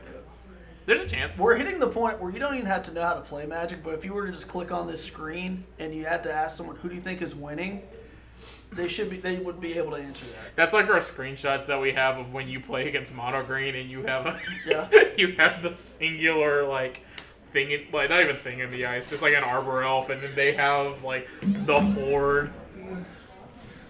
I got it, but Matt's breakers are a lot better than mine, so I don't have it. Oh, what a nice guy. Well, Yeah. we have a prismatic ending, and now Sam's board is empty, and You want to commentate next round? No, Why not? I do not want to do that. Okay. I call dibs. I'm the tech guy. Okay. And we have Rin and 6. Just I guess if you're gonna dunk, might as well do a backflip on the way to the rim. Yeah. I'm gonna go ahead and maybe call this game. This is Do you think Nathan's gonna win? maybe. Maybe. Okay. The thing is, to this day, he still has to answer his own ring or it will kill him. Yeah. That is true. Hot Springs, thank you so much for the follow. I appreciate that. The Wandering Thanks a lot, friend. All right. So he's drawing. Let's see if he draws a land. What are you drawing? Is Sam gonna make him play it out? 82. Looks like he will. Dank Monkey, thank you so much for the follow. Dank What's Monkey. up? What's up, friend? Dank Monkey's from my channel. What's up? Thanks for the follow, guys. Bring your friends. All right, so After this round, we should reset the cameras. Yeah, I agree. we absolutely should. Yeah, they kind of been a little flag, and I think it's because of the distance. Yeah. We should just play it right here with you guys commentating while we're playing it. Okay, just like watch this idiot. Watch this I don't know. moron I don't know if I cast can deal moron with spell. Josh yelling and rubbing his nipples though. Why hard cast Lorien revealed? Oh gosh. Yeah, draw what three blood happened? moons What against happened blue basics. earlier? I heard someone in here screaming. I cast Oh, it Lorien was- revealed. No, it was somebody cast Shieldred and Shane bolted it twice. And killed it. And then I and then lost my cast- mind because I said, all right, Shane needs to draw a Sanctifying Event right now. And he just Drew ripped it. off the top. That was the best match we've watched so far, honestly. What are we doing with these? Hope it's going. Is It's it for going us to fantastic. split? We're having fun. Yeah, that's actually for us. Oh, serious? Oh, Yeah, they're like $12 each. Yeah. Hey, that's technically a tip. We could just sell them. Can I sell you Just- mine? Yeah, we'll just sell it to the So, store. Twan's deck list. Yeah, let me grab that. Well, Yep. where you think you have the rest? I of took the rest of them, so it's Oh, probably let's one of these. see. Adam, your mom. I think that's him. And Nathan's still trying to figure out. That is a bring the light on the stack. It's hard to imagine Nathan isn't gonna find I hope I play against Grant round one. find the way to not win here. How much time is in the round? Okay, there's the new Wonder Ring, so the draining has stopped. And now he has Nomnath in play, and you got to think that's just it. Oh, he's we have a besieged. besiege Oh for the- my gosh, for the here it Troll comes. There's Here it one minute left comes. in the round. Did you say beseech? No, Besiege besiege you. you. Oh, He's One letting minute it left in the happen. round. This one's actually, it's not over. Okay. They might have And- some time because, well, If I'm that guy, I'm playing for a draw here. Absolutely. That If you're is a very Sam, real thing. if you're Sam, you are absolutely playing. If you got if you were pretty much locked and you had to play, I would absolutely play for the he's draw. at 26. There's 1 minute left in the round. I don't know if Nathan could kill him in time. That is true. 26 life is a lot. Did you get the ring with Bring to Light? Yes, they did. Prime time. Yeah, I agree. If I'm Sam, I'm absolutely playing for the draw, even though Because it's a coin flip if he makes it. Mhm. But with 15 cards in hand, you gotta think Nathan can string together 15 enough cards in of a block. hand. That's 7 damage a turn with 7 damage. 8 damage if you count Ren and 6. So it's gonna be tough. He might have not actually got with Bring Light. He might have gotten it with Solitude because he actually can't get the one ring with Bring Light. That is true. Or Bring to Light is a Also has a food artifact. token. He does have food tokens. Yeah, that's true. He can just crack the food tokens and just stall. We're gonna Thought Seize. Hey, he's at 36 life. Like, Huzzah! Or Shadow Spear. that's close enough. That's really good. He can If equip I'm it Sam, to. I Shadow Spear and I will equip No. on that Omnath. Make the One Ring lose indestructible. Oh, Alright. Chase Daredevil. Fighting a good fight. And you know what? I think that's very admirable. Admirable. Words are hard. Can someone explain the lore behind the Shadow Spear making the One Ring indestructible? Food is turn 0. It is Alright. now turn 0. And I think this is a draw. this is going to be... I would be very impressed if Nathan can find lethal. He would have to activate Omnath multiple times. Yeah. Get the actual last trigger. I beat Matt. Brutal. All right, let's see what we got. So we're on turn 0 right now, going into turn 1. Let's see. It's going to be a tight one. I mean, It's... It's either a win for Nathan or a draw. There's I don't no think way there- Sam can win. I don't think Sam can win through double Solitude, Omnath, One Ring, Tibble. Let's see, that's 6. That's 10 He's got a Tybalt? Yeah, he's got a Tybalt on the field, like Do we have Sam's 16 deck mana. Yeah, we do. Can I see it? Here's both of them. Yeah. Interestingly enough, he Forces of Vigor is not even targeting the Shadow Spear. Doesn't even care. Yeah. The only issue is that's 10 damage on Nathan's side at least with 2 Solitudes and Omnath, but that's a 4-turn clock. Yep. Like, I think what we do here is I don't even know what we do here. Win. well, you Put as need much damage on the field as you can. to play a fetch. Just keep pinging him. He should do the clock and see if the pinging actually Well, matters. okay, hold on. One thing he can do is if he has enough lands he can get with fetch lands, he can play Omnath, or I'm sorry, Dome play a him. fetch land, Yeah. and the next turn play a land, crack fetch land, Yep. and just dome him from 4. At least that's 14. It's a pseudo clock. All right, so we're what Nathan's doing right now- doing a food. What- Oh my gosh, No, that's hot. what Nathan's trying to do right now is he's trying to get such a dominant board state to where he can try to coerce his opponent to concede. But Yeah. I don't think Sam will comply to that. Can I just voice my undying love for Sam's deck that he's playing 4 Feasting Troll Kings? Yeah. Yeah, that's what won him game 1. So I have 2 related questions real fast. No. 1, what are all the Planeswalker abilities on Tybalt? 2, how many loyalty counters are on it? And is that relevant? Well, it depends on what's in the graveyard, and there's a good chance it may be relevant because if you ult and you cast Witherbloom Command and drain a bunch, Nathan could absolutely, and then you get Feasting Troll King's exiled, otherwise it'd be a play. But I mean, it may not be relevant. It looks like he just ulted, or yeah, he just or no, it doesn't look like it. I can't tell where that die's at. He just casts Asmo. He can search his deck for a cookbook. That's true. That's a legal thing you can do. You think he'll find one? I don't think If so. it is, we should probably call Judge.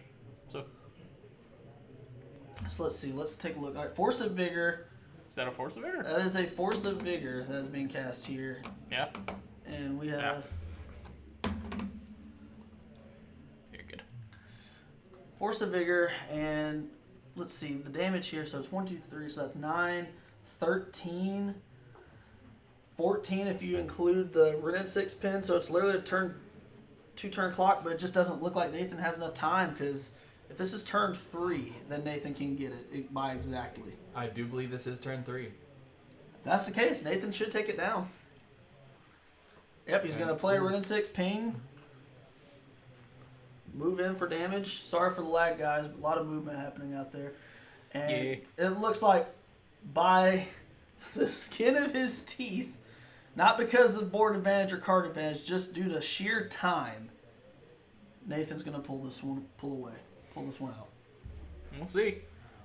See Sam just pull something like a food, just eats it, just nom. There are non-irrelevant things that Sam can do. You're non-irrelevant. Thank you. You're welcome. All right, and That's flip the kind of card. thing That sounded like an insult, but it just wasn't. Yeah. That's the best compliment I've ever gotten. No. It looks like that's gonna be it, unless Sam just draws something incredible. There's just no way you can get I think around he's it. showing him a counterspell. Yep, and now there's Teferi. turn 5? There's Teferi in play. This game's over. Yeah, there's this game nothing. is There's over. nothing to beside you. Nathan's gonna take it down. 2-1, and Nathan will move on to top 8. So, good result for him. Got to give credit to Sam. He battled his heart out, played about as well as I think he can. But Yep. when you're just mounting that card advantage between the One Ring, Ren and 6, and just up the beanstalk, over time you just get drowned in card advantage, and some decks just can't beat it. Yep. All right, so what we are going to do now is we're going to reset some of the cameras. We're going to get ready for top 8, and we will just go to a BRB screen. We will be back in about, 5-10 minutes? 5 minutes. Yeah. All right. Good afternoon. We are about to start the quarterfinals. Looks like the players are shuffling up right now, so we're just kind of hanging out until they start. Coming out of the break, as you can see, looks like we got Rhinos versus Burn for quarterfinals, first round of top 8. Both these players, a lot going on. I believe Anthony went 3-0 to start and was able to double draw into the top 8. Matt, are you aware of what Shane's record was? Did he also start off 3-0? Or did he have a harder route? I talked to him when he was 2-0. So I think he may have, actually, well, let me just look at the standings. I think it should show him. I think he went 3-0 double draw. I believe so. I want to say his third round was on camera versus Scam. If you caught that matchup, very brutal game 3 from the Scam side. Although that player, if I'm not mistaken, is also in the top 8, so it was not a complete loss for the Scam side. Mm-hmm. Still made it in. Still fighting away. Do we have Shane's list? Because I'm really curious if he's on Eidolon or if he's on. I believe the lists were taken up front. Okay. Having watched him, I don't recall seeing Eidolons. I do know he's running some Bone Crusher Giants. He's running some Bone Crusher Giants in the Burn? main board. That's interesting. Largely to hedge against the One Ring. Everyone's favorite Magic card, as Josh keeps hammering home. That is really smart, actually. I didn't even think about that. Yep.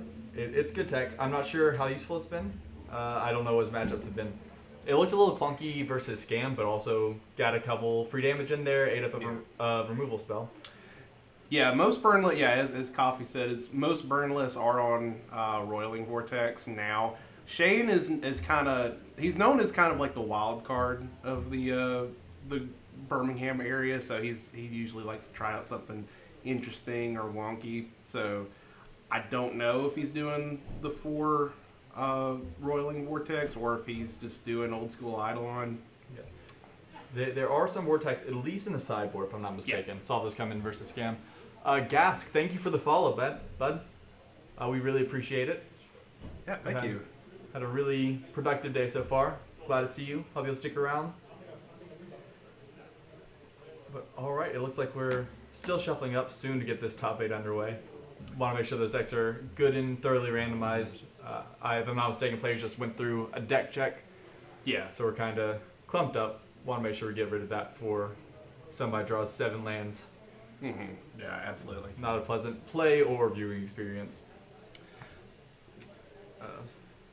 Well, thank y'all for sticking around. I'm sorry that my game on stream was not the most exciting one to see. It was so that's why I'm here. We ended up going like a number.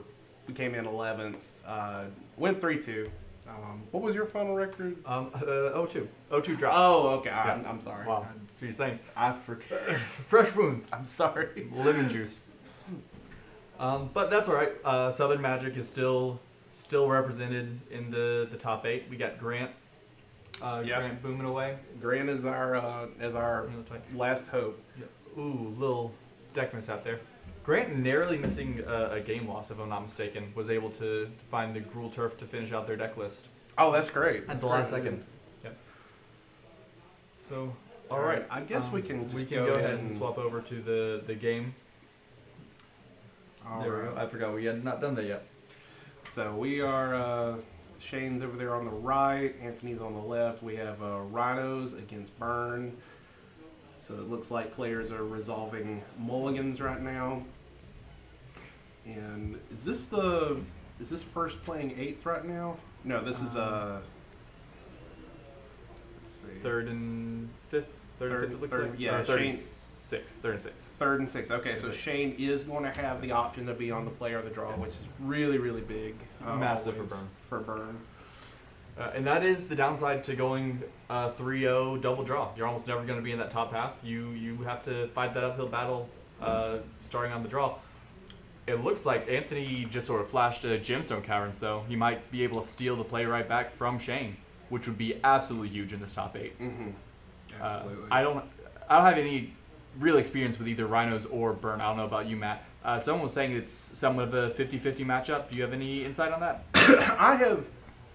I have played Burn against Rhinos, and it's one of those matchups that when you talk about it, it sounds like it's massively favored for you because they don't start really playing until turn 3. But every time I've played against it, I have just gotten absolutely steamrolled by it, just because they're on 4 force negations in the main, 4 furies, 4 subtleties, and it really punishes your creature draws. Sure.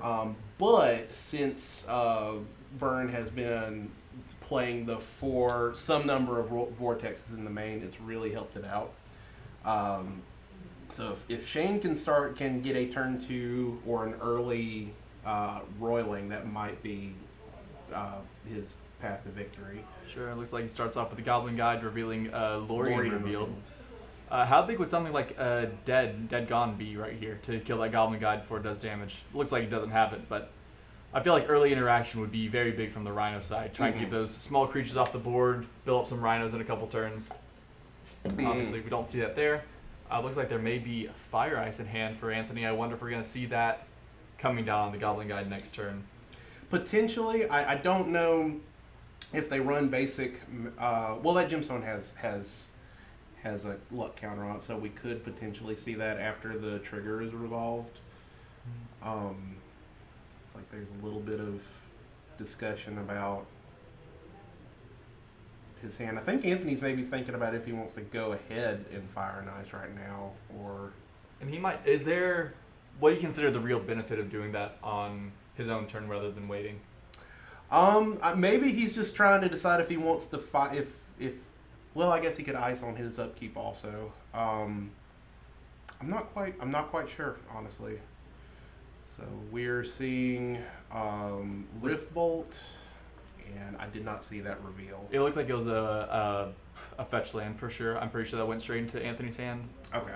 And then we are fetching. Looks like we're probably gonna kill that Goblin Guide before it can connect. Mm-hmm. A great trade for Anthony. You know, Yeah. kill the little goblin, get a free draw off it. I'm not sure if he already had the third land in hand, but if he didn't, he has it now. Given any cascading spell, he gets 2 4/4s with trample on the next turn. We do have Violent Outburst in hand too. I remember seeing that flash. So we're definitely getting a Rhino's turn next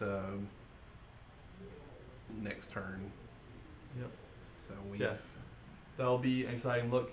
Shane leaving 1 land open. Looks like that's the Sunbait Canyon, Horizon Land, if I'm not mistaken. So I wonder what's going to happen to that. Maybe sagging a Lightning Bolt could be, potentially things.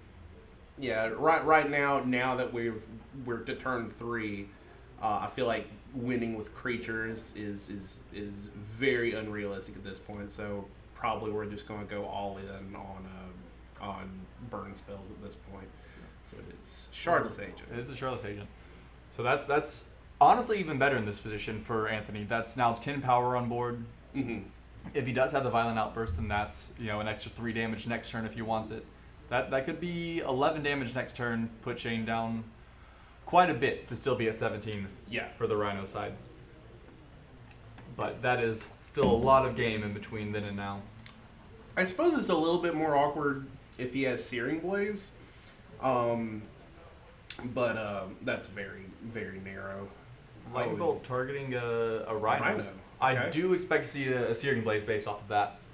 I don't really see a whole lot of other point to targeting the Rhino if you don't have exactly Searing Blaze or Blood, Searing, maybe. Yep. Searing Blaze. Okay, so we have Searing Blaze, so Anthony's going to go down to 13.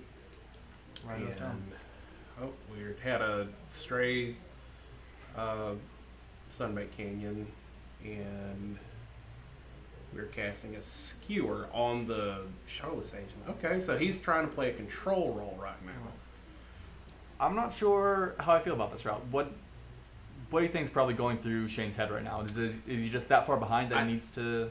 Yeah, I think when someone's taking this sort of stance, I think it's showing that his hand is he's looking at his hand and saying, okay, there's no way I can win quicker than these creatures will kill me. So potentially he's just trying to manage the board so that he can start popping those Sunbait Canyons and get card advantage. So we'll see if that pays off. But with this other Violent Outburst in hand, that's going to be hard to do. Sure. And do you think that route changes if he knows about the Violent Outburst? Like, if you know that it's there and you can fully expect that 2/4/4s coming down next turn, that's a fast clock from the Rhino side. Is it Yeah. make you sort of go into overdrive mode and just try and throw everything at the face? Yeah, Or- I think if I'm in a situation like this, I think I just want to just send everything upstairs as quickly as possible, because Anthony's just burning him with creatures right now. So we're you just got to go as quickly as possible. But I mean, we'll see if that pays off. But with this other Rhinos coming down, it's going to be very hard to climb back from this point. It is. I think it'd be interesting to keep track of that. If that, what was it, Skewer the Critics had gone face, Anthony would be at, I believe, 10 life right now. That's, Yeah. you know, we're still off a little bit from the burn side. I feel like it's just a losing race either way. Depends on what's in his hand. But this game feels nearly wrapped up already. So 4/8. So he has Exacxi. So he's going to play a Goblin God on blocking duty. But keep in mind, those Rhinos do have trample, so Goblin Guy can block. It's only stopping 2 of that damage, though. Well, we also have in Anthony's hand we have Fire and Ice. So we're probably, if that's the case, we're probably just going to fire it and then just get in for lethal. And also bear in mind, these 2 Sunbait Canyons deal a little bit of damage themselves. Yeah. Those Sunbait Canyons have hurt this game. Oh, he's just going to show him. Look, I have Sure. all these. Let's just go to the next game. Yep. Okay. That is a wrap on game 1. So that's +1 for the Rhino side as we go into sideboarding. So let's see. And so Matt, you said that you've played this matchup a little bit from the burn side. Is this relatively typical gameplay for this match, or? I would say so. Just because Rhinos is just so fast and so consistent with what it wants to do that you have to get very lucky with your draws really. You need to go as quickly and as fast as possible, and I guess if you get into an emergency, you can burn out some Rhinos if you just need to survive. But even if we had pointed all those burn spells at face, I don't know if he still would have got there. So still have been a little short. Again, that big deciding factor was the Gemstone Cavern for Anthony being able to steal the play in this top 8. Killing that Goblin God on turn 2 frees up 2 damage. Rhinos immediately put a fast clock. That's real fast. A great question from the chat. Those were Pokemon cards. I believe some Gyarados from the Rhino side. Gyaradoses? I'm not sure what the plural of that would be. But yeah, some Gyarados for the Rhino tokens, as it were. just kind of watching the players as they're sideboarding, it looks like Anthony is putting in Force of Vigor. I guess anticipating the Roiling Vortexes, and it looks like he's trying to decide what he's taking out. Sure. Burn, not a lot of stuff to easily shave, I don't think. Maybe just make Yeah. stuff a little bit more efficient, find room for the good cards. Yeah. Usually Lava Spike is like the spanking child that you take out for everything. So, what was the top eight? The top 8 decks. The top 8 decks today. Another great question. Yeah. So obviously we got Burn and Rhinos happening right here. Our backup match at the moment is going to be a 5-color Bring to Light list. You may have seen last round versus Scam. We also have a 5-color, more traditional 5-color control deck versus a Gruul Saga deck at one of the tables. And lastly, we have Amulet Titan versus Goblins, the Krinko combo Goblin deck. Change the title to top 8. So a pretty diverse top 8. Only sort of overlap is the 2 5-color decks, but again, those are very different builds. The Bring to Light obviously shares a lot of cards with the more traditional builds of the deck, rather, but a little more versatility, maybe some more silver bullets. What is it? Supreme Verdict obviously can be a beating in the right matchup, and we may see that come into play against Scam. I'll be excited to watch if we can make it over to that game. Yeah. After this, but we still have 1, maybe 2 rounds or full games in this Burn v Rhinos match. So we're trying to figure out some technical stuff. Yeah, we're. I think we can go ahead and swap back the screen to the gameplay Okay. to get this. They're shuffling up right now. So we can only assume that Shane will once again be on the draw. Question is, will Anthony have, like last time, the Gemstone Caverns to steal that draw from him, or the play? I don't think he's on the draw. Shane should be taking the play. Can Anthony steal it again? If Anthony steals it again, I really like his shots. Just clean 2-0 the first round of top 8. Was Scam well represented? I heard people said that they got scammed. I don't think you said no scam made it in. There top is 8. one scam. There's in one top 8. scam. Okay, so I think there were like 2 or 3 scams here. The majority that I saw anyway was just the 5-color Omnath decks. Deck is very, very good. So let's see. So we have a... Yeah, I would say Scam certainly represented, maybe underrepresented by the grand scheme of things, the overall meta. Looks like Anthony just revealed Handy's mulliganing. He had all 3 rhinos in the opening hand. He had 1 fours, double rhinos, and lands. So he was very not impressed with that hand. So we're trying to see what's in Shane's hand. Hard to tell. I have no idea why I'm tilting my head trying to see it. But no, that is a good question. Obviously, we don't have the deck list with us anymore because the players have it themselves, so they can get a little bit of a even footing on what the other player has. I'm not sure if the Rhinos build has just 3 copies of Rhinos or all 4 in the main deck. I'm not sure. Oh, that's a good question. I didn't know that they did that. I'm not entirely sure. I know our own Will Hargett in the Legacy stream the other day, I believe, was only playing 3 with the endurance to cycle some back in. So I'm not sure if that's a common thing, if that transfers over to Modern, or if it's just the full 4 all the way every day. Okay. Either way, 3 in the opening hand, not where you want to be, especially against a fast deck like Burn. You're not seeing any of those Rhinos. Yeah, absolutely. It looks like Shane is comfortable on his 7 because I have not seen him mulligan. So, gotta be a Roiling Vortex in this hand. Is that 2 more Rhinos in Anthony's hand off the rip? That is 2 Rhinos. If he keeps this, one of those is sure to be going to the bottom. Double Rhinos, a Fire and Ice, I believe. Yeah, we're putting back a lot of speculation. Oh, Wear and Tear. That's a Wear. Oh, No, that's a. I'm sorry. Dead Gone. I don't know why I would even say Wear and Tear. My bad. It's been a long day. Okay. Anthony, definitely thinking. I'm pretty sure the put on bottom is you would say that's pretty clear cut, right? The Rhino just goes on bottom. No, I can't imagine a world where we keep. So it looks like he's just considering if it's a keepable hand in the first place. It definitely seems, from what I can see, a little bit light, but only time will tell. All right, so if he's got the Dead Gone, that could be huge to kill an early guy from the Burn side. All right, just a spin and a Rift Bolt. Did not have the Cavern, so I'm sure Shane is loving that. So he's just going to play a Scalding Tarn. Scalding Tarn. Interesting. Yeah, so obviously no turn 1 dude from Shane. And that is okay. There we see finally a Swift Spear body on the field. Did he count that as how much did he deal damage to him for? Did he deal 2 or did he deal 1? Let's see. 'Cause that one prowess- damage from the Shadow Spear, 3 from the Rift Bolt at the start of the turn, and then a fetch is 5 total damage. So a lot of totals do all appear right, to be all right. correct. I was just wanting to make sure that we didn't accidentally count a prowess trigger. Yeah. But Shane seems to be stuck on 1 land. That could be very relevant. Likely will be very relevant. Mhm. Obviously, no Chalice that I'm aware of from the Rhinos build. I so, will. Go ahead. yeah, Sorry. there's nothing to worry about on that front. The question is, what is in Shane's hand? Does he have the 1 drops to boot with the 1 land, or does he need to draw that second land immediately?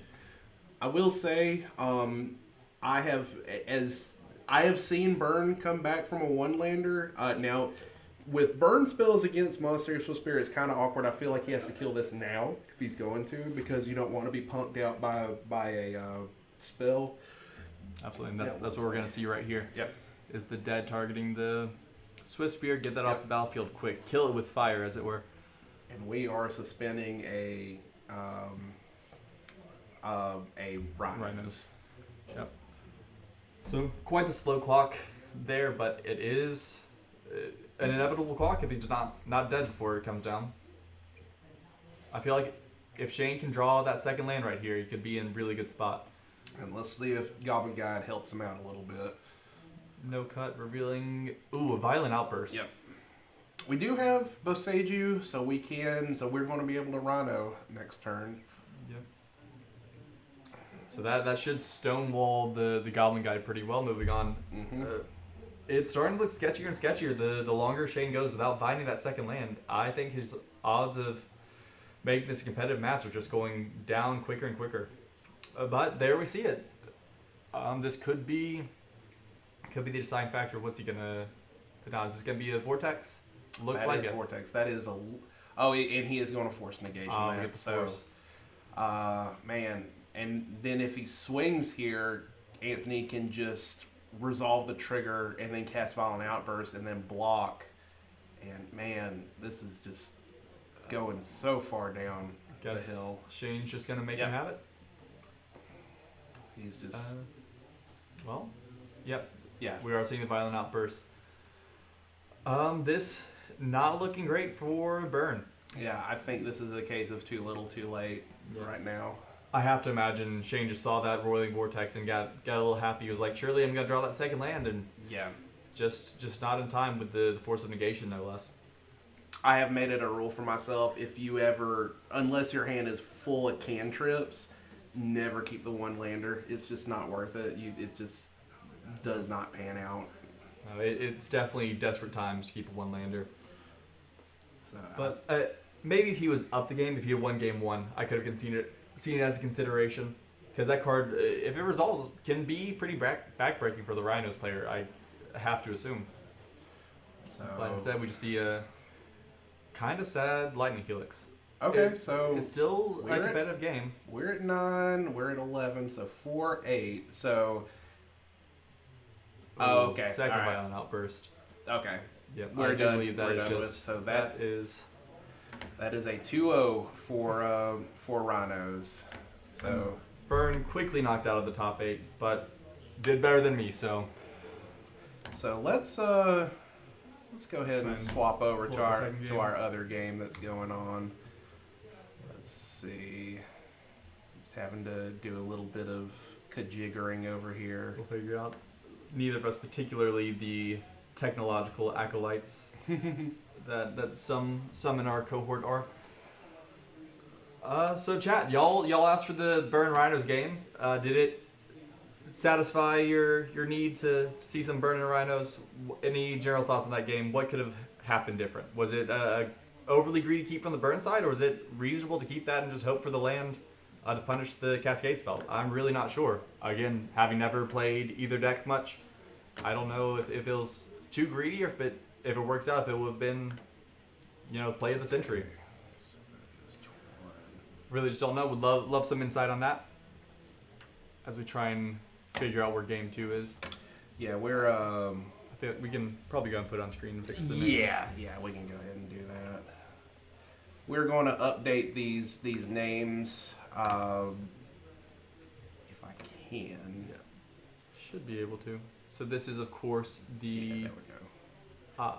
Oh, I was correct. Incorrect. It is five color control versus Gruul. Gruul Saga, kind of a Ponza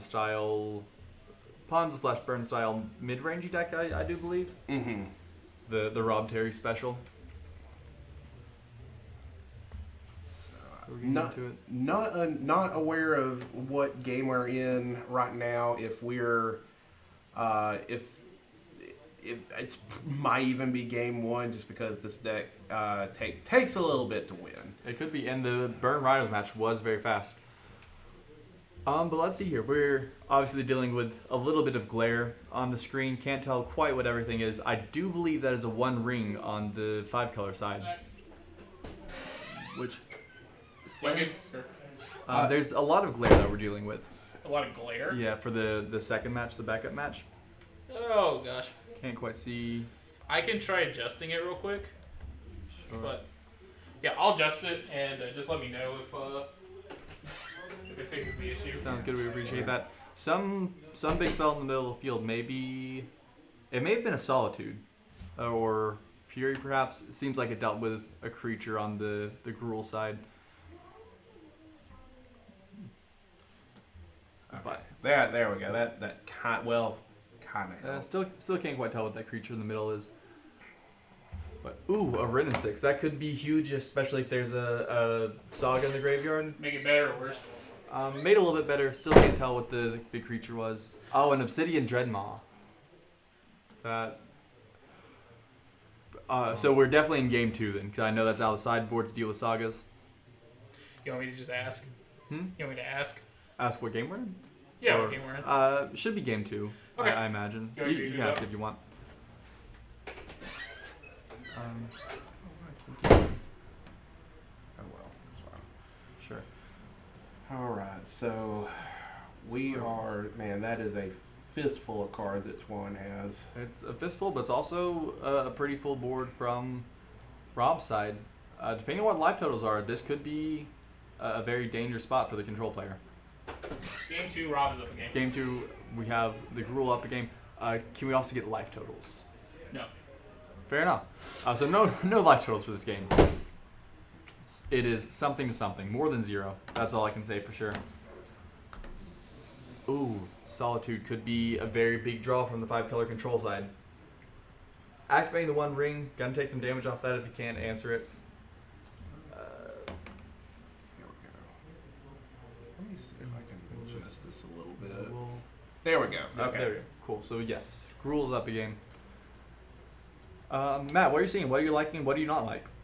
Well, from Rob, if I'm on Rob's side of the table, I am. Oh my goodness. Okay, we are. Man, Rob is knocking on the door of being having him dead here. So if I'm on Rob's side, I do not like the fact that I'm seeing a whole bunch of cards in his hand, because this deck just spits out ley lines like that right there. So that is a ley line binding. Looks like we are targeting the Rin and 6. Okay. I don't hate that. Double ley Is that the line. second line? Oh. Triple ley line. Whoa. Triple ley line. Wow. Okay. And then half And ley. Blight Half. Okay. Those were Those are some big draws. That is a sick rip. the big question though. Tuan is at 2 life and has a 1 ring. How many counters are on that ring, Matt? It's got to be 1, right? That is. It looks like 4. 4 counters on the 1 ring. So he's dead. Is he not just out on upkeep? Surely he has the 4th ley line in hand then to answer his own ring. I think he's doing it with the trigger on the stack. Maybe to try see and if get he that can. 4th ley line. That is a nice script full of cards. If he can survive this 1 ring trigger, I think he might be able to claw his way back in this. We saw some Solitudes in hand. That's a great way to gain some life back. So I mean, is that counter number 5? So he's going to need to gain 6 life to stay alive. All right, he's got to either gain life right now, or somehow deal with this ring at instant speed. And if he doesn't have that 4th ley line in hand, I just don't quite know how that happens. Pretty sure it uses last known, so Twan would take 4 anyway. Okay, so he's exiling his Delighted Halfling. So he's going to go to 3. Yeah, so he's using the Solitude on the Solitude, or on his own creatures. Okay. To gain life, stay alive just barely, but barely alive is alive. So he is at 3 now. Is Coffee Money Crazy last known number on the One Ring? I'm not sure about that. I want to say the One Ring checks as it resolves, but I could certainly be wrong on that. I'm open to being wrong on so many things. So it looks like we gained.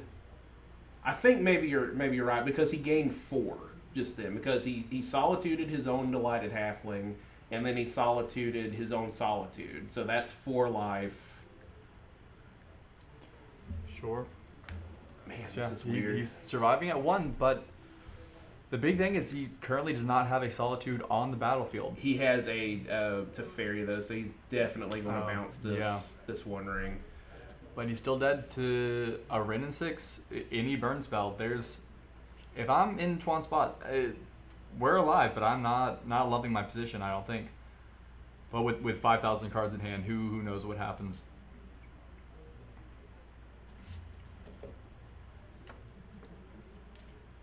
Ooh, Ulfgar, thank you for the follow, man. We really appreciate that. Hope you're liking the stream. Enjoying the top 8 so far. For anyone who may just be joining us, we saw Burn take down Rhinos. The other way around. Rhinos take down Burn in a clean 2-0 sweep. So we have we've played the One Ring, so we have protection now. So Rob is, he's still in a really good spot. So I think this is just a please don't kill me ring, because I don't imagine that ring is going to draw any cards anytime soon, unless we can get an Omnath down and start gaining a bunch of life. Unless we got a Madman on our hands. Good old Goyf. Armagoyf. In Modern? In 2023? The old Goyf. Madman. Goyf here is it's definitely a lethal threat, but we do have a Solitude in hand, so. We do. Oh my gosh, this is an intense game to be at 1 life on the control side. Because again, there's just so many things I feel like that Rob could have. This is where not having the deck list is quite unfortunate at the time. Because I'm not sure if he's playing much burn in that Gruul list, if he's just looking at Ren and 6 for that little bit of reach. I don't know exactly what Rob could have in his hand or draw. It feels like there's got to be some good outs to him to get that last point of damage across. That is an Omnath. That is an Omnath. That's going to be 4 more life if he has any land. Mm-hmm. And obviously, we have to assume there's a land in those 15,000 cards. I think I saw a Misty Rainforest right there. There is a Misty Rainforest. And there's a Solitude. So very likely we're just going to see the snowball forming here. Absolutely. And that's what these control decks do best, isn't it? Sure, you might do a lot of damage in the first turns 1 through 3, maybe 1 through 4, but as soon as that One Ring resolves, as soon as you get Omnath, these Planeswalkers, that's a lot of snowballing that happens really fast. If you can survive the initial onslaught as this control player, which it seems like we did in this game. Yeah. If I'm on Rob's side of the field, I guess the rounds are untimed, so there's no point in trying to scoop it up to hurry up and go to the next game. But I would probably just scoop at this point, because you have so many permanents with dice with counters on them at this point, and it's just, I do not see a way out of this, because even if we get in, we can fetch and gain life. Yeah, it's an uphill battle for sure. I agree. There's top 8. There's no clock, no reason to concede just yet. I don't see an easy route to win from the Gruul side. Chat, has anyone seen this deck? Anyone know what might be in it? Ideas on how to get out of this, or are we just kind of hoping 5-color mills themselves? What's the game plan here? How does Gruul win, or how does 5-color lose? Might be the better question. So we're dashing Ragavan, and we're just trying to be aggro. So we're going to fetch, and we're going to go up to 8 or 7, excuse me, because we have to pay the 1 for fetch. Sure. Looks like there's a little discrepancy over life totals or something. It seems like it should go up to 8, because we we're at 5. So we go down to 4, and then 4 more life from the Omnath. They Should go go up to 8. Okay.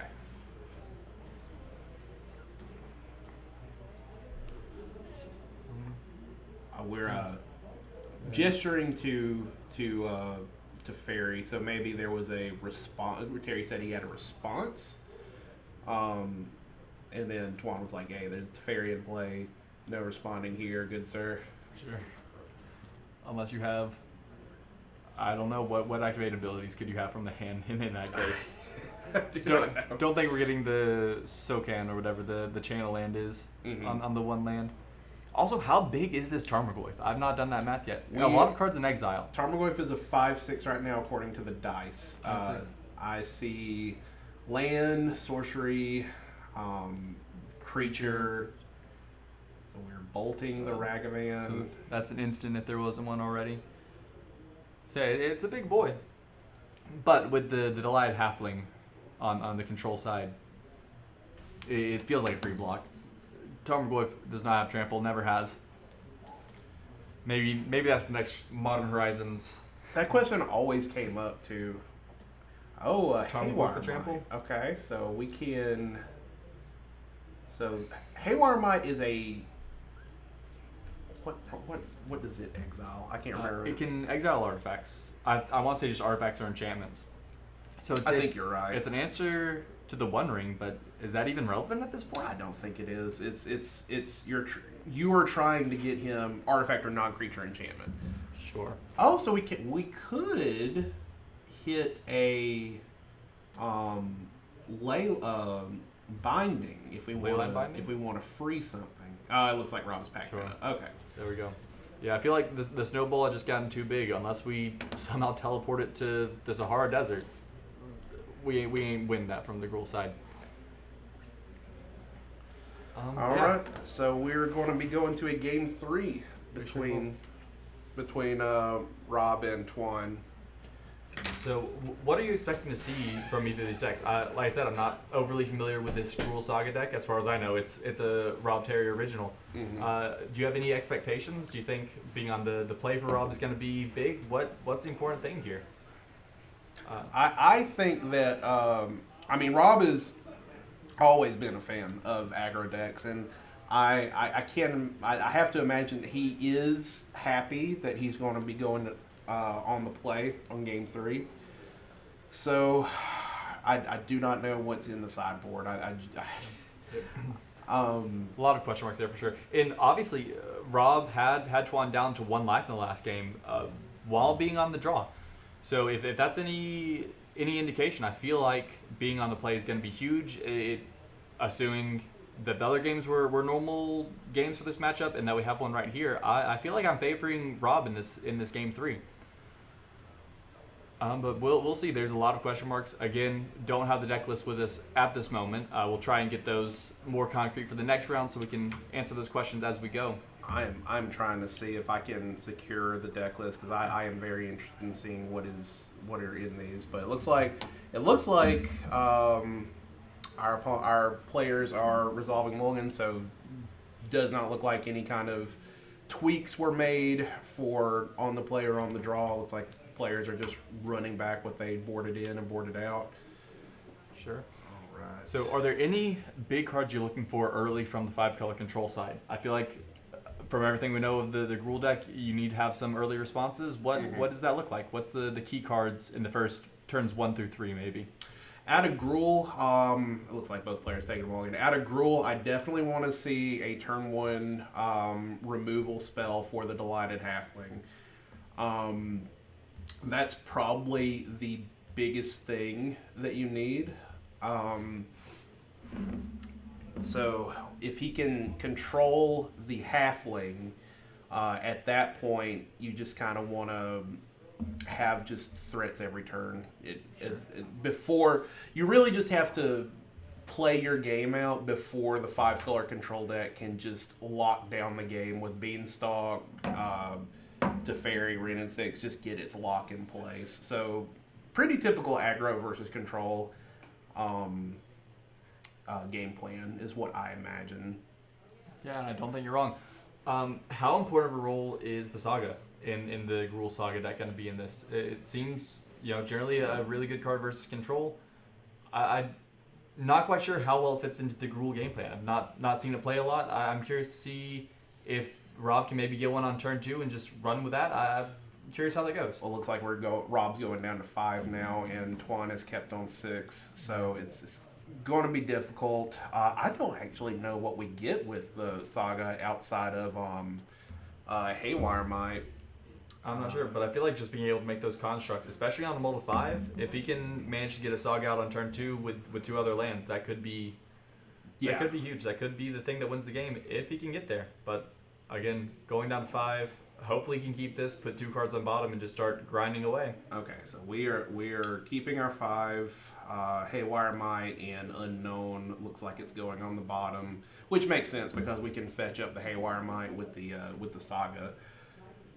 All right, so we're starting it off. Maybe a turn 1 Ragavan, which is almost always the correct play. That is going to be the turn 1 Ragavan. I think that's exactly how you want to start if you're the Gruul player. Yeah. So that is always a good thing to see if you're an uncontested Ragavan on the play on turn 1 with no removal spell. All right. So on a mulligan, if this can connect, which it's looking less likely that it does, but if we can, that treasure token might be very useful. Maybe Rob kept a land light hand, hoping to bank on these treasure tokens. Again, a lot of question marks right now. Oh yeah, Josh updated us 6 scam decks on the Swiss. So wow, that was a pretty good amount. Yep, that's high quantity, and to only have 1 make it into the top 8, I wonder what that says about either the scam deck today or maybe just in this meta. All right, so we have bolted the Ragavan, but Rob has a follow-up Tarmogoyf, so that is a 3/4 currently. Immediately 3/4. That's 2 mana 3/4 on turn 2. That's not a bad spot to be. Some may say long gone are the days of Tarmogoyf, but not Rob. Never. Rob is proud to put that in his deck. All right. So getting in for 3. And we're fetching again. This may be binding if he gets a Triome. It is, and if so, that might just be very backbreaking. We'll see. Is it? That looks like a breeding pool, maybe. Mm-hmm. I think that is a breeding pool. Yeah. So not quite sure what to expect from this. And the glare is doing us no favors. That's a ley line. That is a ley line binding. Okay. So we have answered the Tarmogoyf. It's too good. You have to go on binding it. It is. So, okay, and Rob no follow up. Yeah, it looks like I'm seeing. It looks like bolts in his hand. Maybe he just kept interesting to keep in bolts. That was actually one thing that I was finding myself doing against 5-color control is I just boarded out my bolts. Because really the only relevant target is going to be Delighted Halfling. After that, you just bolt really doesn't do much. Right. But you're also coming from the side of a Murktide player, yeah? Correct. I feel like the Gruul deck wants to have a little bit more reach, maybe go over the top some more. That is true. It's also a good, solid answer to the One Ring in some senses. They resolve the One Ring. Sure, I can't kill you right now, but upkeep, you're free game. I got a bolt in hand. That is a very good point. All right. So we'll, again, what was the play from Rob? Did he put a companion in hand? I think he did. Is this an Obosh deck? No, can't be Obosh. It's Gigantha. Gigantha. Oh, okay. So we put a Gigantha. Yeah. Okay. So that's. Oh, and the One Ring for the control. This feels like a not great spot to be in if you're on the Gruul side, but Tarmogoyf, hey, that's another threat that just has to be answered. And if it's not, who knows how long till that just runs away with the game. So no change to the graveyard. So Tarmogoyf's still a 3/4.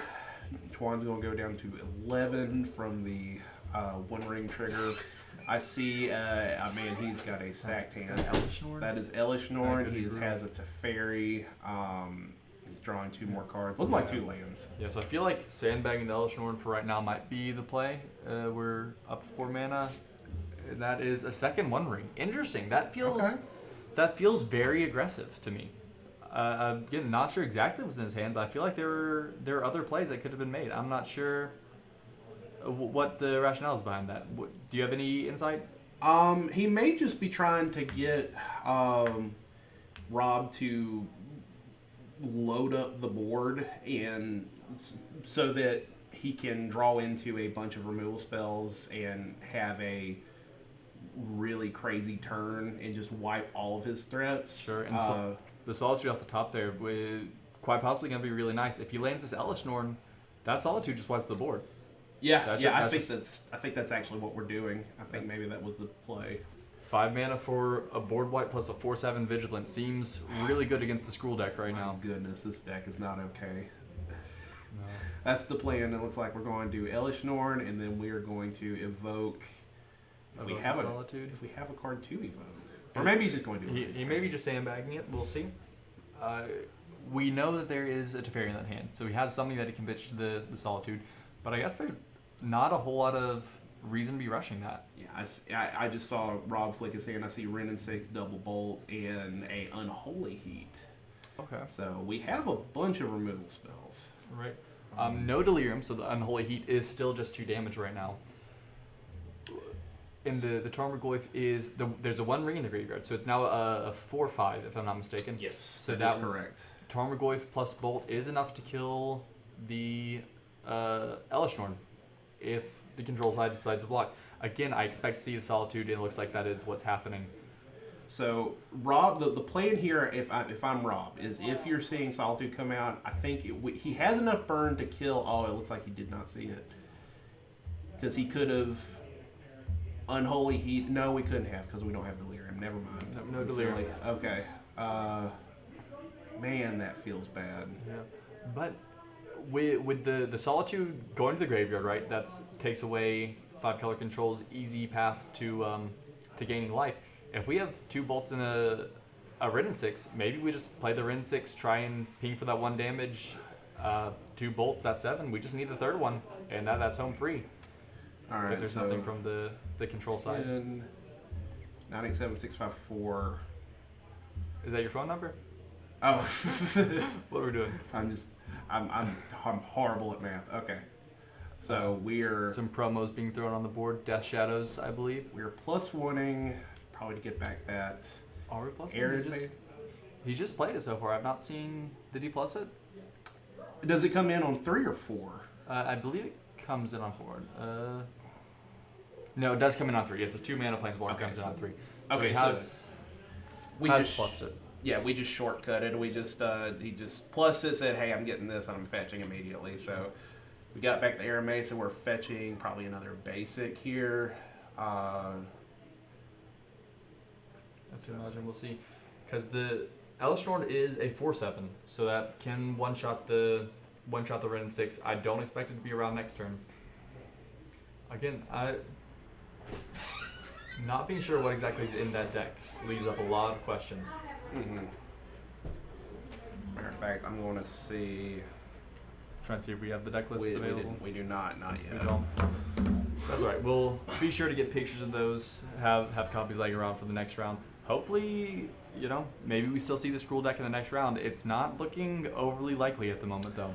3, 6. I am favoring this control deck in this game quite heavily. 7, so that's still a lot of room to work. Is that just 1 card for the control player? That he has in hand? In hand, yes. No, I believe he has a couple. If he didn't now, he does. Drawing off the ring. So is there a Teferi in play? I cannot see. I think that's the Elishnorn. Currently is no Teferi, but now there is. There we go. Okay, I think we're going to bolt in response, so put him to 3. Seems like it. And if there's not a way to gain life for Tuan, which I have not seen one, then any bolt off the top is just game over. Oh, he's bouncing his bouncing his ring to draw a card. And replaying the ring. So. Alright, so we're at minimum winning our next turn if we're wrong. So. Was there no attack, or did he go for life total? I think doesn't Elishnorn have vigilance? Elishnorn has vigilance.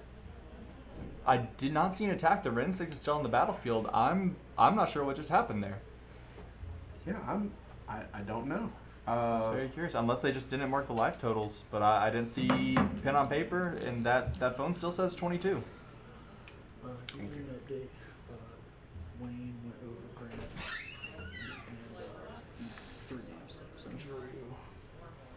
never cast it. Big sad. I never even drew it, to be honest. Damn. That's sad. We're at 3 still. Thanks for playing it though, Grant. Yeah, thanks for playing the trickster in your amulet deck. Yeah. It never came up. It never did anything. So. Fair enough. Net neutral. That's where we at. Yep. Yep. All right, No, that is the actually, Giganta down. Actually, honestly, I would say it was net positive because I always had a free card to cut. I never had to trim anything Okay, sure. Yeah. because I have 61 cards. Right. Just you never put 16 cards in your sideboard though, right? No, Okay, of good. course That is illegal. But I have a good one, Grant. Okay. All right, so control down to 2 life off the 1 ring activation. Teferi makes upkeep bolt impossible. So if he can somehow cycle rings or gain life, there's a lot of good things that the control player can do right here. Okay, unless he has a way to bounce the ring, which surely he's just evoking solitude. No, fury. Or is that the ingot chewer? That looks like a fury. He pointed at the Rin 6, so it should be dealing some damage over there. By God.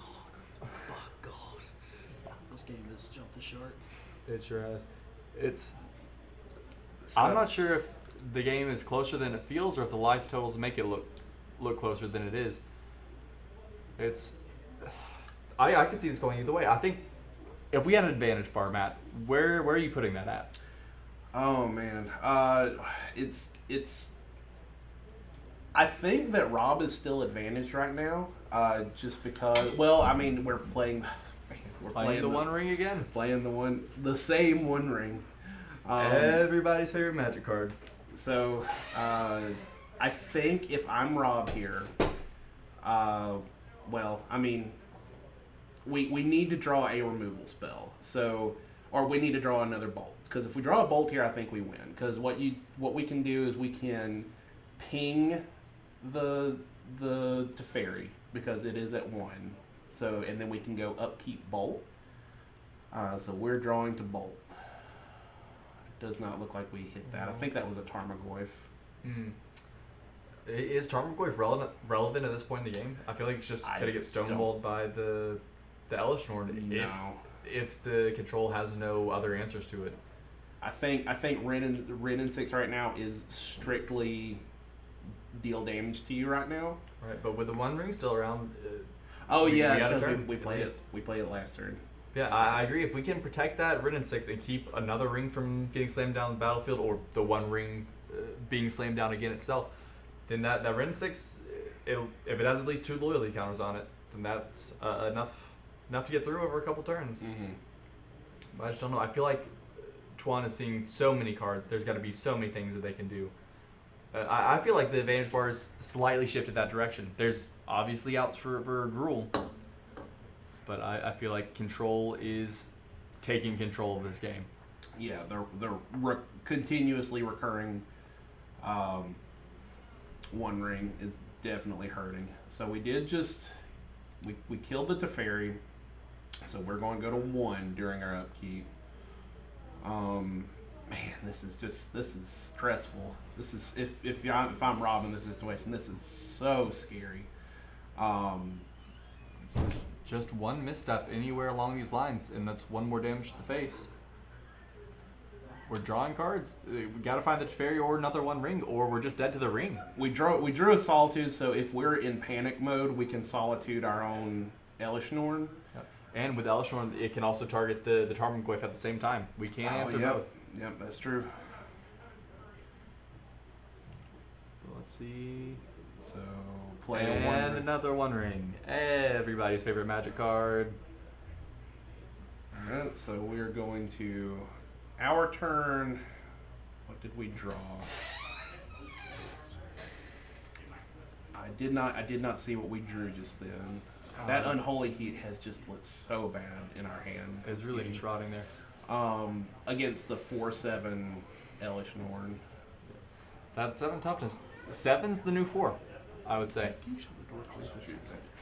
Because that was for a long time. 4 toughness was like the mark to be at in Modern to avoid Lightning Bolt. But now with Unholy Heat, kind of everywhere. Twan gave Rob the benefit just then. He started to go to combat, and Twan just reminded him of the ring. So very, very kind of Twan to not just make Rob burn his turn there. Ooh, looks like Rob is going to go for the kill Elishnorn play now. That's what it seems like. And I would be shocked if we don't see the Solitude come out. Yep. Yeah. Exactly what I would have expected. Probably going to target the Elishnorn and that Tarmogoyf, gain 4 life to stay alive. And just a free removal spell. And again, this is just what makes this control deck so dangerous, is you have so many answers to so many things. Yeah, it's just... You make it past turn 4. Let's see it. Yeah, you make it past turn 4 and you're still alive and drawing some cards. You're in the driver's seat in almost any game. See you next week. I'm gonna keep the stream on my phone while I drive. Appreciate it. Okay. Yeah. So at this point, what are the outs from the Gruul side? I just can't really think of anything. Well, so we have Haywire Might, so we can pop one of those ley lines now. So we can get a threat in play. And then he has to have a removal spell for that. Oh, we're gaining life with the with that. I would have the been Solitude get in for some damage. Yeah. The game's not done, but I don't like this spot if I'm Rob. So we have Prismatic Ending in our hand too. And that is unfortunate. Is this empty-handed on the Gruul Another side? ley Second. line. Or another Haywire Might. Haywire. Okay. So this is not necessarily bad. So what we can do now, if we're Rob and he may be trying to set up for this, is like block, or block the Solitude, and then sack it before damage so that he doesn't gain a life, and then get a Goyf back. Sure. But it looks like he just went for the One Ring. Right, and I think that is probably the closest thing to an out. If Control can't accrue more card advantage in another way, even though they have, 10 cards in hand? That's a stupendous amount of cards. It's too many. This is quite the fight. A Ren 6. What is Haywire Might's toughness? Is it 1 toughness? It is a 1/1, I believe. Yep, so it looks like we may be forcing Rob to use that now. Try and get the Tarmogoyf back. I don't expect that to stick around, if I'm being entirely honest, but we'll see. Crazier things have happened. Pretty sure we have another Solitude copies 6 and 7 in the hand. Right. They've always got more. Yeah, it's always got Solitude. Yeah, this deck is just unbelievable. Yeah. Right. We're on Halfling Beatdown right now, so we are at taking 5 right here. Right. Yeah, like we've said, top 8 untimed. There's no reason to force any concession or call it quits early. But I don't know if it's mathematically possible for Rob to win this game. From this standpoint, I think we have gone past the point of the aggro, the Saga deck being advantaged. And that means I've got to ask the question: what happens if Rob doesn't mulligan to 5? We saw 5 color control down to 1 life. I feel like those extra 2 cards could have been helpful. Or 2 down to 5. What happens if there's an Urza Saga in that opening hand? If he can get that Urza Saga down to turn 2, Urza Saga would have been really good to see in any of these games. We didn't see game 1, but yeah, Urza Saga would have definitely helped out. Sure seems like it. Dad on Ham. Thanks for the follow. We appreciate that. We love seeing new people, new faces come in. I think I know who Dad on Ham 93 is, but thank you for the follow also. All right, so yeah, this is just we turned a corner, didn't he? Oh yeah, no, we have done a complete 180. It is just drew another One Ring. He's exiling the Ren and 6. He's just taking this deck apart basically. So I think this game is pretty much done for. Yeah. The last game when he got him down to 2, Rob had a chance to pull it out. He got tentative. Hey, what now? He had tentative on his play. He had open mana. He needed to turn with a Haywire Might and a Lightning Bolt in hand, and the guy was at 2 with 3 or 4 counters on 1 ring, and he didn't force the Haywire Might to try to get the counter spell for the bolt. Oh, yeah. Oh, man. That's unfortunate. It just occurred to me who Dad on Ham might be, but I'm gonna stick to Dad on Ham. That is definitely what that name is. Sorry if I butchered it, bud. I never claimed to be a prolific reader. But yeah, this. What's your major, by the way? Not all English majors are literate. Thanks for. Not all dogs know how to swim. That's fair. Yeah, it feels like we're just watching. I don't know at this point. This is not. This is technically a game of Magic. Oh man, this is tough to watch at this point. I mean, so we have 1 card in hand. What can we draw here? I don't know. Well, I've been saying all day though. Kudos to all these players for sticking out, making your opponent or letting your opponent, being your respective, get across the finish line with that last swing. We've seen it time and time again. I believe in one of your matches with Murktide, it seemed more or less dead on board, and you let your opponent get in that last damage. Which one were you? One of your matches on stream. Oh, okay. All right. Against Toy. Which card were you talking about? I'm sorry. Just letting the opponent cross the finish line. Get that last swing in for damage. Oh, yeah.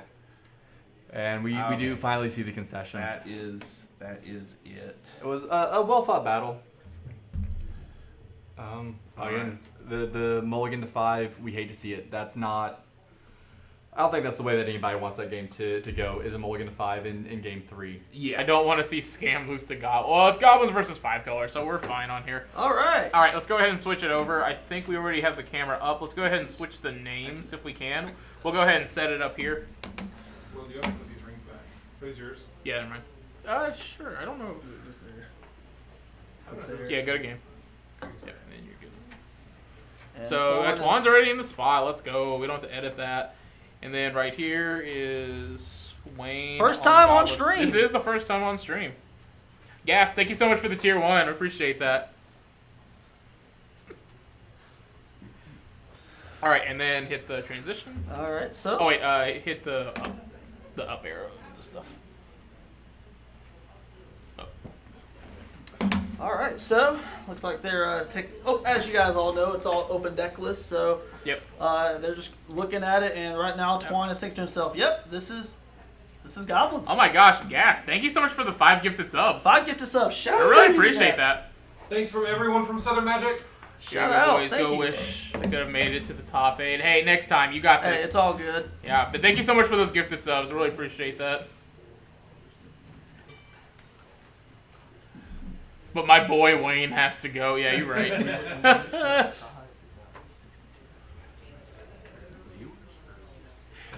Hey Josh, you got gifted a sub on air. I got gifted a sub. Yeah, you have ad-free viewing now. Oh, there you go.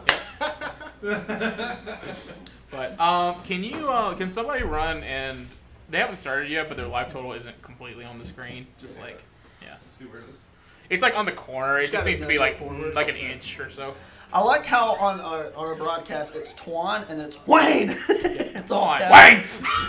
And he's playing Gobbly. Playing Gobbly. Yep. Playing gobble. Gobble. Wayne's about a gobble. Wayne spells like gobble. Turkey tribal, baby. Let's go. Who wins Gobble, this gobble. actually? Because 5 color. Okay, so here's the thing.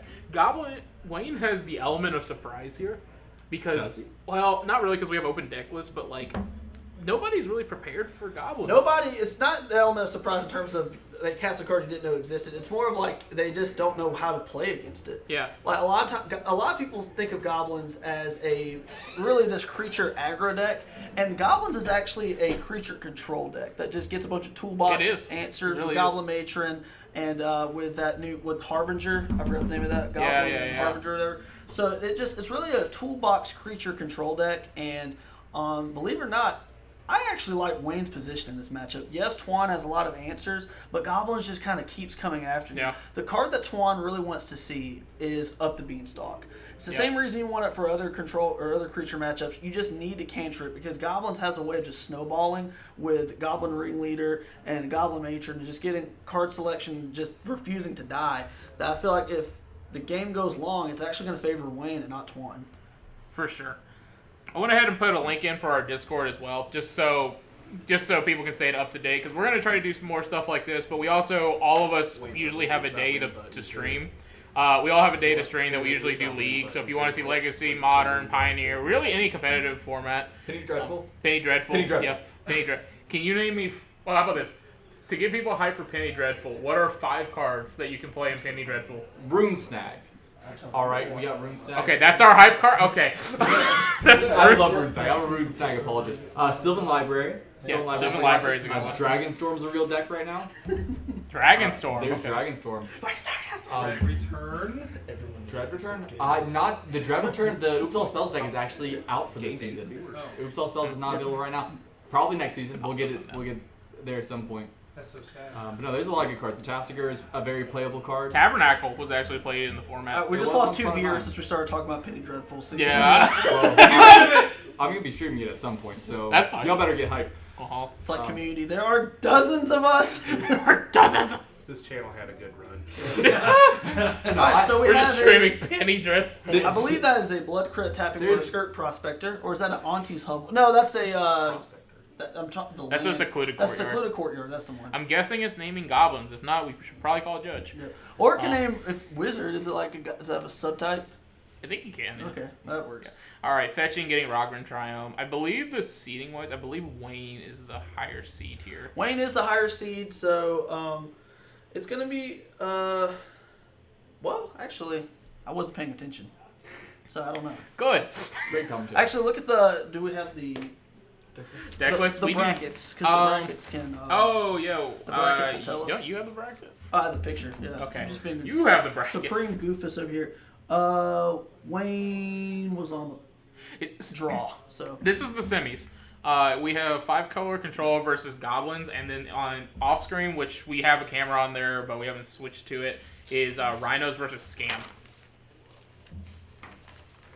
So that's what we have going on right now in our lives. But we voted on it, and people wanted to see goblins versus 5-color. We got Twan versus Wayne. All right. So- Well, Wayne already has one half of the combo, so I mean, again, and the one thing about The thing is, like, it's more than just a combo piece. It's just a good card. it's So- just a good card, and this is one of those things where if Wayne doesn't combo off, okay, like you still have Yeah. other options, you still have ways to maintain it.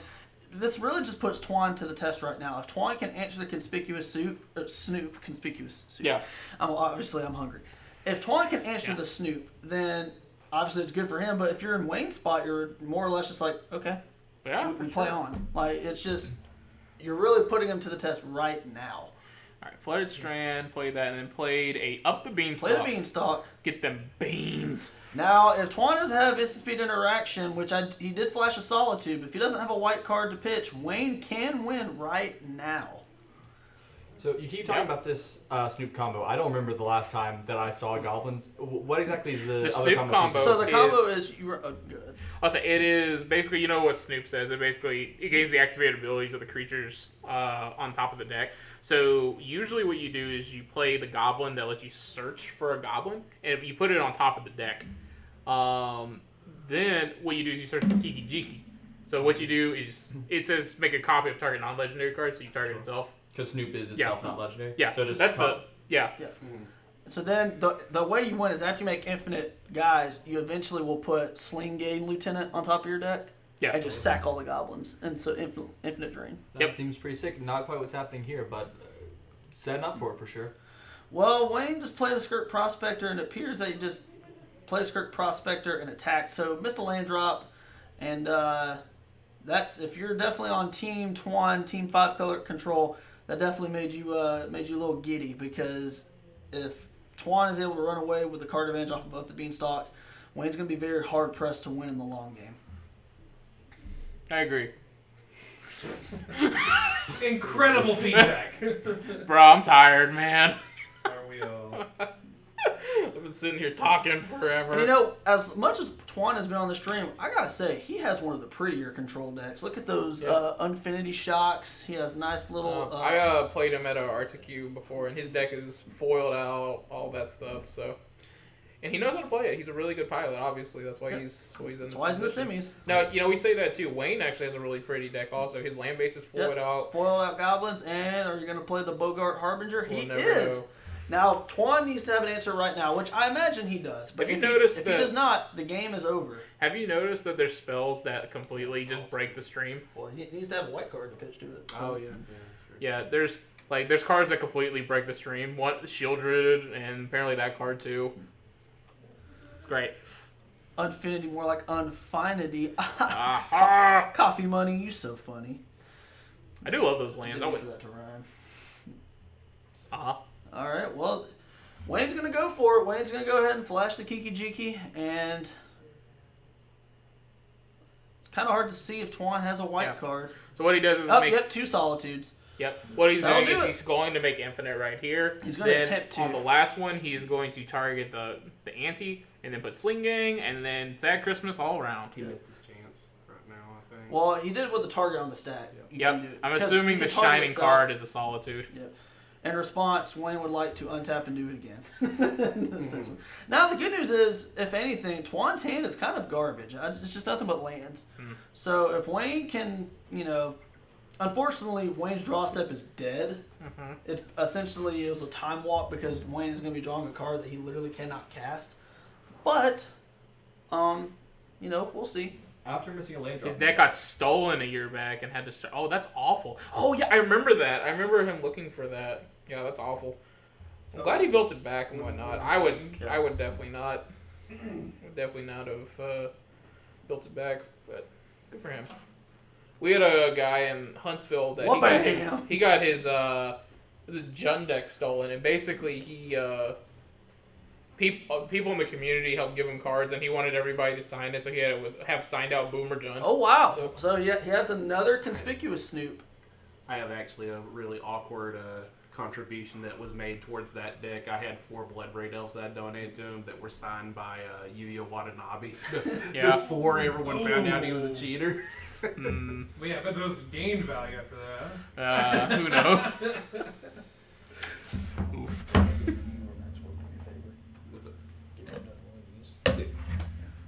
Wonder what our tab is going to be at the end.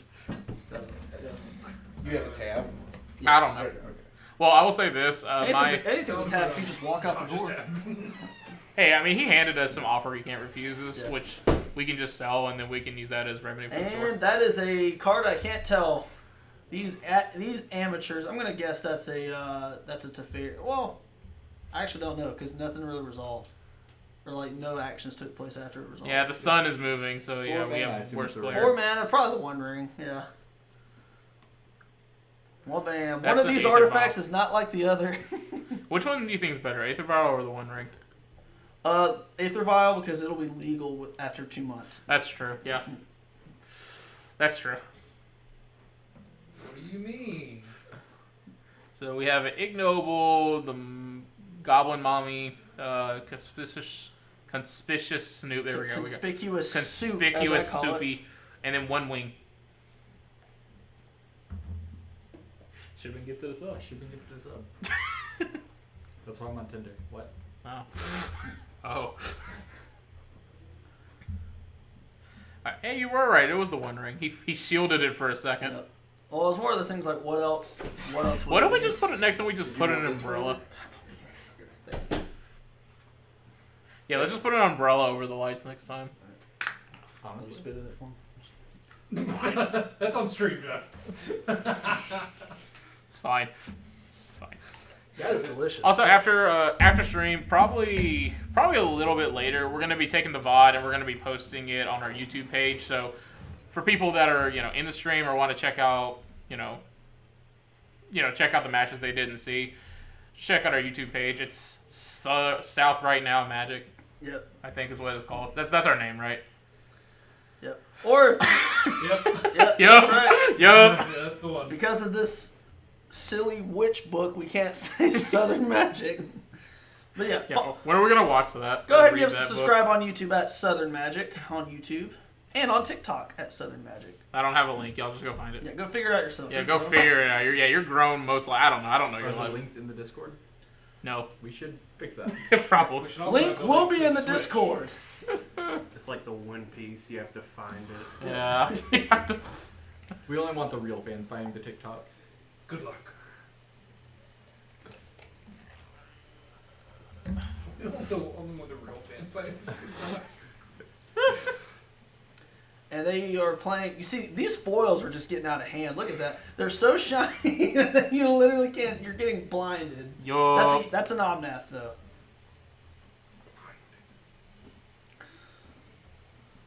That's how you know you're losing when your opponent's cards just start glowing. It's Yeah. like, oh, I better skip town. Yeah, you should see when Shieldred hits the field. It literally is just white on the screen. Go into Super Saiyan mode. Yeah. I still think Shieldred plus One Ring is the best combo you can play right now. Yep. Speaking of Shieldred, Matt, I was telling Chad about if they go on YouTube and search for Beseech mid-range on Southern Magic, they'll see our stream of All right. playing Shieldred plus Peer into the Abyss. All right, I actually have no idea what that card is. It's a secret lair card. Oh, that is That's Goblin Goblin Goblin Matron. Matron. Oh, I think it's Goblin Matron. Shout out to all. Oh, if that's a well, never mind. I was gonna say if you can find a way to put a card on top of his deck, That puts it in the hand. it Yeah. does put because that's the only way he can threaten infinite. But if you Still though, Bogart. could get Bogart. Just has no way of casting it currently. Gets a He got munitions Munitions expert. Expert, That's a yeah. nice one. And like I said, I really don't mind Wayne's position right now. Obviously, it's not great. Your opponent has a lot of tools, but Yeah.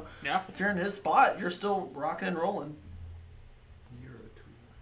All right, we are at 29% on battery. We should be fine for the rest of this. We're at 29.25. I'll keep that monitored for the cameras. Oh, for camera life, that is. Oh yeah, no, my laptop's at 1%. We just never need to unplug it. So Okay. it doesn't look like it is, but if you unplug it, it's kind of just like suck. You get the suck. Just what will? Don't worry about it. I don't know. Both cameras Don't at worry. 29? Yeah, they're fine. It's the One Ring and Omnath. Yeah, it's One Ring, Omnath. That's a The line prismatic. pathway. That's a prismatic ending. Get rid of the Snoop. That's good. Here. Prismatic ending. Now So I think now we just have a bunch of Lords and an Ignoble. So I think 5-color is going to take control of this five game. colors should take control of this game. They just need to present a way for lethal. And I believe that's going to be a little T. Yep. So I say after this, if somebody could tilt the camera just a little bit, maybe that will help with the glare. Okay. Yeah, go ahead and just tilt it just a little bit. That might help with the glare. Because both these people, it's really a first world problem. We picked the two people with the blinged out deck, so we can't see what they're doing. summon Dark Magician. Elusive comment. If I were either of these players and my opponent cast a Dark Magician, I would shake their hand. Yeah, I would hug them. it's really good. It's a really good card. That really didn't help. Matt's gonna come back. Did it work? No, not at all, actually. It helped the right side a little bit. You can come back. It helped a little It bit. helped the right side of the screen.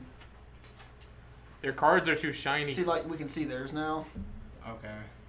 It is tilted. It's just... Yeah, it is tilted just a little bit. So, I ain't gonna trip about it. nah, fix it back. Yep. Make it not tilted. Well, It's bothering Drew, so Drew's gonna go do it. I'll do it in between games. You can do it now. This game might last a while. this game is. Ugh. Yeah. You can go check on the other game real quick. I'll do that too. Alright.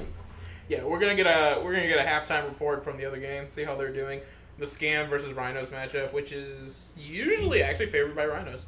Because Rhinos, what you do is you just keep a bad hand and they rip it apart and you go, I'm going to just draw the good cards. Because that's what I do. Just turn off all lights and play in the dark. We could. I mean, Shuffle. wha-bam! Get that Omnath out of here. You know, that's actually not terrible. It's not. That is really good. Now, the other thing about Wayne's deck is it's chock full of lords. So if Wayne can get a lord out somewhere and really just kind of walk the tightrope between really good value cards and an actual clock, you might be able to take over. However, as we all know, Twan can easily just ride the One Ring engine and just outlast. Yeah. So both of these decks are kind of doing their thing. He's got a bunch of pooters on his field. Yeah. Yeah. That's Con Vermin, thank you so much for the follow. Appreciate Thank you that. so much, Con Vermin. So many cards in his hand. Yeah, he's got so many cards in hand. You know what's really really awkward about this board state? Delighted Halfling blocks all these creatures. No, they're all 1/1s, aren't they? Yeah. Yeah. So it's Bunch of poopers. yeah. Yep. And proactively using the ring. You know what that tells me? Another ring.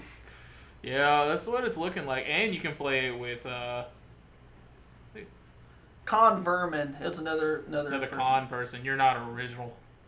But thank you for following. Hopefully you'll stick around. Yeah. Actually pretty good. Thanks for a little bit. I'm gonna stay out there and just Yeah, hang message out. you if Yep. there's any unclear cards. Did you see any how's the other match going? It looks like they're going game 2. I'm not sure who won. It was a very close game. Okay, cool.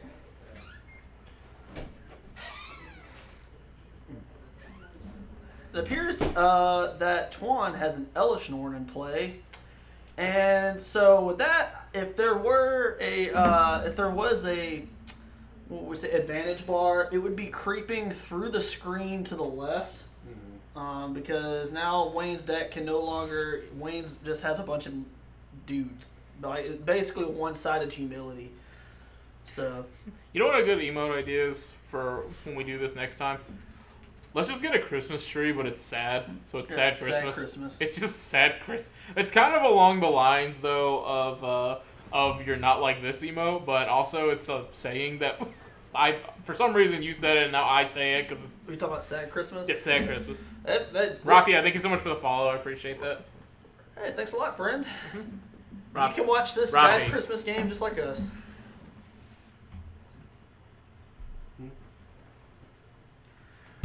Sound effect. We don't do sound effects on these streams for a reason. So, breaks away from the content. The only sounds we want you to hear is us complaining. Yes. Because Yes. everyone knows the best part about Magic is actually the complaining. Yeah, it is the best part. If okay, I don't recommend smoking to anybody, but the best stories you'll ever hear is if you go to the smoker circle outside of an SEG or a GP. It's just I got blown out by just that over and over, just screaming, and you're just sitting there like, yeah, I'll listen to funny this. story. I came home from a tournament and I was just super like disgruntled, and my wife looked at me I and think we goes, have a judge call right here because they're looking at Omnath. Oh, it's probably Omnath with Elishnorn. "I'm gonna let you pronounce that, but thank you so much for the follow." You Chiha, thank you so much for the follow. It's funny. I came home from a tournament. I was just so disgruntled, and my wife was like, "Do you even like this game?" And I was like, "I love this game." That question has kept me up at night many times. We got some friends. We got some friends in my channel that are like that too. They're like, I have put 5,000 hours in Smite. Do you like it? No, this game sucks. It's destiny. Yeah, it's like I've put thousands of hours in. Are you any good? No. I hate this game. Are you any good and do you enjoy it? Are two very different questions. No and no. No. The answer is no and no to both. The best part of Magic is talking about it. And And Wayne has picked you know it what, up. guys? Okay. I think Twan won that game. Yep. I don't. Wayne has a Don't. message for us. Don't know what he said, but It's fine. It's fine. We're gonna go ahead and transition this one. All right, we got that thumbs up or that arrow for Twan. Hey, who won that game? Wayne would like people to know that 5-color on map is not fair. Okay, Oh, yeah. that's fair. I'll let the chat know. yeah. I'll put the complaints in. Hey, hey, 5 colors. Ask Hargett how his Lies of P progress is. It's going good. It's a new Souls game it's a Souls-like game that's going well. That's a game where I think everyone who participates, they all agree that they hate it. Like Elden Ring. Anytime you like this game? No. As they just slam glass against their head. Deck's not fair. Yeah. All right. Scam did beat game 1. Scam got game All right, one on the Scam- other end. We're up. Scam and 5-color all up one. Yep. So keep you guys. So in the I loop. do think, my personal opinion, I think it's gonna be 5-color versus Scam. in the Yeah, finals. that's a so good- which that's Who would've thought? That's an OGC final right there because Yeah. they're both from OGC. That'd be So pretty sweet. so we have 2 people from OGC and 2 people locals. So deck is unfair. Oh no, it's not fair at all. No, it's just a pile. It's just hey, look, I'm rich. It's I'm gonna make you sit here it's, and look at all my money. Yeah, it's I love the way that Matt describes it. It's 5-color trade binder for It is. like the last 2 years. It shouldn't. Who's be- on Scam? Ben Chatham. Ben Chatham. Yeah, Ben the, Chatham's the on. owner of Yeah, owner of OGC. Another store in the Alabama area. Not, I wouldn't say Birmingham. It's more in the Anniston area. No one plays competitive anything because it's fun. You just want to be the best at dealing with pain and agony. And you Yeah. know, there's so much accuracy in that. You know, there's so many times where like real life trauma. I've just been able to deal with it because I was like, you know what? I lost a winning in at SCG. What is this?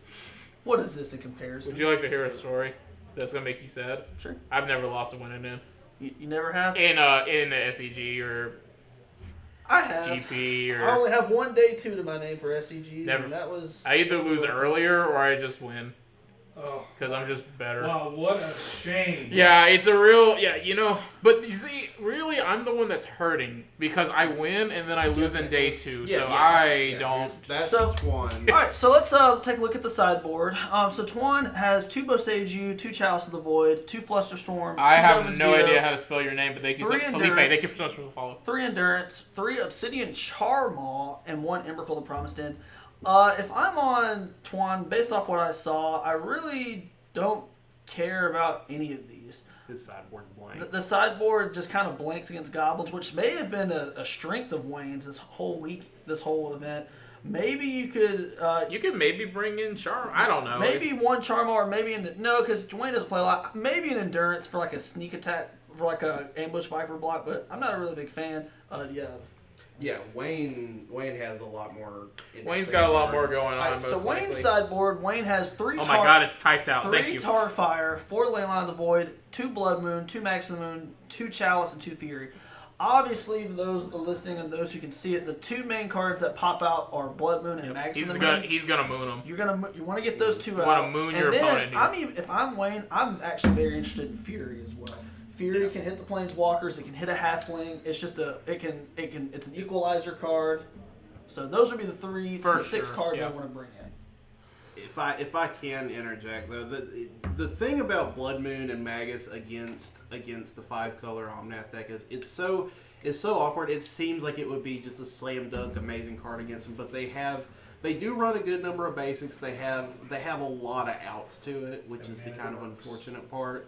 They have Mana Dorks, they have Teferi that can just bounce either one, and they have Boseiju. So it's like I have tried it where I've boarded it in against them on Murktide, and it's kind of not done much. But I mean, certainly there are stages where it can be good, but I don't know. Overall, I'm kind of not impressed with it. If I just have to give my input on it.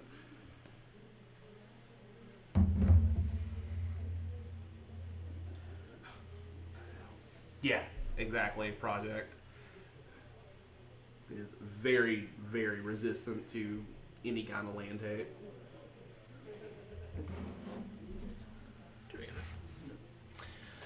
Yep, and one interesting interaction with Twan's deck, and I've done it before in Bring to Light and Pioneer, and that's with Omnath plus Elishnorn. If you get Crack a Fetch land, and you actually, with a first land drop with Elishnorn, you immediately gain 4 life and get 4 mana. So it's not necessarily you gain 8 mana, but you can immediately just, if you have a fetch land, you can get all 3 modes of Omnath's trigger. So it's definitely a neat interaction.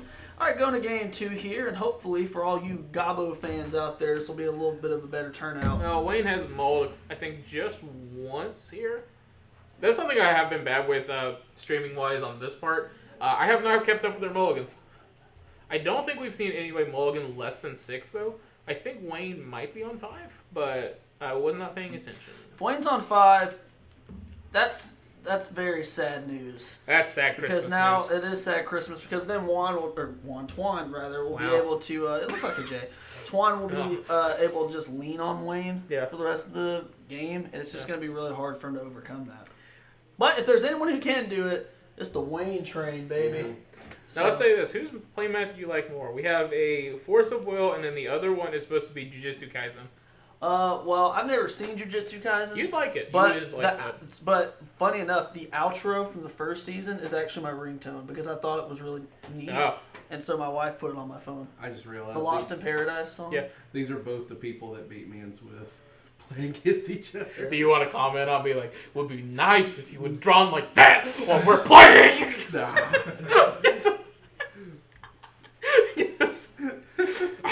Did someone say goblins? You got that right, Elusive Con Man. That's what we have to the right. You may have not seen any of the goblins because they all died that game. Yeah. But you hopefully will see some. He's picked up the phone. He's texting. He's texting. That's How how will you we know know the life total? That's how you know you're. Oh, Mull to 4. Yeah, he is mulling to 4 on this Oh one. my I God. didn't notice This that. is becoming a Sarah McLachlan special. All right, if we can get F's in the chat real quick for our boy. I don't care who you're reading for. This is becoming TVMA. If you're watching this, if you're one of the millions and millions watching around the world, shield your eyes if you're under the age of 12. How much do you want to bet that Twan just messaged his group message and said, "I'm about to make it to the finals"? It's like I'll see you in the finals. As you guys saw, looking at flights to Denver. As you guys saw Twan pick up his phone, he literally just messaged us and said, "I'm about to end this man's whole career." Yeah.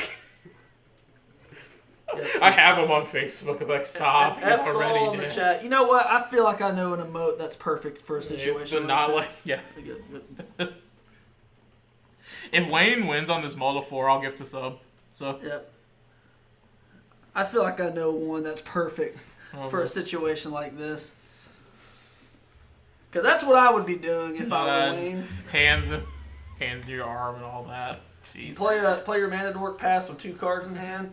Oh, he's got the mana. If he endings this game's over. Okay, he played a Delighted Halfling. No, right. Mana dork and a mana dork. King Mudkip, thank you so much for the follow. I appreciate that. Yeah, thanks a lot. All right, paying the 2. He played a Snoop. Okay, what if he just naturals If it? he naturals, What is that? What is that? That looks to me. That's a Mogwai. That's a Mogwai Mogwai. Marshal. All right, Alright, curving out. I mean, that's about as He good could as win. you can ask, but Probably gotten in with 2 there. No, he just. Oh, he had to played tap, it. Oh, he yeah, had to tap, yeah. Yeah, Had he to would if he had could. to completely curve out. I might be gifting a sub if this top card is Kiki Jiki. If Like, this if top it's- card is Kiki Jiki, I will gift a sub and I will go streaking.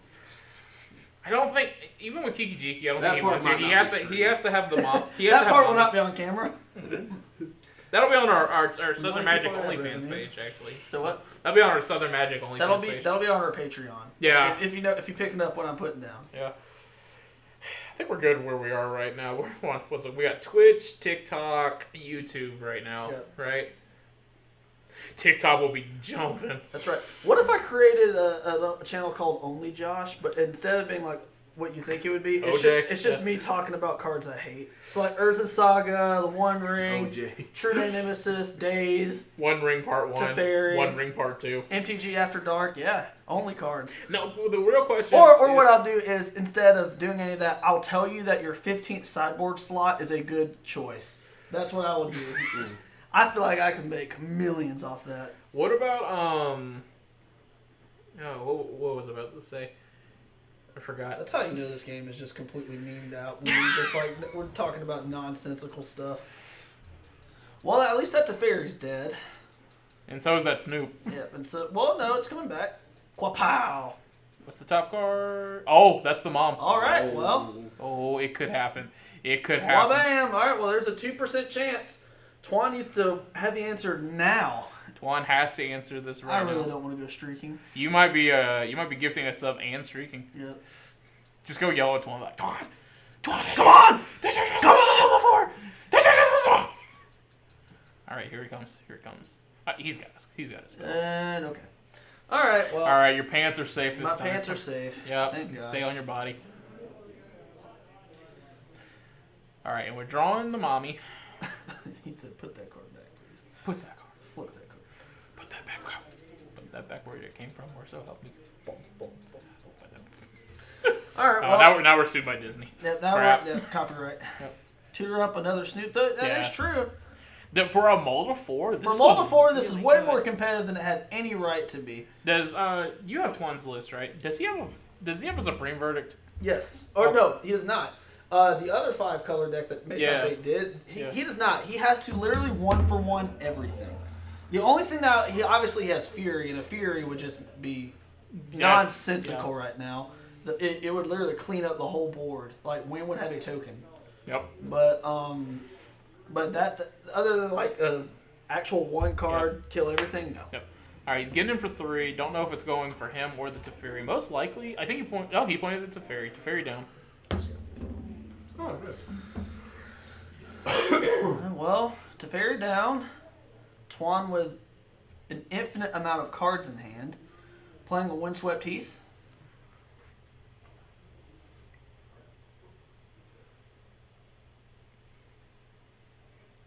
He's searching. And if at any point, if Twan plays a Fury, I believe we will see Twan in the finals. You think he has Goblin Bombardment in his hand? Elusive comment, don't tempt me like that. Don't get me excited. He probably does not. That would be sweet though. Pokey poke poke poke poke poke. Is that what I think it is? Oh, it's even worse. It's Elishnorn. Well, That card, he's had that card every single that game. card might. You need a whole lot of tar fires to kill that thing. All of them actually. Hey, Jalen Hurts scored me 27 points. There we go. Yeah, this would be a great opportunity for Check My Fantasy Team. Actually, Yeah. let me. Not saying this game's over or anything. No, this- No. We're watching still. But you know. Well, I lost. Jeez. All right, he's playing a ringleader here. I always forget that card's legal. Yeah, Ringleader is one of those cards that's sneaky good for goblins, and it's one of those reasons why it does nothing now. Actually, it actually does nothing. He I played a forgot- 4-mana I got 2/2. I got excited until I remember there's an Elishnorn. There's a shining. Now we Elishnorn. just play a Fury, and then we just Walloompa everything. I believe that's a Fury. So Jamar Chase got me over That's a- 50. I'm that's still 5 I'm mana. sorry.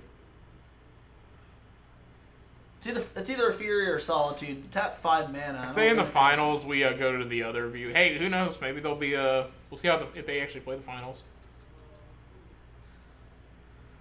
And no, it was a Charmaw. How about that? It blew up both of his lands. Not like Obsidian this. Charmaw. Not like this. Now play a Not like Now play a Magus of the Tabernacle. Yeah. So this is kind of funny too because like it doesn't actually matter what those cards are that are shining on Twan's field. Yep.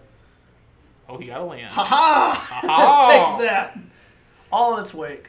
We know. Yeah, we know. we We've been trying to work with it. Right now, there's an Elishnorn, Obsidian Charmaw, and a Delighted Halfling. We're gonna move it. Our next game will be at a different camera. Yeah, we're gonna move it to a different camera So and all we'll that. make sure we have a good finals match, assuming Yep. they play that. We were streaming in a separate room, and then we had to move out of that, so we had to change locations. Oh well, there's Fury.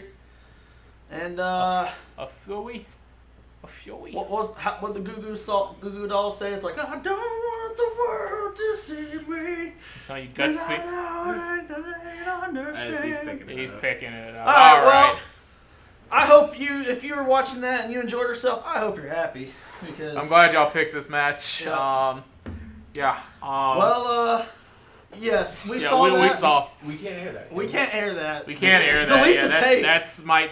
Yeah, we're Well, gonna have to post that on freaking. That's, Do you have a that goes on Will Reddit / Will or Gore. or Matt? Any thoughts on that match? Because my thoughts are. Yeah, that's a bleh. My thought is I'm really looking forward to seeing what gets banned October 16th. Yes. Uh-huh. All right, let's see the next camera. Let's see what we have going on. Yeah, if they're trying to still get it playing. set up right now. I'll Let's take Fan see. Fury. It might be Hot Fury. take, yeah. It should be Fury. It cuts off too many decks, i.e. goblins. Okay, so we're gonna switch to the other game. Looks like they're in the middle of a game Looks right like now. they're boarding. Can you get an update? Yeah, Rhino's just one. Right. Rhino's the just match. Game 2. Game 2. Oh, game 2. Okay, so we're going into game 3. Yes. Holy crap! Look at it. All right, so Look we're going at to it. game. There you go. We're going in game 3. Let's go ahead and change the names real quick. So we have Ben on the left, repping the OGC shirt. All right. All right, hitting OK there, and then we're going to over here. It's Anthony. You know, funny enough, these are two store owners playing against each other. So are they going to game 3? And Tiny. Yep. I was told by Anthony, whoever wins this, they get the others collection. Oh, Yeah. So it's That'll a make the big rules. cash game. So Yep. All right, so let's go ahead and set this up, transition here, and we will mark that both of them are up a game We're going notched into game at 3. 2. We're notched at 1, rather. Scam and Rhino's going to game 3. Yep, we we got got them up here. Oh, you do? Yeah, this camera is actually a lot better for the glare. Who won? Twan won in a way that I don't know if it's legal. It's probably banned in like 13 countries and Singapore. There were no lands on So- the field, and then there was a Fury. What? Yeah, Obsidian Charmal. Yeah. Obsidian Charmer with Elishnorn. And then but then he played a Fury with Elishnorn. So Has made finals all season. He bubbled on 9. Oh, I know. I beat him a couple times. I beat him a couple times on there. I really hope he gets this. nobody knows bubbling more than actually it's not bubbling. That's the issue. It's just securing the win. Yeah. Never mind. I bubble a lot. So you're saying you have trouble finishing? Yeah, it's not the first time that issue happens. But No, it's just Have you tried lightly blowing on it? yeah. Yeah, that only works when I'm close. Oh my god. I'm gonna go ahead and mark this as a mature stream. Yeah. We're talking about winning Magic games. We're talking about trying to get the ketchup out of the bottle. Yeah. All right, so let's see. We have. Seems Anthony is on a phone call right now. Yeah. Is that legal? Probably not, but you know. I mean, that last game we watched. We still had a theory that Twan messaged Twan us that it's over with. Yeah, Twan sent a text message like while out on the Moldal floor, and we were assuming he was texting somebody saying, "I'm about to be in the finals." Yeah. Okay. It's like, oh, I got it. All right, let's go ahead and see what we got here. Now, do we know who's on the play here? It's Ben, right? It would be Ben, I assume. Now, all right, chat. What do you think about this? A lot of Yu-Gi-Oh players do this in other card games where they take their playmat and fold it over. In a tournament, when your opponent does that, do you feel like you're about to just get flavor blasted? Yes. Because I always feel like I'm about to just get destroyed. The ones that you need to fear are the ones with no playmat and ultra close sleeves because they were given those sleeves. Those people don't fear anything. The players who have foiled out decks and play on the convention center tables with no playmat, those are the ones that are just going to rock your world. Yes, they are going to wreck you. It's like, well, I'm not going to say that. Never mind. Oh, all right. Never mind. Right back to being Back to MTG After Dark. No. It me. All right, so this is I think we're a little tilted. we are a little tilted, but I mean I can fix it real quick. So is we can fix that. You didn't have to do it to him, man. You don't know that. MTG ad. Hey, can you guys stream if anyone has foil beseech the mirrors? Hey, anyone in chat have a foil beseech the mirror they want to like Give send away us? for free? Yeah, mail. And ask nothing in return. That's good. That's good. Please don't touch it again. Matt, you just see the camera fall over. That's perfect. Ben's on the play. Ben's on the play. Cool. Ben is on the play here. Actually, tell him, boy. Got 9th twice this season and 10th today. Wait, actually, to beseech these. To beseech these what? These what? These corn nuts. These chicken nuggets. I hope. I really want some chicken nuggets. Right I'm now. so hungry. I'm starving. We're going to King Buffet after this, and we're gonna destroy. We're going to kick open that front door, and the hostess is going to cry. More rice. There's never enough. Rice. I told you when I'm finished, you can have what's left. That's gonna be us at the buffet. But there isn't enough. There's never enough. Happy Thanksgiving. God. I told you when I'm finished. What's left? All right, we got the life total here. All right, let's see what happens. That's condensation. That's on the outside. condensation. Now, I will say, like, I am rooting for Rhinos because it is my actual deck being played.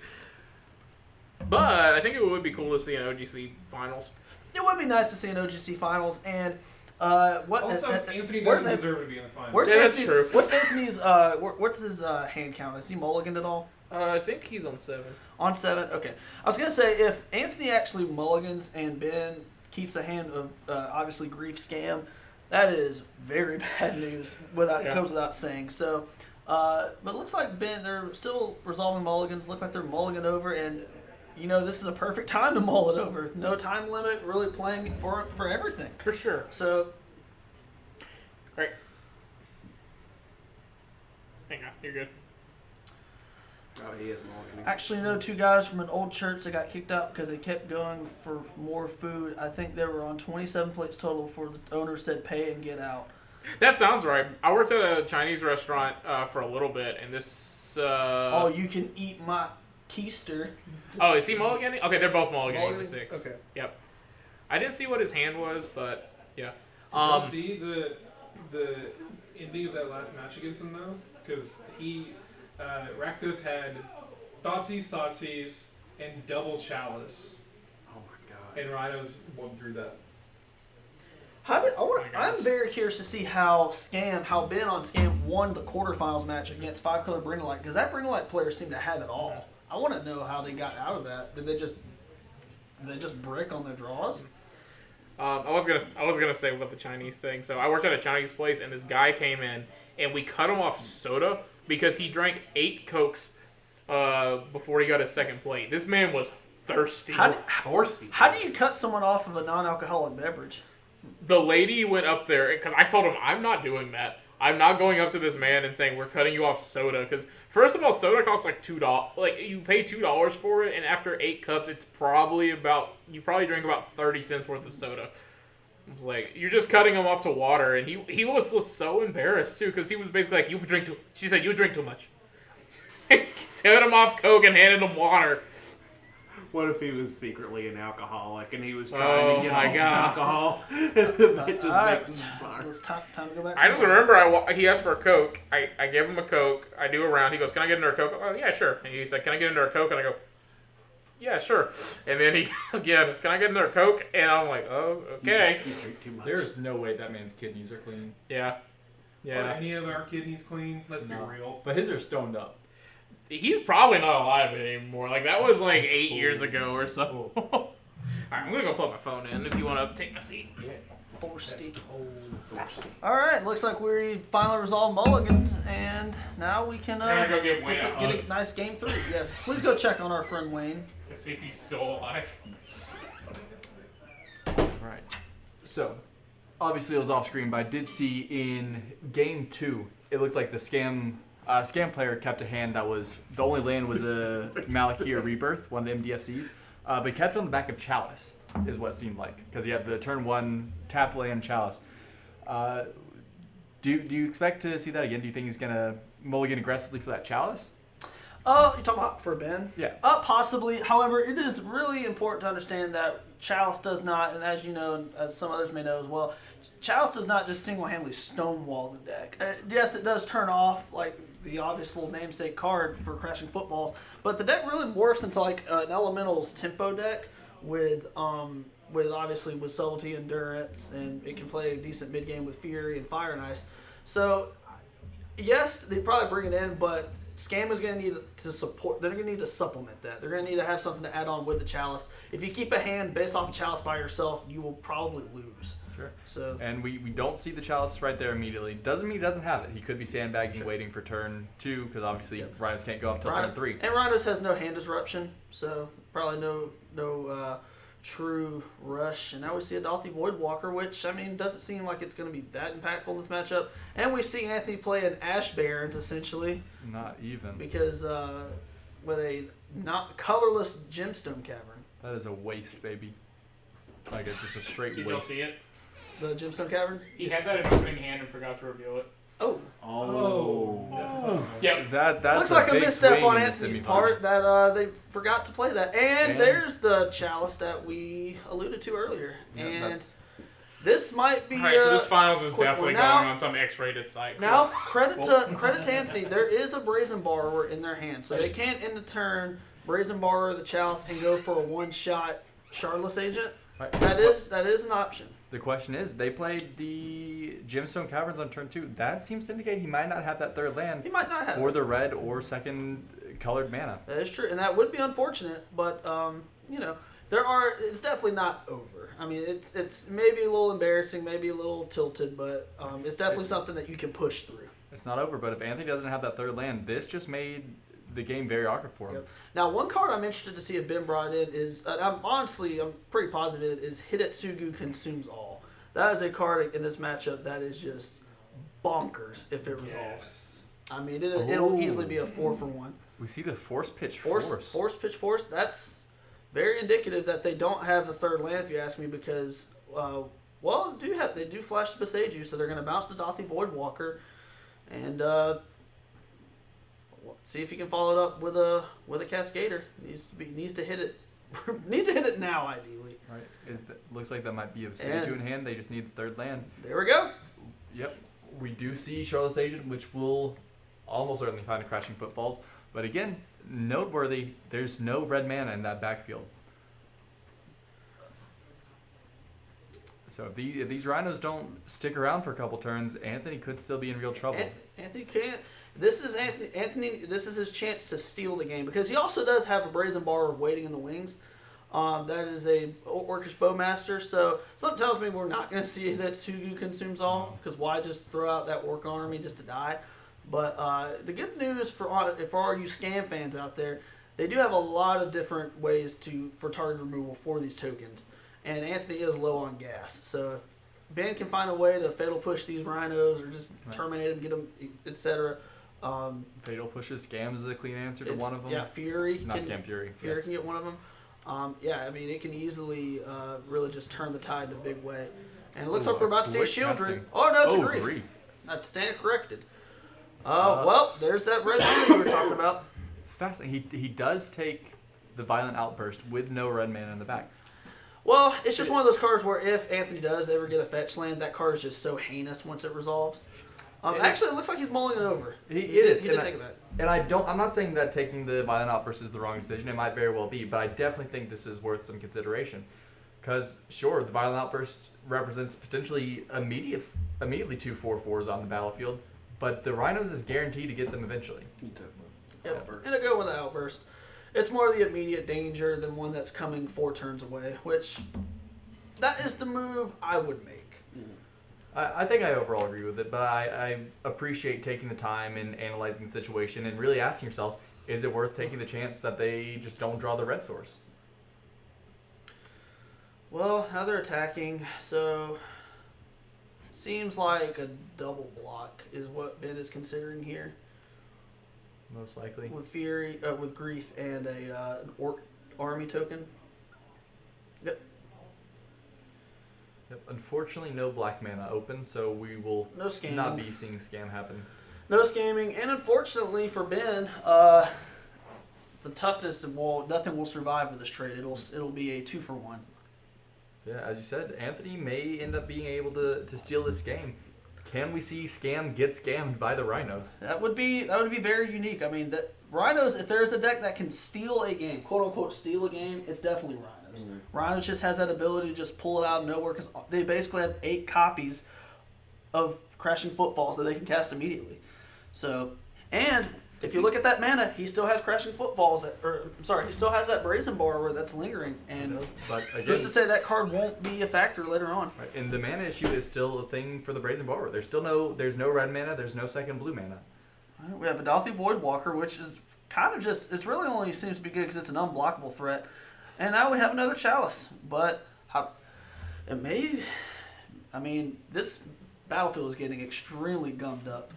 So the life totals, life totals should now be 20 to We're gonna 10, get an if I'm update. not We're gonna get an mistaken. update on life totals for you guys because this is extremely important. Yes. Following a no block last turn and no shocks, no fetches, I do believe the life total is 20 to 10 in favor of the Rhinos player. Yeah, because those are some fat. Is that a poly? No, those are Gyarados. That Could is tell the though. Gyarados. What is the plural of Gyarados? There we go. Is it Gyaradoses? Gyarados? I don't know, but we did. Dawson? We did talk about it when he was playing against you. How you were playing fish and he has a bigger fish that's attacking you. There's always a bigger fish. Yep. Shout out to everyone in chat. Give Matt Krausen a shout out for adjusting the life pad or life totals. It is 16 to 10. Where did the 4 damage come from? 4 damage probably came from Rhino. Dothy Voidwalker. Dothy Voidwalker and ping from Bowmaster. Yes, that is correct. Very astute. Big Mad Energy. Big Matt Yes, sir. Energy. Thank you. That's right, we're gonna make that a shirt. Ooh. Is that a fetch lane in hand? That is a fetch land. That's gonna be really good. Yep, that is a Wooded Foothills. Yeah, that His represents hand is the Wooded Foothills and the Basic Forest. Basic Forest means nothing. Wooded Foothills represents instant speed Brazen Bar. Yeah. So I assume you play that most likely Ben's instep, you just go grab, what is it, a Steam Vince, right? Steam Steam Vince, Vince. you have the red mana Yep. now, you get a flash in the Brazen Borrower. There's no telling what Ben has in hand, but this is looking good for the Rhinos player. If I'm Anthony, I am feeling confident that the Look at these trade-offs. finals is just within reach. Yeah, look at these trade-offs. Now, as long as he remembers that he has that Brazen Bar, we're just waiting in the wings. Is that You only know- one card in hand? Scam only has one card in hand, and they're behind on board. They need a Hidetsugu consumes all right now, or they need a Shieldred. There's only 3 They toughness probably on don't even board bring in Shieldred. and a lethal Brazen Borrower on standby. This game is so unbelievably tight, and let's see if he sees it. That might just be too much for Ben to overcome If this because there's no Brazen- blocker. If the Brazy B resolves, I don't know what Ben could have that wins this game. You'd have another Orcish Bow. You'd have to have another Bowmaster. It's Bowmaster or bust. That is literally it. And even then, you're still fighting from behind, aren't you? Oh yeah, because you still have the 4 coming I guess. across. Yeah. Yeah, I guess you can trade boards and Yeah, take 1 you're- damage. You're playing on, but you are not participating in an effective manner. Draws. So It Ben, could be anything. It's another Charlotte Agent just for Oh. good measure. And that's going to do That is it. the Anthony's going to game. move on to the Wow. finals. What a game. Scam indeed did get scammed by the Rhinos. What a game. That was fantastic. I'm glad we got that one on stream. That was a really good example of patience, understanding where you're at, understanding tempo. I'm starting to run out of superlatives. Yeah, That was just a fantastic game. And again, just like you said at the beginning, it's very indicative that Chalice of the Void is not the end-all be-all in this matchup. Sure, that last one, had it stuck earlier, it may have done a lot of work. The last one, if you can trade boards, the Rhinos aren't going to resolve. Yeah. But And even if Ben does get the Bowmaster to kill the Brazen Bar, where you're just getting trucked in combat. Like, what are you Absolutely. really achieving there? So right, there were a lot of draws. Urbina and RL Odin, thank y'all for the follows. yeah, good to see y'all. So we were so caught up in an awesome match, and Slater. Sorry that we didn't get to you. We've just been caught up in such an insane match. But That was a clincher, and this is to go to the finals, mind you. Be interested to see how this match plays out. yeah, Rhinos versus 4-color. Can we get deck lists real quick? Get a preview. No, I They got should a be picture good. of it. Here, I can pull it up. So yeah, obviously not the 4-color or the 5-color variety, but Josh, you do have some experience in this matchup from a blue-white That's- control that's standpoint at least. Swans list and then Rhinos. What are the key factors in this deck? Obviously, Teferi Time Rattler. Rattler. Now, I will say this. Let's look at Anthony's list. If Anthony is mainboarding Mystical Dispute, which then he should be, I believe, then 2 copies. he's mainboarding 2 Mystical Disputes. I actually like Anthony's just because you're keeping him off balance, and that version of Control is a little bit clunkier with running Beanstalks and cards that just like Ren 6. You don't really care about those kind of cards. So, and cards like Leyline Binding aren't really an effective answer for Crashing Footfalls because you're just dealing with 1 token, half the problem. So, I really actually like Rhino's side on this. They just have a lot of cards that are just keep them off balance that can just affect them. And with the main board Mystical Dispute to really push through those spells and more importantly answer to Fairy Time Raveler, I think that's going to be key in the match. And I wouldn't be surprised if that card actually propulses Anthony to the finish line. Right. And it looks like we are about to gear up for this match. I think we can go ahead and transition over to the match and then get the names situated. Anthony. Do we want to transition to the game first? Yeah, so we'll get this matchup on screen. They are shuffling up right now, not yet resolving mulligans, but getting prepared. Anthony's still on the right. Yes, so- Anthony's still on the right. We will fix, or on the left rather. We will fix the right, which should be Tuan on 5-color control. Yeah, so other than Teferi Time Rattler, Josh, you say Leyline Binding doesn't really do a lot. Solitude, similarly, you're just kind of 2 for halving yourself almost against Rhinos. Yeah. What are other relevant cards that the control deck has in this first game? I can answer this. The most relevant cards that you have is Teferi. Just hit that. Right, No, but but other than the Teferi, is there anything like really backbreaking from the control Prismatic deck? Ending is really cool because it's just the 1 mana, but it is a 1 for half. But sometimes it's good enough. Sure. The real thing that you Binding. want. Yeah. Yeah, Leyline Binding is good. Really, what it is, it's not the first Rhinos, it's the second Rhinos that's backbreaking. The second on this. Rhinos. And the thing is, and that's why I like Anthony's side of this, is because yes, it's the second Rhinos, but that's just 2 of 8 cards that you need. It's just it's so strong. And what my prediction was, Will, and I would like to hear your thoughts. What I think is going to push Anthony over the top is the main board mystical disputes. I think that's just going to be so strong in That this is why it's in matchup. the deck. So Just, Is it with it just snipes to Fairy. It runs 2 of and then 2 more on the side. Yeah. So But now, obviously, as we can see right now, they do have access to deck lists. So Tuan How do we choose should a name for the be finals? knowledgeable of the mystical dispute. I wonder if he'll be able to play around it. Go to edit, stream, the pencil. Right wait, there. what are you doing? I'm trying to change the name to finals. Okay. Yes, I wonder if Tuan will be able to play around mystical disputes, if he'll have that option, and if he'll find it. That's also assuming that Anthony can find the mystical dispute in the first place. 2 of is a non-irrelevant number in the main board, but it's also not a guaranteed find. Yeah. Let y'all know too, this is the finals of the match. We've been streaming all day. Thank y'all for being here and whatnot. We're going to try to stream more of this content. And as always, like I said, there are 6 of us on this channel. We all try to stream at least once per week. If y'all want to watch some leagues or have any recommendations for some leagues, 7. Yeah, 7. There are 7 of us on this channel. I can't count. There are 7 of us, but I completely I guess we concur. haven't told Grant Yeah, yet. Okay. I completely. 6, yeah, we 7 haven't of told us. Grant yet. There are 7 include Grant. But no, I completely concur with what Will says, and for all of us, for all of you who have stuck around, I mean, shoot, we've been going on. We're at the 7 hour and 30-minute mark. Oh my God! And we've consistently had a lot of viewers, and I have a feeling a lot of you stuck with us the whole day. So shout out to you guys. We really appreciate it. And if any of you haven't given us a follow yet, I know I've said it a bunch, but go ahead and just give us a follow. That really helps us out. And we're doing this for you. We're doing this to produce content, and we've only been here for 3 weeks now, and we're only getting started.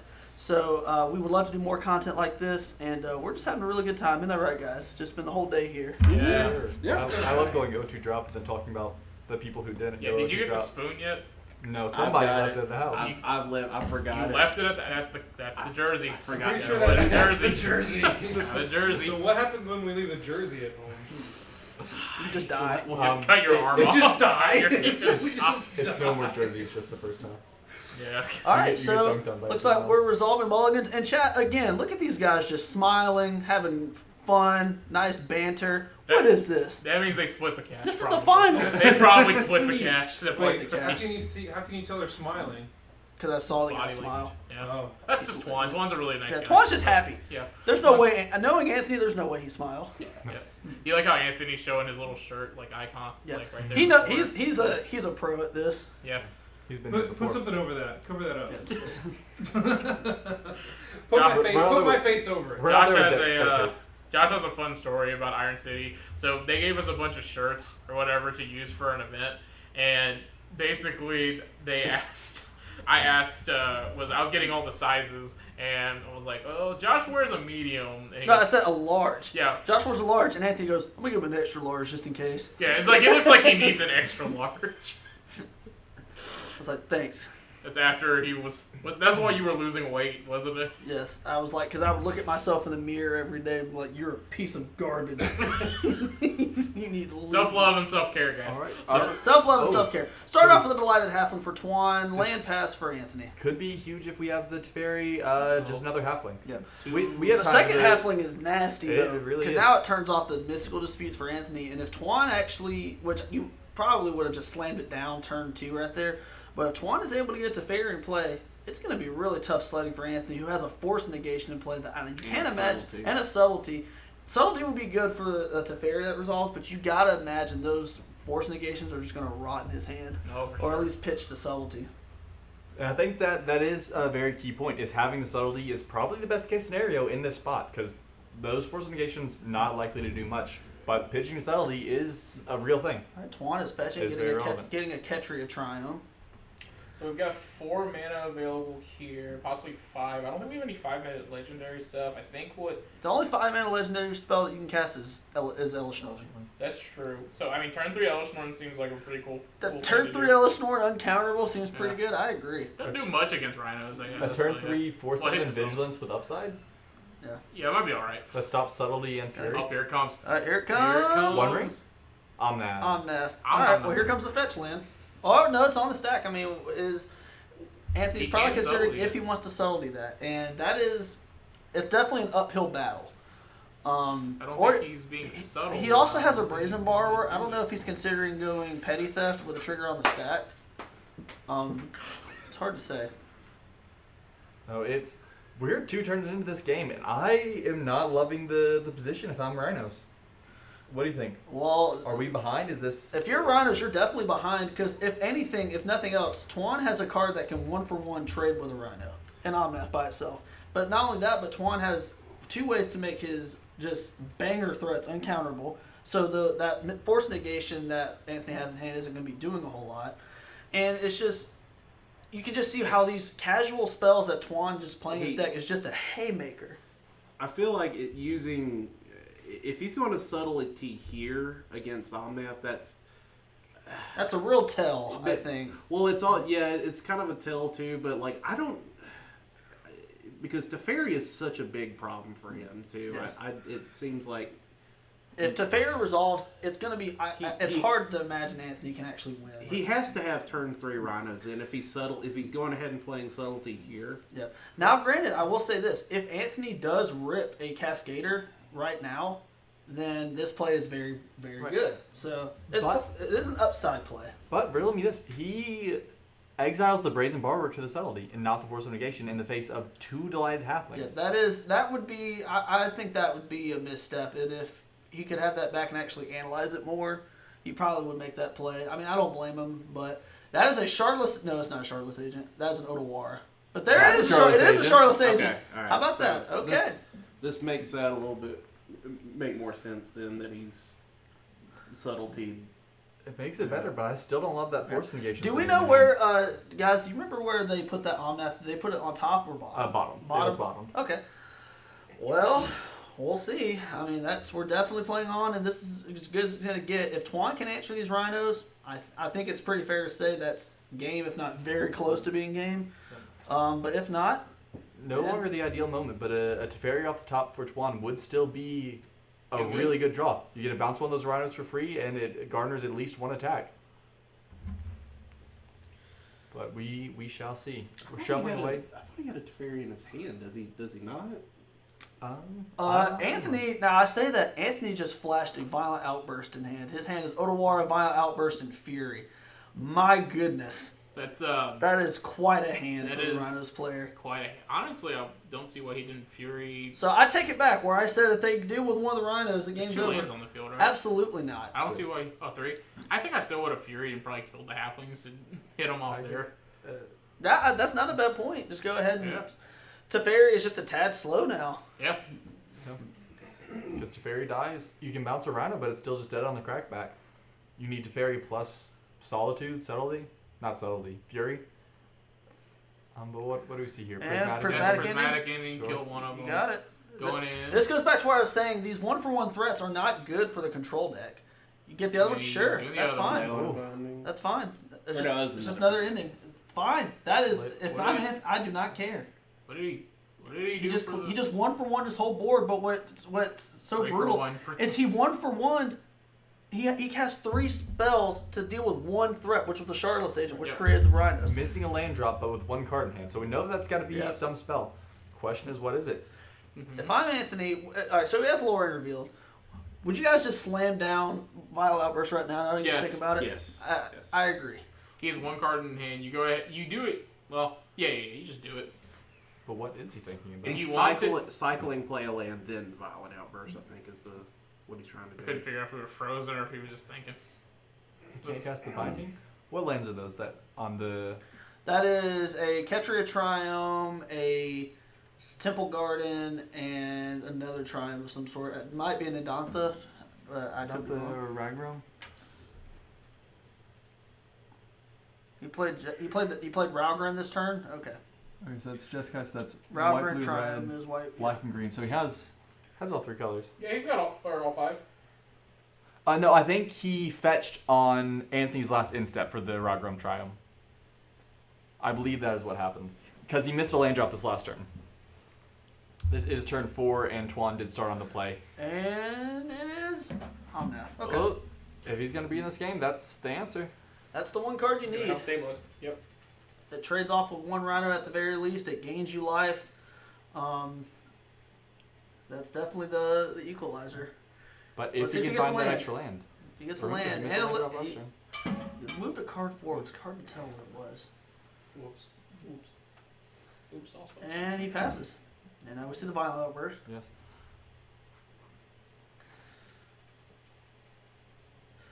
All right. So I almost wonder if Tuan might regret not tapping the halfling for that 4th color mana for the Omnath, because halfling's doing nothing relevant this turn. I would love to have a white mana open just to at for least a Leyline Binding. to bluff a Leyline Binding if nothing else. But right now, Anthony knows that the shields are down. If he can find a way to answer this Omnath right here, that's just a free And 8 that damage. looks like more or it's a less. land. I think he drew a land. Oh, he has Wait, Odawara. He has Yeah, Odawara in Odawara hand, also. so he Odawara. can, in the very least, put that Omnath back in hand. Yeah, and- that was a breeding pool that he drew. Sure. And just I'm swing to breeding- no blocks. I'm breeding your pool. Wait. All right, and I love that attack by Anthony. Attack, see how he blocks, and then you can, with residual damage, play I Fury. forgot about the Fury. Yep. Okay. We gotta be quiet. So, We gotta be quiet. all right, so now we have Fury and this board state, and it looks like Anthony's going to take game 1. Wow. Good game 1. Great game 1. Yep, Good. Anthony. Yep, good. You got it. You got it. I don't know how to do it. What Alright. the fuck is going on? Trying to figure out Really, it's just a mouse. some technicals. Cool. Transition. All right, so we have Anthony up 1. And, Solo. all right, let's go ahead and let's take a look at their sideboard real quick. Let's see what Anthony can have going on for him. Right off the bat, I know Tuan has some Chalice of the Voids, and that would be the one that I'd want to bring in immediately. I mean, obviously Chalice isn't great again. I mean, it's obviously good, but it's not just going to win the game on its own. But Chalice in tandem with all your other control elements can be very good. So let's see. For Tuan, his sideboard is 2 Boseiju, 2 Chalice, 2 Flusterstorm, 2 Dovin's Veto, 3 Endurance, 3 Obsidian Charmaw, and 1 Emrakul the Promised End. So obviously, like I mentioned, the 2 Chalice of the Void seem very strong. The 2 Flusterstorms also seem very good. And the 2 Dovin's Vetoes maybe one would be good. What do you guys think about that sideboard for Tuan in this matchup? Let's run through The camera, I can't see. What's the So let's see. Obviously, the Chalice of the Voids come right in. Like you said, Flusterstorm, Dovin Veto is pretty good. I think it's pretty clear cut right there. I don't know what Emrakul's doing. Okay, 1 second. Endurance doesn't really help much. Obsidian Charmaw, Oh yeah. I read not the particularly tables useful. I think it's just a clear cut Chalice, Flusterstorm, Dovin's Veto. All right, what about you, Matt? What do you think about that sideboard? Can I use that brick? Yeah. it's in my So bag. out of Twins, Jazzy J, 779. Hello, friend. Why don't you go ahead and give us a follow real quick? Boseiju is actually reasonable, I feel, because because Rhinos is known to play wait for the door to close. Because the store is kind of cleared out, so we're trying to be a little. We're no longer quieter. being drowned out by So- other noise. So I actually kind of like Boseiju if he has the slots to take out for it, just because Rhinos is known to play moon effects. So if he's worried about being Blood Moon, he could bring those in to cut out. The Lightning Bolt's really not doing much for him. I haven't played with this deck quite a bit, so like I could see the Lightning Bolt coming out, the Leyline Bindings maybe, because Prismatic. It's just not good on the We're gonna have to swap cameras real quick. Sure. So on the Boseiju note, noting that they do have access to sideboards, you can see that there's only 1 full Blood Moon in Anthony's sideboard, if I remember correctly. Does that change the Boseiju argument? While you're going over, let's take a look at the. Let's take a look at another. Do you need some help setting it up right here? All right, where's the? Sorry, y'all. We are trying to figure out some technical difficulties. we could change Swap cameras out before one dies on the other. Go to caster screen. So we're gonna go to the caster screen. We're gonna just swap over real fast, so we can change these cameras out. Yeah. So we're looking at sideboarding. They're still in the process. We are trying to get the camera swapped over. But yeah. So only 1 Blood Moon in the sideboard from Anthony. What does that make you think with the Besages? Is it still worth bringing 1 or 2 in, or does that nullify Well, the reason for them? being open deckless, I think you might as well consider bringing 1 in. I mean, it's a land, and so I think you can probably merit bringing it in just because, like, I feel like if I was in Twine's scene, I'm going to be cutting a lot of this 1-for-1 removal in favor of the Flusterstorm, the Doman's Veto, and the Chalices, because those are kind of removal spells for the Rhinos. They take care of both Rhinos instead of just one, like the ley lines do. Sure. So you have the deck list for Rhinos. oh yeah, I'll pull up Rhinos right now. Let's see. Yeah. Yeah, so out of Rhinos, yeah, we see the 3 Endurance, 2 Fury, 4 Force of Vigor, 4 Force of Vigor, wow. Full 4. 2 Mystical Dispute, three Blood Moons, and 1 Bosage. Oh, so is it 3 Blood Moons? Anthony has a lot of gas that he can work with here. Gotcha. So I was wrong on the Blood Moons. So yeah, I think definitely you're bringing the Besages then. Do they come out for straight lands, or are you considering the Besages only spells? I mean, really, I think that the Bosages are you're kind of treating them as spells. I've never been one to sideboard lands, to be honest. So I think you treat it as a spell. But Sage is important. I think what's just the money card are the obviously the 3 Blood Moons and the 2 Mystical Disputes. If you're Anthony, you want to slam those down and just kind of ride that wave because that's really what he did. Did you get the new camera on? It should be connected. So check up here. Yep, I clicked the camera. Yeah. And It then should you be change it over here. Right, to Whichever one change. shows up. Properties. Ooh, Very am I bottom. deaf, dumb, or blind? Very bottom. Very bottom. Okay. Copies. And then click that, and then click that. Cool. There we go. We're gonna set up. Does it look okay? Yep, looks good. And we can transition back to All right, the and gameplay. we're back and perfect, right on time as we resolve in mulligans. Looks like they're both going to 6, and Anthony immediately flashes one of the Blood Moons. Yeah. So it looks like they are both. Oh, does it look like they're both going down to 5? Is that a 2 on that die in the middle of the screen? That'd be my guess. We That'd were be what it's for. we were in the darkness for a second. I feel like they are both down to 5. It can be really grueling, backbreaking. It's just heartbreaking. Good? Yeah, we all look good. Everything Yeah. looks good. We're all good. What's the battery life on there? 17%. Oh, we should be fine. Yes, as we saw in Worlds just a couple weeks ago, it can be absolutely backbreaking and disheartening to mulligan to 5 in the finals of a tournament. I feel like it's a little bit less so when both players mulligan to 5.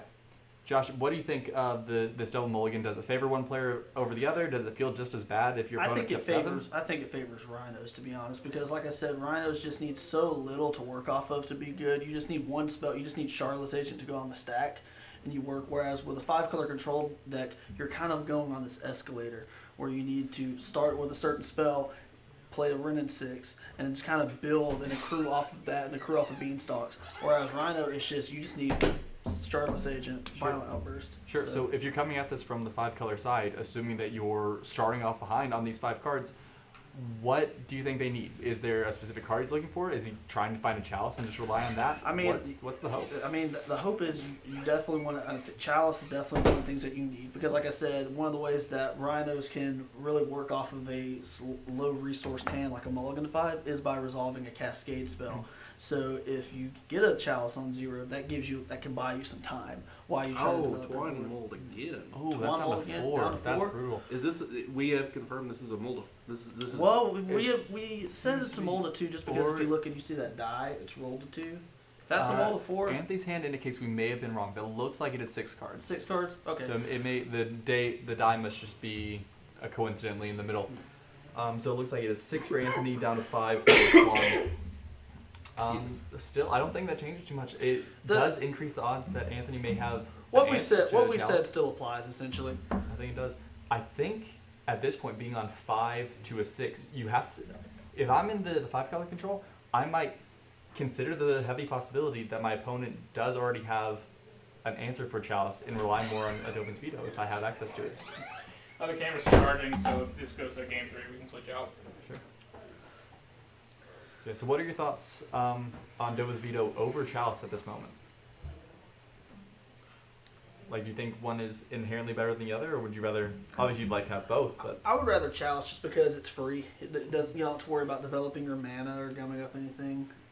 If they must age you, at least it ramps you. I mean, just a small edge. I mean, it's. Oh, there got the life total. I got it. You can do it. You can do it. No. We'll go ahead and adjust the life total real quick. Starting off with a turn one suspended.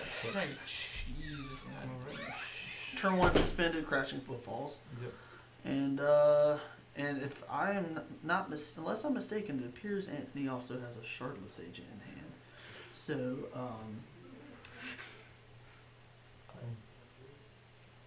yeah. So we'll. He just encroached on their territory. Yeah, I just pushed it up a little bit.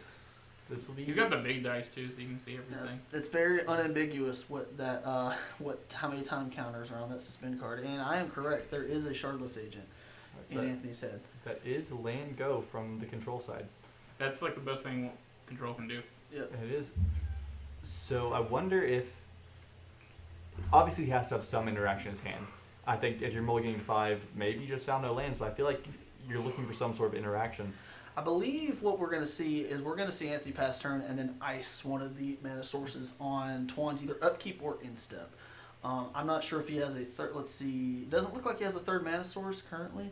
So unless he has an Otawara or one of those channel lands, so it appears that he's going to try to Howling Mind his way into a third land so he can slam down this Shardless agent.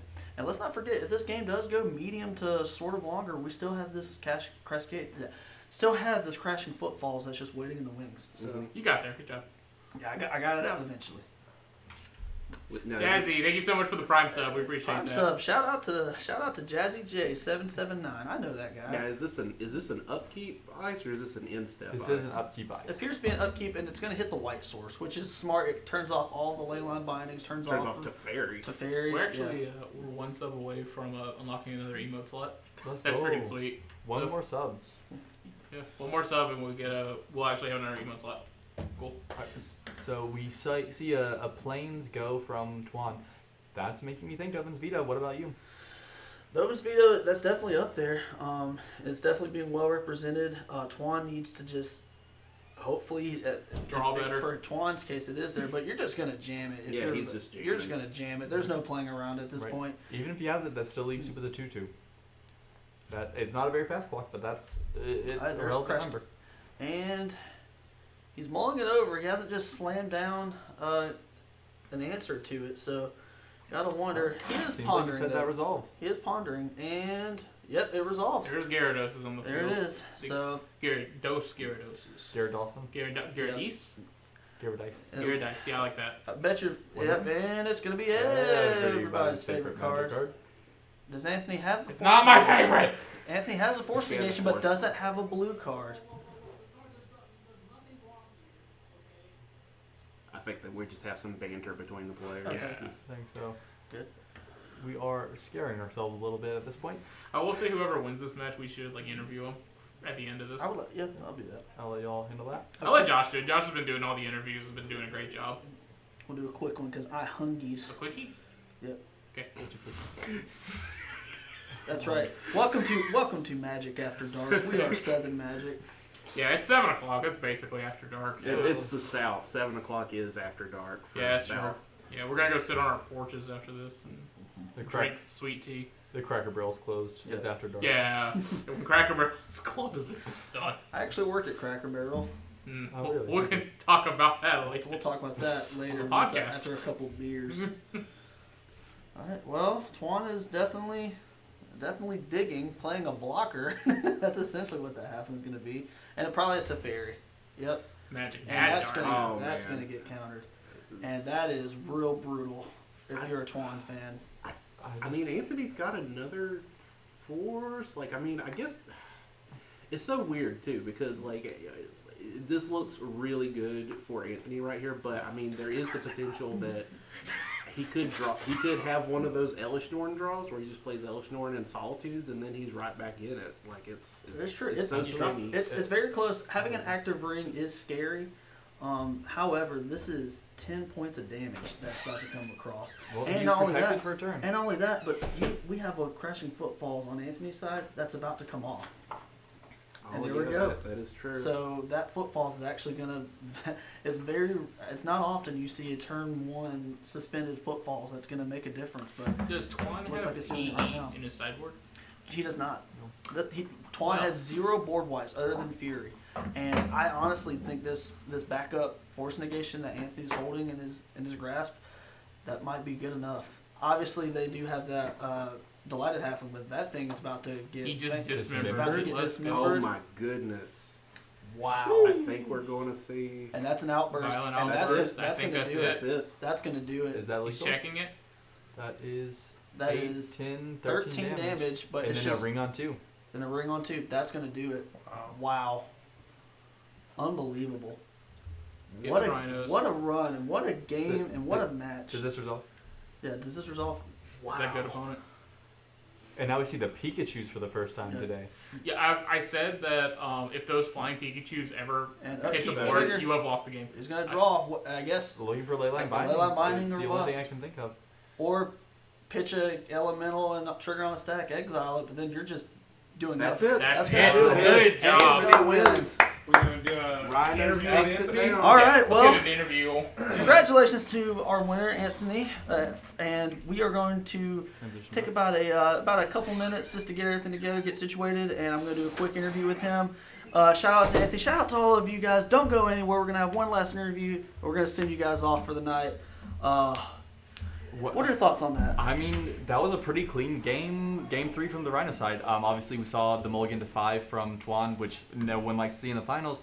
But Anthony did a really good job of capitalizing on that and making sure that he just had the answers that he needed before he overextended himself. Yeah, they showed a lot of patience. They understood. It's much like that game with Scam. They showed a lot of patience. They understood where they were. They showed a lot of patience with the force negation, that subtlety in game 1 to target the Omnath. I remember we were all like, we figured it might be smarter to hold that for Teferi, but he knew where he was at, and he paid dividends to him.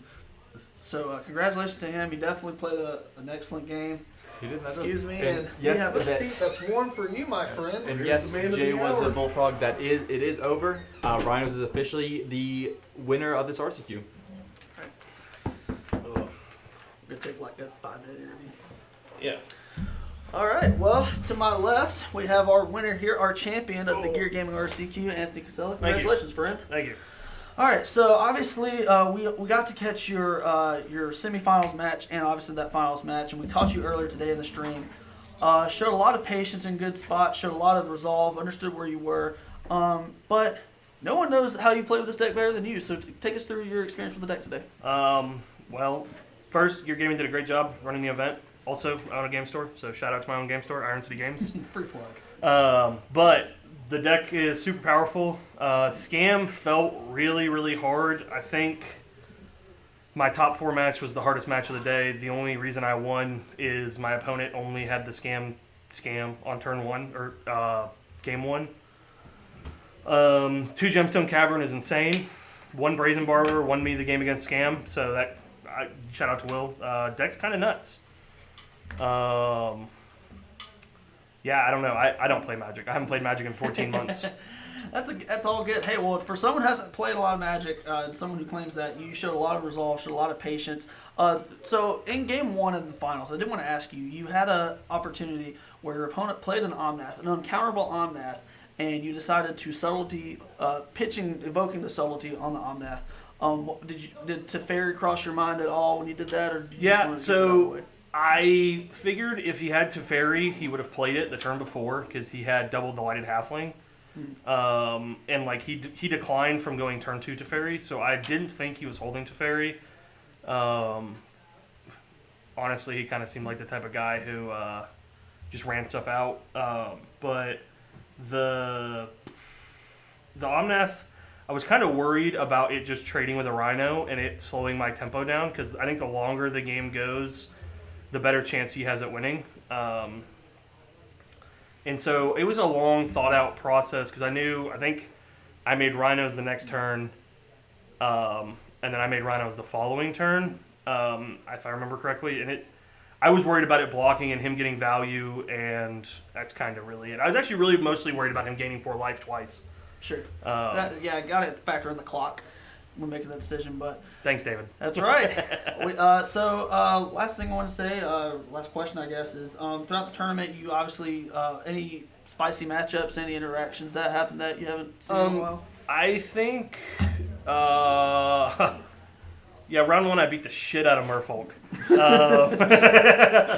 No, all seriousness, I think the only like real decision I made all day that that could have been questionable was game 3 against Scam on the draw. Okay, yeah, game 3 against Scam on the draw.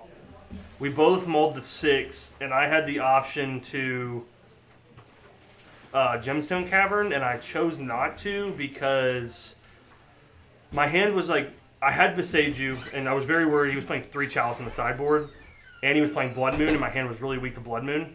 And I didn't know if he would bring it in or not. I know usually you don't bring in Blood Moon against Blood Moon decks, but you never know.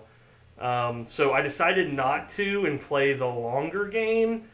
In hindsight, if I would have known my opponent's hand, I would have just Gemstone Cavern. Sure. But if he would have Grief and then Undying his Grief, I'd have been really worried because then I would have had 3 less cards, and he'd have a 4/3 that I can't deal with. And so it was a really questionable decision, I think. But I mean, Burn seemed way easier than I thought it was going to be. Like, I was really worried about top 8 Burn, but I kind of... You typically have to just hold the Force Negation for their big damage spell. Yeah, I mean, you have to be careful about the enchantment, but I really... I don't know, my hands were kind of nuts. The same thing when I played against Dredge today. My game 2 on the draw, Gemstone Caverned, I turn 1 Beseju'd his Ley Line on the end of his turn, on the end of his second turn, and he discarded his whole hand to Conflagrate, and then I went Endurance, and then I went Blood Moon, and I don't know. I felt like I drew the correct sideboard cards today when I wanted to see them. Sure. The only other thing that I thought was super weird about the deck is I don't know when it's right to bring in Force of Vigor. Because, when you're 2 for 1-ing yourself, it feels bad. But against the matchups where they're like bringing in 3 or 4 Chalices and like 2 or 3 Blood Moons, you're like, man, Force of Vigor could be really good here, but it could also just be the worst card in my deck. I think Force of Vigor only should come in against Urza Saga decks, probably. I don't think it's good against Chalice. Beseju was the best card in my deck this weekend. You told me to switch to playing a second Beseju in the sideboard, and it was the best card, by far. Good. Well, look, like you mentioned, you drew a lot of your sideboard, but, you got to put yourself in position to draw your sideboard cards. You have to sideboard in a way that allows you to take advantage of them. And for someone who doesn't play a lot of Magic, you don't have to play Magic for a lot longer until at least Denver. So, yeah. Congratulations, my friend. Thanks, everyone, shout out to Anthony. Congratulations. And give a minute. We'll close you guys. I have one more thing. One shout out. K3 MTG sucks at Magic. That's a great way to close it out. Don't go anywhere. We're going to close you guys out, and we'll finish this off. We're just going to close it out. All right, we'll come over. Guys, thanks for the views. We really appreciate everybody for coming out today. We really do. Big shout outs to Gear Gaming for letting us stream this event. I hope y'all enjoyed the content. We'll be posting this on YouTube later so y'all can watch the VOD if y'all would like. For anybody in the channel that is not following and would like to drop us a follow, there's a little button down there. Just hit it, get notified whenever we go live. Also, we do have a Discord. For anybody that wants to join that Discord, you are more than welcome to do that. And also, we post on Twitter, we post on YouTube, TikTok. We'll post. We need to start a link on there. But that's about it. I think that's it. If you want to do your closing message. Yeah, sure. Just want to say, hey, thanks a lot for you guys coming out here. 35 viewers, and we averaged that pretty much the whole day. It's just unbelievable. For a channel that we just started about 3 weeks ago, it's unbelievable where it's taken us.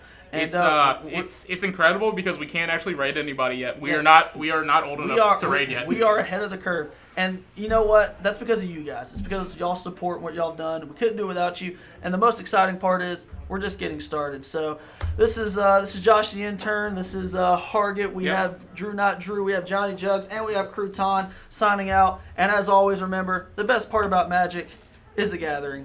So take care of yourself. Take care of each other. We'll see you next time. Y'all have a good night.